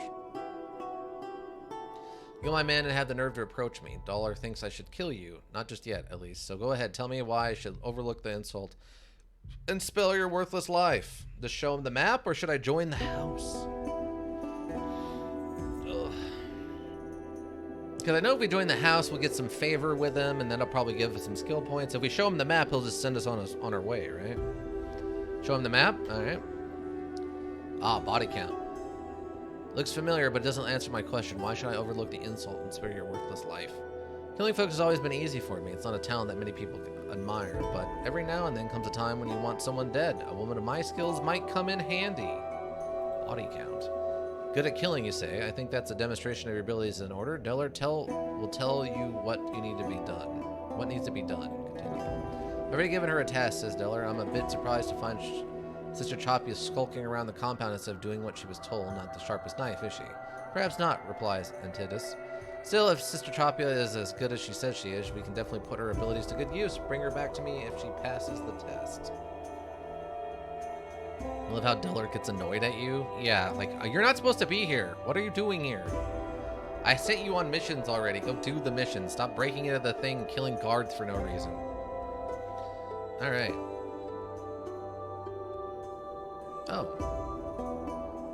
Oh, so we were just getting individual killer counters. Wait. So we were just getting critical strike points or levels up? So it was just 1 point for the critical strike? Is that how it was working? Rating. What? Oh, so this number went up, not our level. That's how most training for combat skills goes. Oh, okay, gotcha. It doesn't increase the level, yeah. Oh, interesting. Huh. Oh, yeah, that's good to know. But yeah, so, I mean, we could, we have enough points now to actually level up everything but dodge. So we could finally do another sword upgrade, or we could save the points and do like we could do a crafting or a lore. Could do crafting 5, then murder some hobos, then have probably enough for more dodge. Okay. Okay, what time is it? Okay, this will have to be the last thing we do. Okay, so crafting up to 5. So we need that to fix the pump in the tower. Manage to infiltrate House of Tara's compound and discuss employment opportunities with Lord Tius without having to jump through Dullard's hoops first. Okay. So we take that. Crafting 5, yeah. Alright. Let me save. Hobo fight! Hobo fight! We're fighting the hobos! Hobo fight. Save. Alright, let me put my other armor on. Oh yeah, I forgot I have all this crazy armor now. Max AP 9. Max AP of 11. Hey, we got all these gems and stuff. What's my weight at? Okay, we're not even close. Right. I know we stole a bunch of stuff while we were in there, so... That... Do I have a better sword? That Patronian armor is crazy for tanking, but 9 AP max. Yeah. I mean, AP 9 is pretty solid, yeah.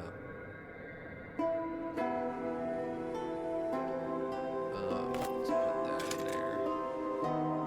Yeah, we got 3 gold cups and this 2 of these rubies. And then this armor. And that topaz. The topaz. Oh, my hit points are all messed up, though. Let's see. Should I heal myself or should I talk to the healer? Or can I sleep her? Oh no, we determined you can't sleep. Heal yourself. But with your crafting, we can dismantle it and make it into better weapons armor. Yeah, because it's not a master craft or anything, right? It was just... Yeah, it's just a basic. It's just really heavy armor. Heal myself. Okay. Basically gonna need both. Should I just heal myself up to full, or do you think 26 is gonna be enough? Because if I take this, it'll waste one, but we'll still have another healing salve. It looks like we have 2 of these. Also, that reminds me, make sure you hit Alchemy 3 before you leave. Oh, okay. This is enough against hobos, probably. Only one has a real weapon, so that just killed that guy. Oh, okay. Let's see, Alchemy. Okay, we can get to Alchemy 3 right now. You'll have enough. 26 is enough against hobo. Okay. Do it later? Alright, alright. Alright, let's go fight the hobos. Put this in here. You want more dodge? Oh, okay.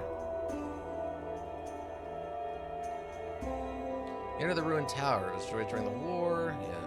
There's a hatch leading into the tower's cellar. We've read that one before. I'm not really worried about it.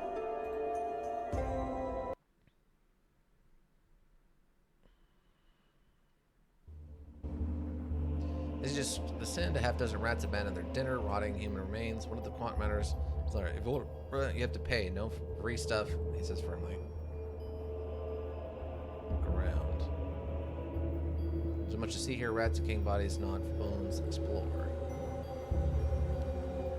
Examine the wall.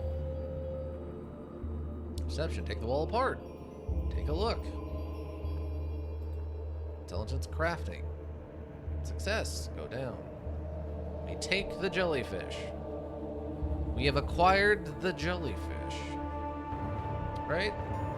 1 jellyfish. I don't know if we're gonna need it, but hey, we've got it, and that's what matters. Alright, let's go up here and fight the hobos.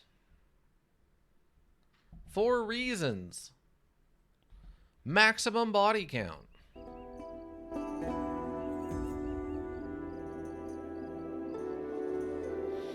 Wait, where are you going with that? The conversation attracts the rest of the squatters. It suddenly occurs to you that you easily become another meal for the rats.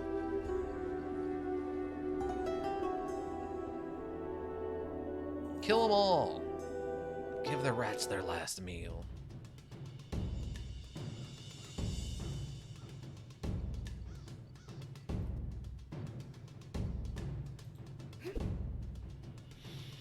Ugh. Oh, wow. Starting off with a quick critical there.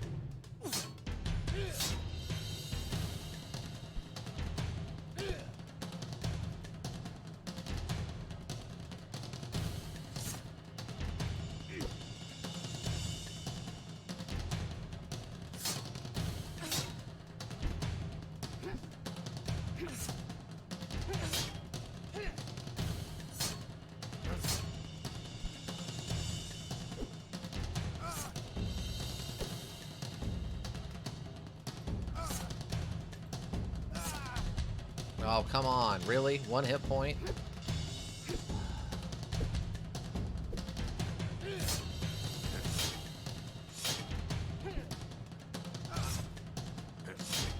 Armor reduced? What armor? He's wearing a toga.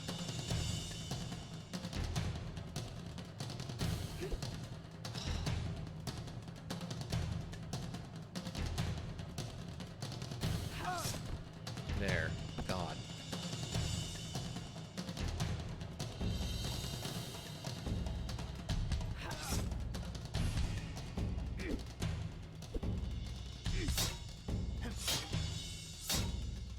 Luckily, their daggers have a very hard time getting through our basic armor.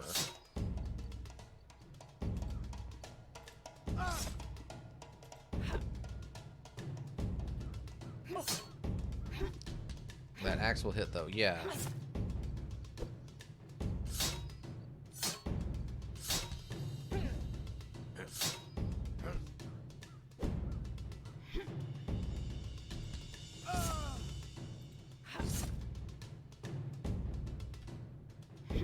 This is gonna be close.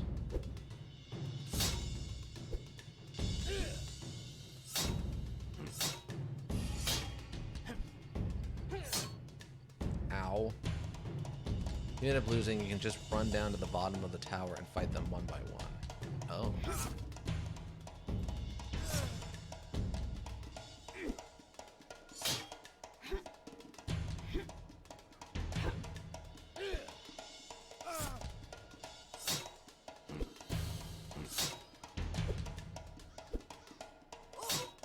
Ah. This being the spot that takes advantage of your own mobility bonus. Right.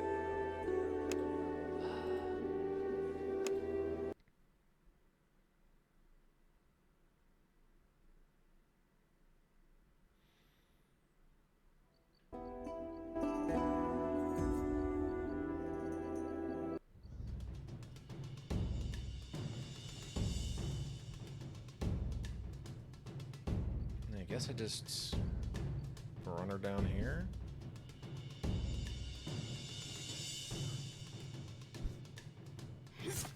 Oh, nice. Wow. He can really hit me from up there, eh?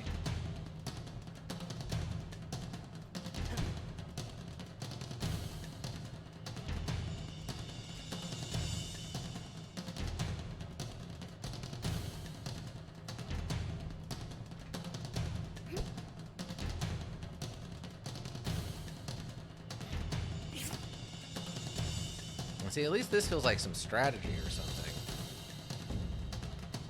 The other fight, it just felt like I had to wait for RNGs to come and save me. Like, there was nothing I could do. Wow, that critical strike finish animation, though.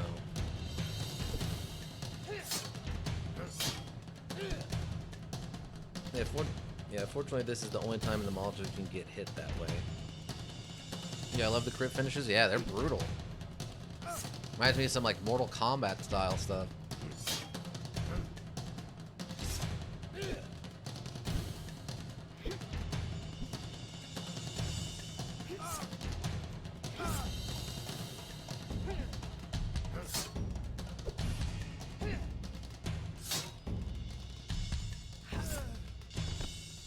And he's down.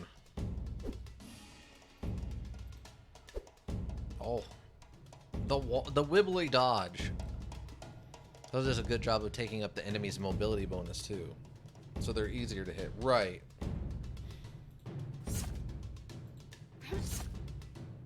I mean, they don't have to fight me. They could have left. I mean, I'm sure the legend of Sister Chapia, the Mega Sword Ninja, is definitely spread.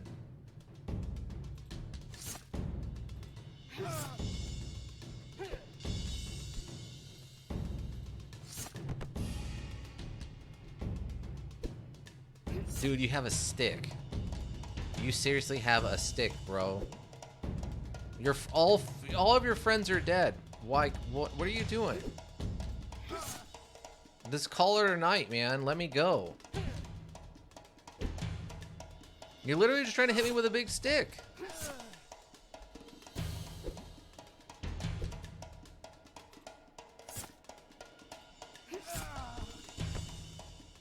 Gross. And we got 1 point for the kill, and then we just got 2 free skill points on top of that. And we're gonna take a bunch of robes, a bunch of dirty old squatter robes, and a stick. We can turn it into wood. Bronze axe will be turning into throwing axes or throwing knives. If this doesn't give you enough for another dodge, doing Cassis should. Whether you spare him or kill him, I'd recommend sparing him for the training he gets. Right. Alright. Yeah, we've only got 25 points. We're gonna need 5 more.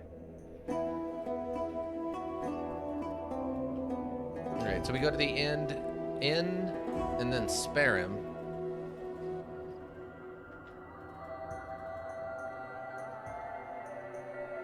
Right?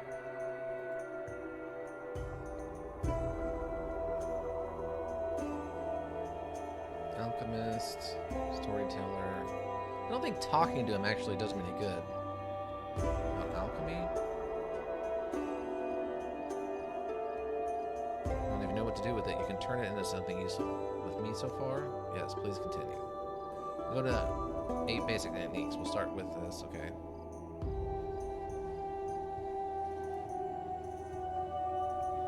Unfortunately, since you aren't Fang's apprentice,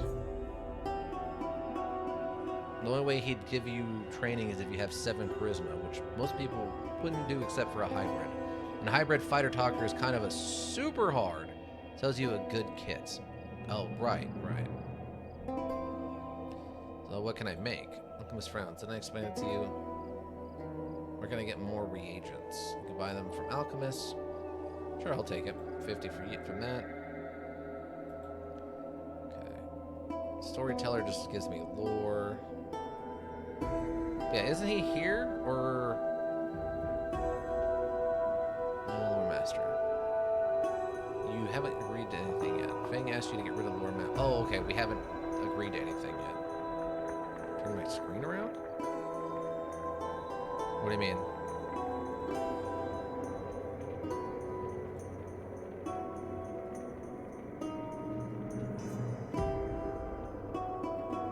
Oh, never mind. You have to agree to the quest before you... Yeah, we haven't agreed to the quest yet.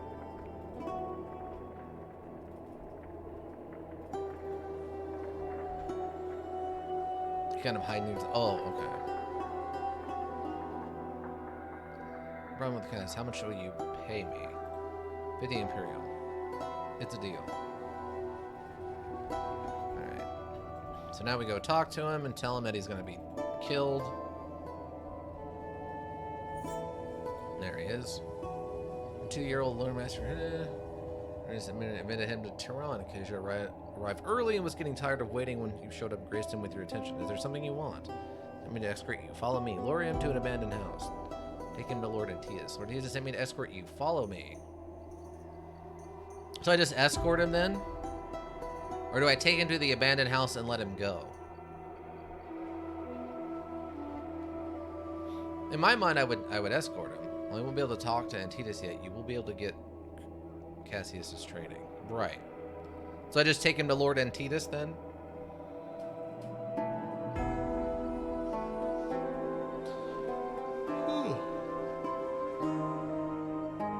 Yeah? Alright, cool. What do you want? I'd like to introduce you Master Cuz, who is a personal guest of Lord Antias. Master Fang asked me to kill him, but as soon as I learned that Lord Antias was involved, I immediately thought that Lord Antias would pay you more to keep Alice alive. You get a new insight, which can be increased to your skill points. 3. Word of honor decreased.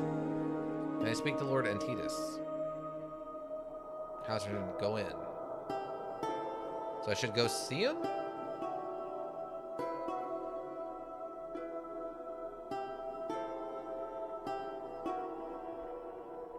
Go ahead. Alright, let's see what he has to say. When I said you did well, he thinks we can use a woman of your ability. Swear your fealty to me and we will consider it a settled matter. Get a lot of SP for showing him the map. Okay. Show him the map. 17. Do you believe in destiny, Sister Chopia? Before you have a chance to answer Antina's continues, I spent more than a decade trying to find the temple and fulfill the prophecy. I wasted a fortune and lost more men than I dare to admit, and just when I decided to give up, you show up with another map. Coincidence? I don't believe in those. Said that every man is given a chance to change his fate to ascend to greatness and immortality, to rise above the ordinary, service a cause greater than self-interest.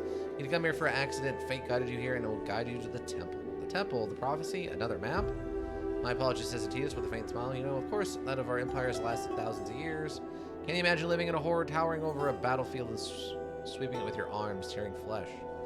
You've read this before, and it's very long. 3 lords, high plains, or the high lords, as they're most commonly referred to. Artificer taught me of Magi much and built many wondrous machines and engines of war. According to the legends, I attended a temple built by Thor Agoth and studied his arcane art there. The old accounts describe the engines of war and divine weapons in great detail. I don't know if the weapons are still there. I don't know if the temple is still there. There's a reason why another copy of the map has found its way to me. It's fate, Sister Chopia. It has to be. Over the years, I've sent several expeditions to find the temple and bring me the weapons of the gods. Yes, I can see my mistakes. One resourceful woman with nothing to lose but everything to gain. Yes, I can see my mistake now. Mataron added to the map. I want you to find the temple for me, Sister Chopia. If you do, you will be rewarded and elevated beyond your wildest dreams. If you do, we'll reshape the world and plant a seed of a new empire. Do away with petty squabbles. Go to Mataron, find Damanus Ulpus. He'll lead one of the expeditions. He was convinced that the Magi Towers hold the key to the map, but there's only one tower left intact, the Tower of Zamadi. The tower is sealed, as are most ancient places of wonder. That House Aurelian deemed too dangerous. Gallus would rather bury the past than face it. Find Damascus. If their way in, he'll help you find it. If not, seek answers elsewhere. I'll do my best, my lord. Learn more about your house. There's something else, my lord. All right. So we're good to leave for now, then, until we do all the other, like, the bandit stuff and all that. Probably call it here. Ugh. Yeah, make sure to save before you go. You get Cassius's training. Okay. We'll do that, and then we'll call it Cass training. Cass training. Okay, so I can go talk to Cass. I can change your skills a bit to optimize his training, if possible. Alright. Go to Deller. I'm here to see Master Cassius. Master Cassius. And so bowing his head. How am I being persistent? I want questions. I have some questions. I want to learn more about the war with the Kantari and the summoned allies. I think it says show him the jellyfish artifact. Is there anything you can teach me? So do we do... So teach me first, or do we ask about the summoned allies? So it sounds like either of those, like the lore, this one will just get us lore, then this maybe can get us a lore one. Teach me first? Okay. Your lore has increased. You gain a new insight into the liberal arts and trades. You get 5 skill points. I'll ask you something else. And then about the artifact, they're Quintari.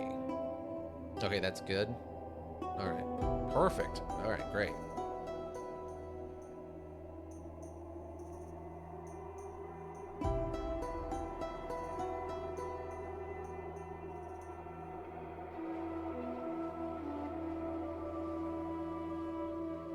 Alright, let me ask about the Quintari. Actually, I wrote a chart on the Quintari's allies 12 years ago. I'm going to ask about any lore you want to see, although I think you already saw this. The allies, you call them, had a number of different names, which reflect how little we know about them. Most texts we have now have been written long after the events in question. They reflect beliefs of those who wrote them. Some want to believe in higher powers, thought our allies long forgotten gods, finally returning to aid their children in hour of need. Others believed, quite arrogantly, I might add, that the allies were kings of otherworldly realms, peers of the emperor. Even the names are spelled in so many different ways that it's almost impossible to tell what their original names were. The one we call Thoragoth, for example, was really referred to as Tor Athagoth, and the Thorathagoth. Even the very nature of High Lords is debatable. Many accounts describe the 4 Quantai gods as terrifying beast-like creatures. For example, there are several different accounts of the battles of Astolos, all claiming the same thing. Yul-Zaroth rose from the deep and attacked the legions of General Keshen, slaughtering over 1,000 soldiers before the Magi forced him to retreat. A single being killed over 1,000 soldiers? Have you ever read Amasis? Cassius smiles and starts reciting. In the Battle of Zagos, oh my god, slowly marching beasts, frightful with their wrinkled bodies, were a hideous spectacle, dreadful beyond every form of horror, as I have often declared. Do you know what these hideous beasts were? Elephants, so take what you read with a grain of salt. Yeah. What happened to the gods? It's a good question. It said the Quantari gods cast into the abyss and that other gods have departed shortly after. Myth and legends rarely give you the answers you seek, Sister Chaco. Can I ask you something else? Look at this. Show him the jellyfish. Interesting. It appears the crystal is storing power, maybe even generating or converting it. This artifact reminds me of the power tubes, which begs the question, what does it do that the tubes can't? Unless the power it stores is somehow unique and can be recognized by a receiving device, which make it, well, a key. If you ever find the door that this key opens, do me a favor and let me know. I'd love to take a look. Alright, cool, thanks. Leave. Alright, there we go. It's done. Done and settled. We now have 39 points. Okay, you said I should get one more dodge. That'll leave us with what? 15 points? So, we could do a dodge. And then we'd have 20. We could do another thing of crafting, or we could start on alchemy. I'm figuring dodge, and then, like, you said we needed 3 alchemy, so, like, something like that? It seems like about the right where we needed to go. Leave crafting as it is. Do alchemy just before you leave tomorrow. Okay. So just take dodge up 1 and then keep the other points for now for emergencies. Maybe put crit to 4 or sword to 3. Oh, okay.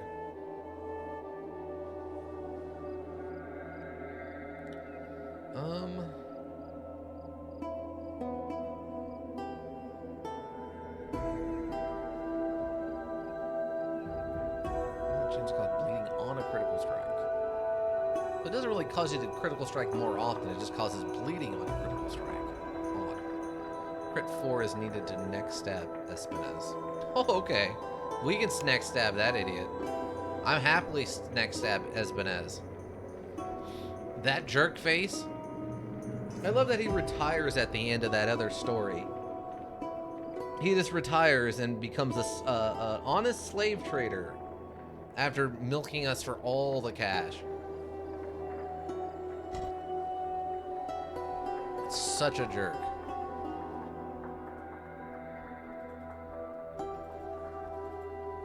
His camp isn't too hard if you next stab him. Oh, that's good. We're definitely gonna next stab him. There's a good spot or two you can abuse. Yeah, I remember his camp having a couple of kind of narrow areas that looked like you could really choke point people with it. All right, but I think we'll call it there. Save.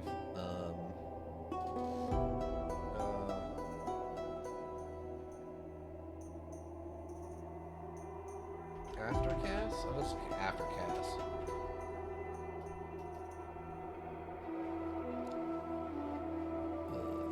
Save. All right, perfect. All right. So next week we'll start working on figuring out if we want to take out the bandits first or if we want to go to the mine first. Are you sure you want to quit? Yes. All right. Oh, Godless World. Kill Athagoth to protect mankind. Wow. 9.9% of people have that one. Infiltrate House Doratown's compound and discuss employment opportunities. That's 11.9% of people have that one. Complete the first quest as a mercenary. Only 28.7% of people have that one. That must not be the most popular one. Let's see. Things we learned. RNGesus is... pray to RNGesus. RNGesus. No, Jesus. What else?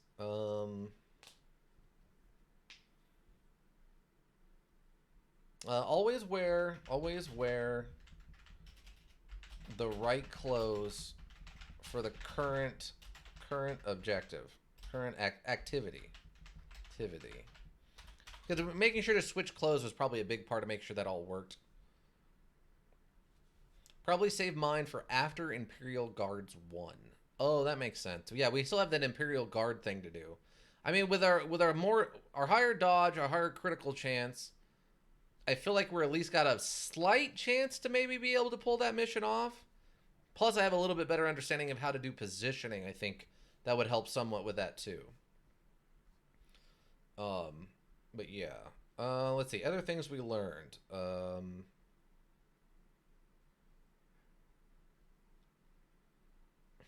I think once you remake your equipment all out of iron, you can handle one. Imperial Guard 1. Okay, that makes sense. Yeah, I mean, I felt like we were pretty close to being able to pull it off if I had either slightly more damage or like slightly better armor. I think we would have been able to get there, but with the extra dodge and slightly better armor, I think we'll be able to pull it off. Because we also have the that iron scimitar now, which I don't know if we had that for that run either. So, but yeah, let's see, what else?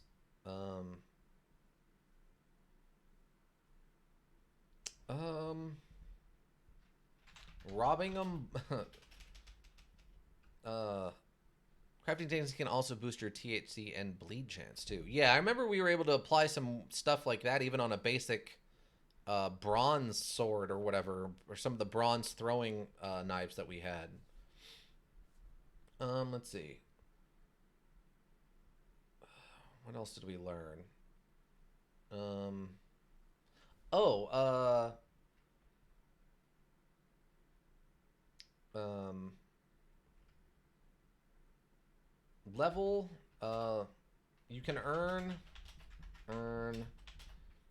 skill upgrades, grades that are not levels uh, in that skill. Something I didn't know was an option. Let's see what else.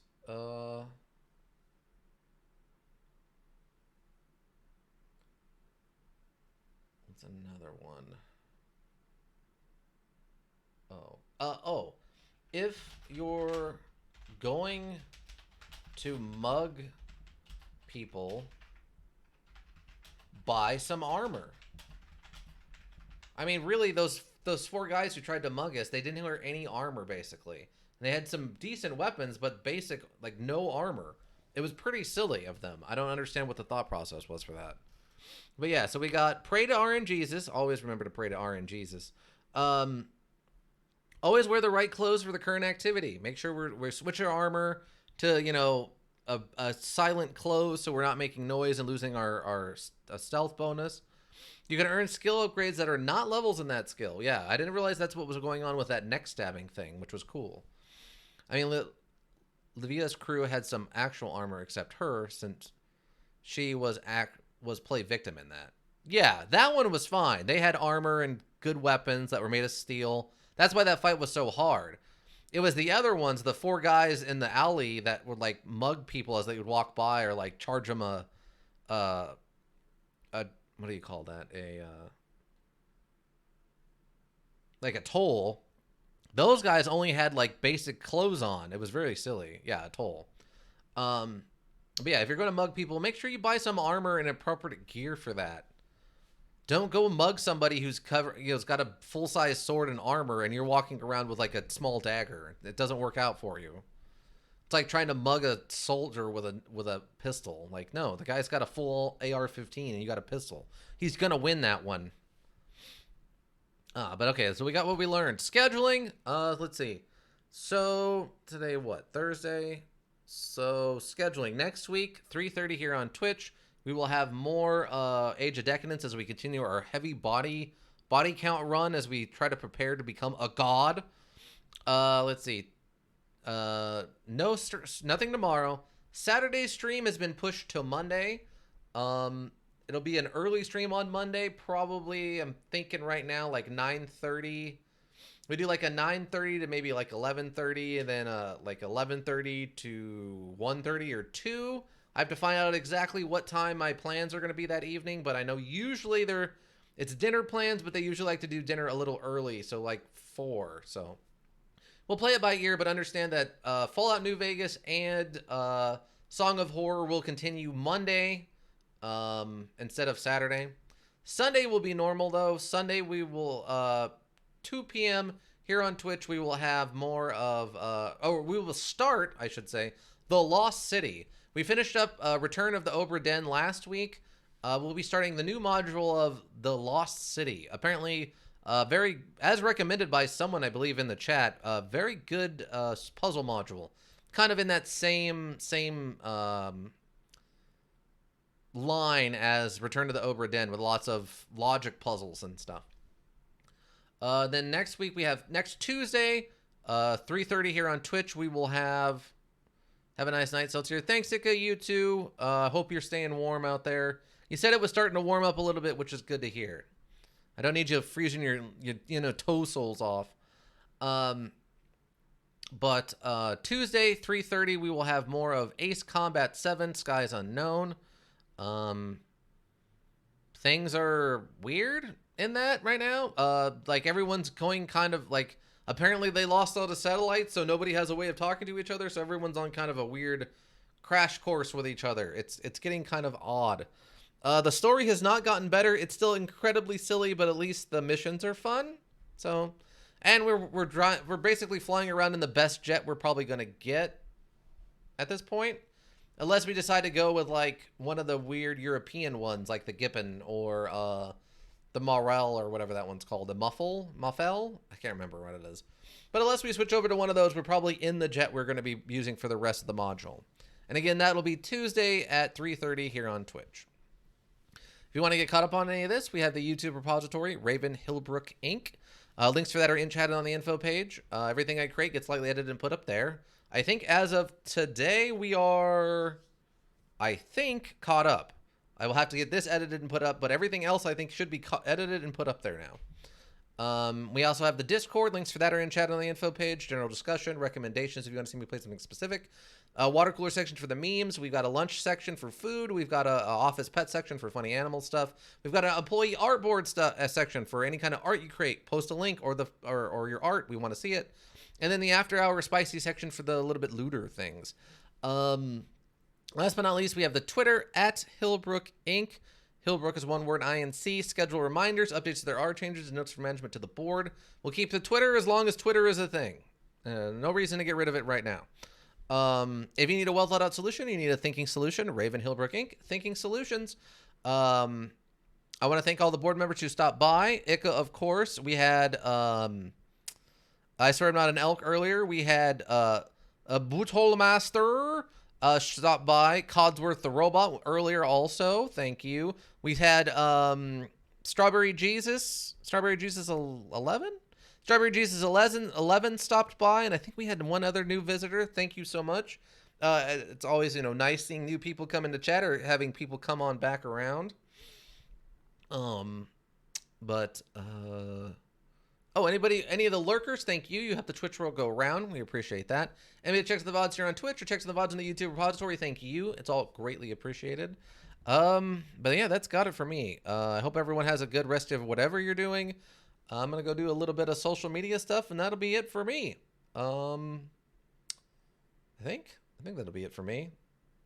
I think so. I think that'll be it. Yep. Yes. Bye.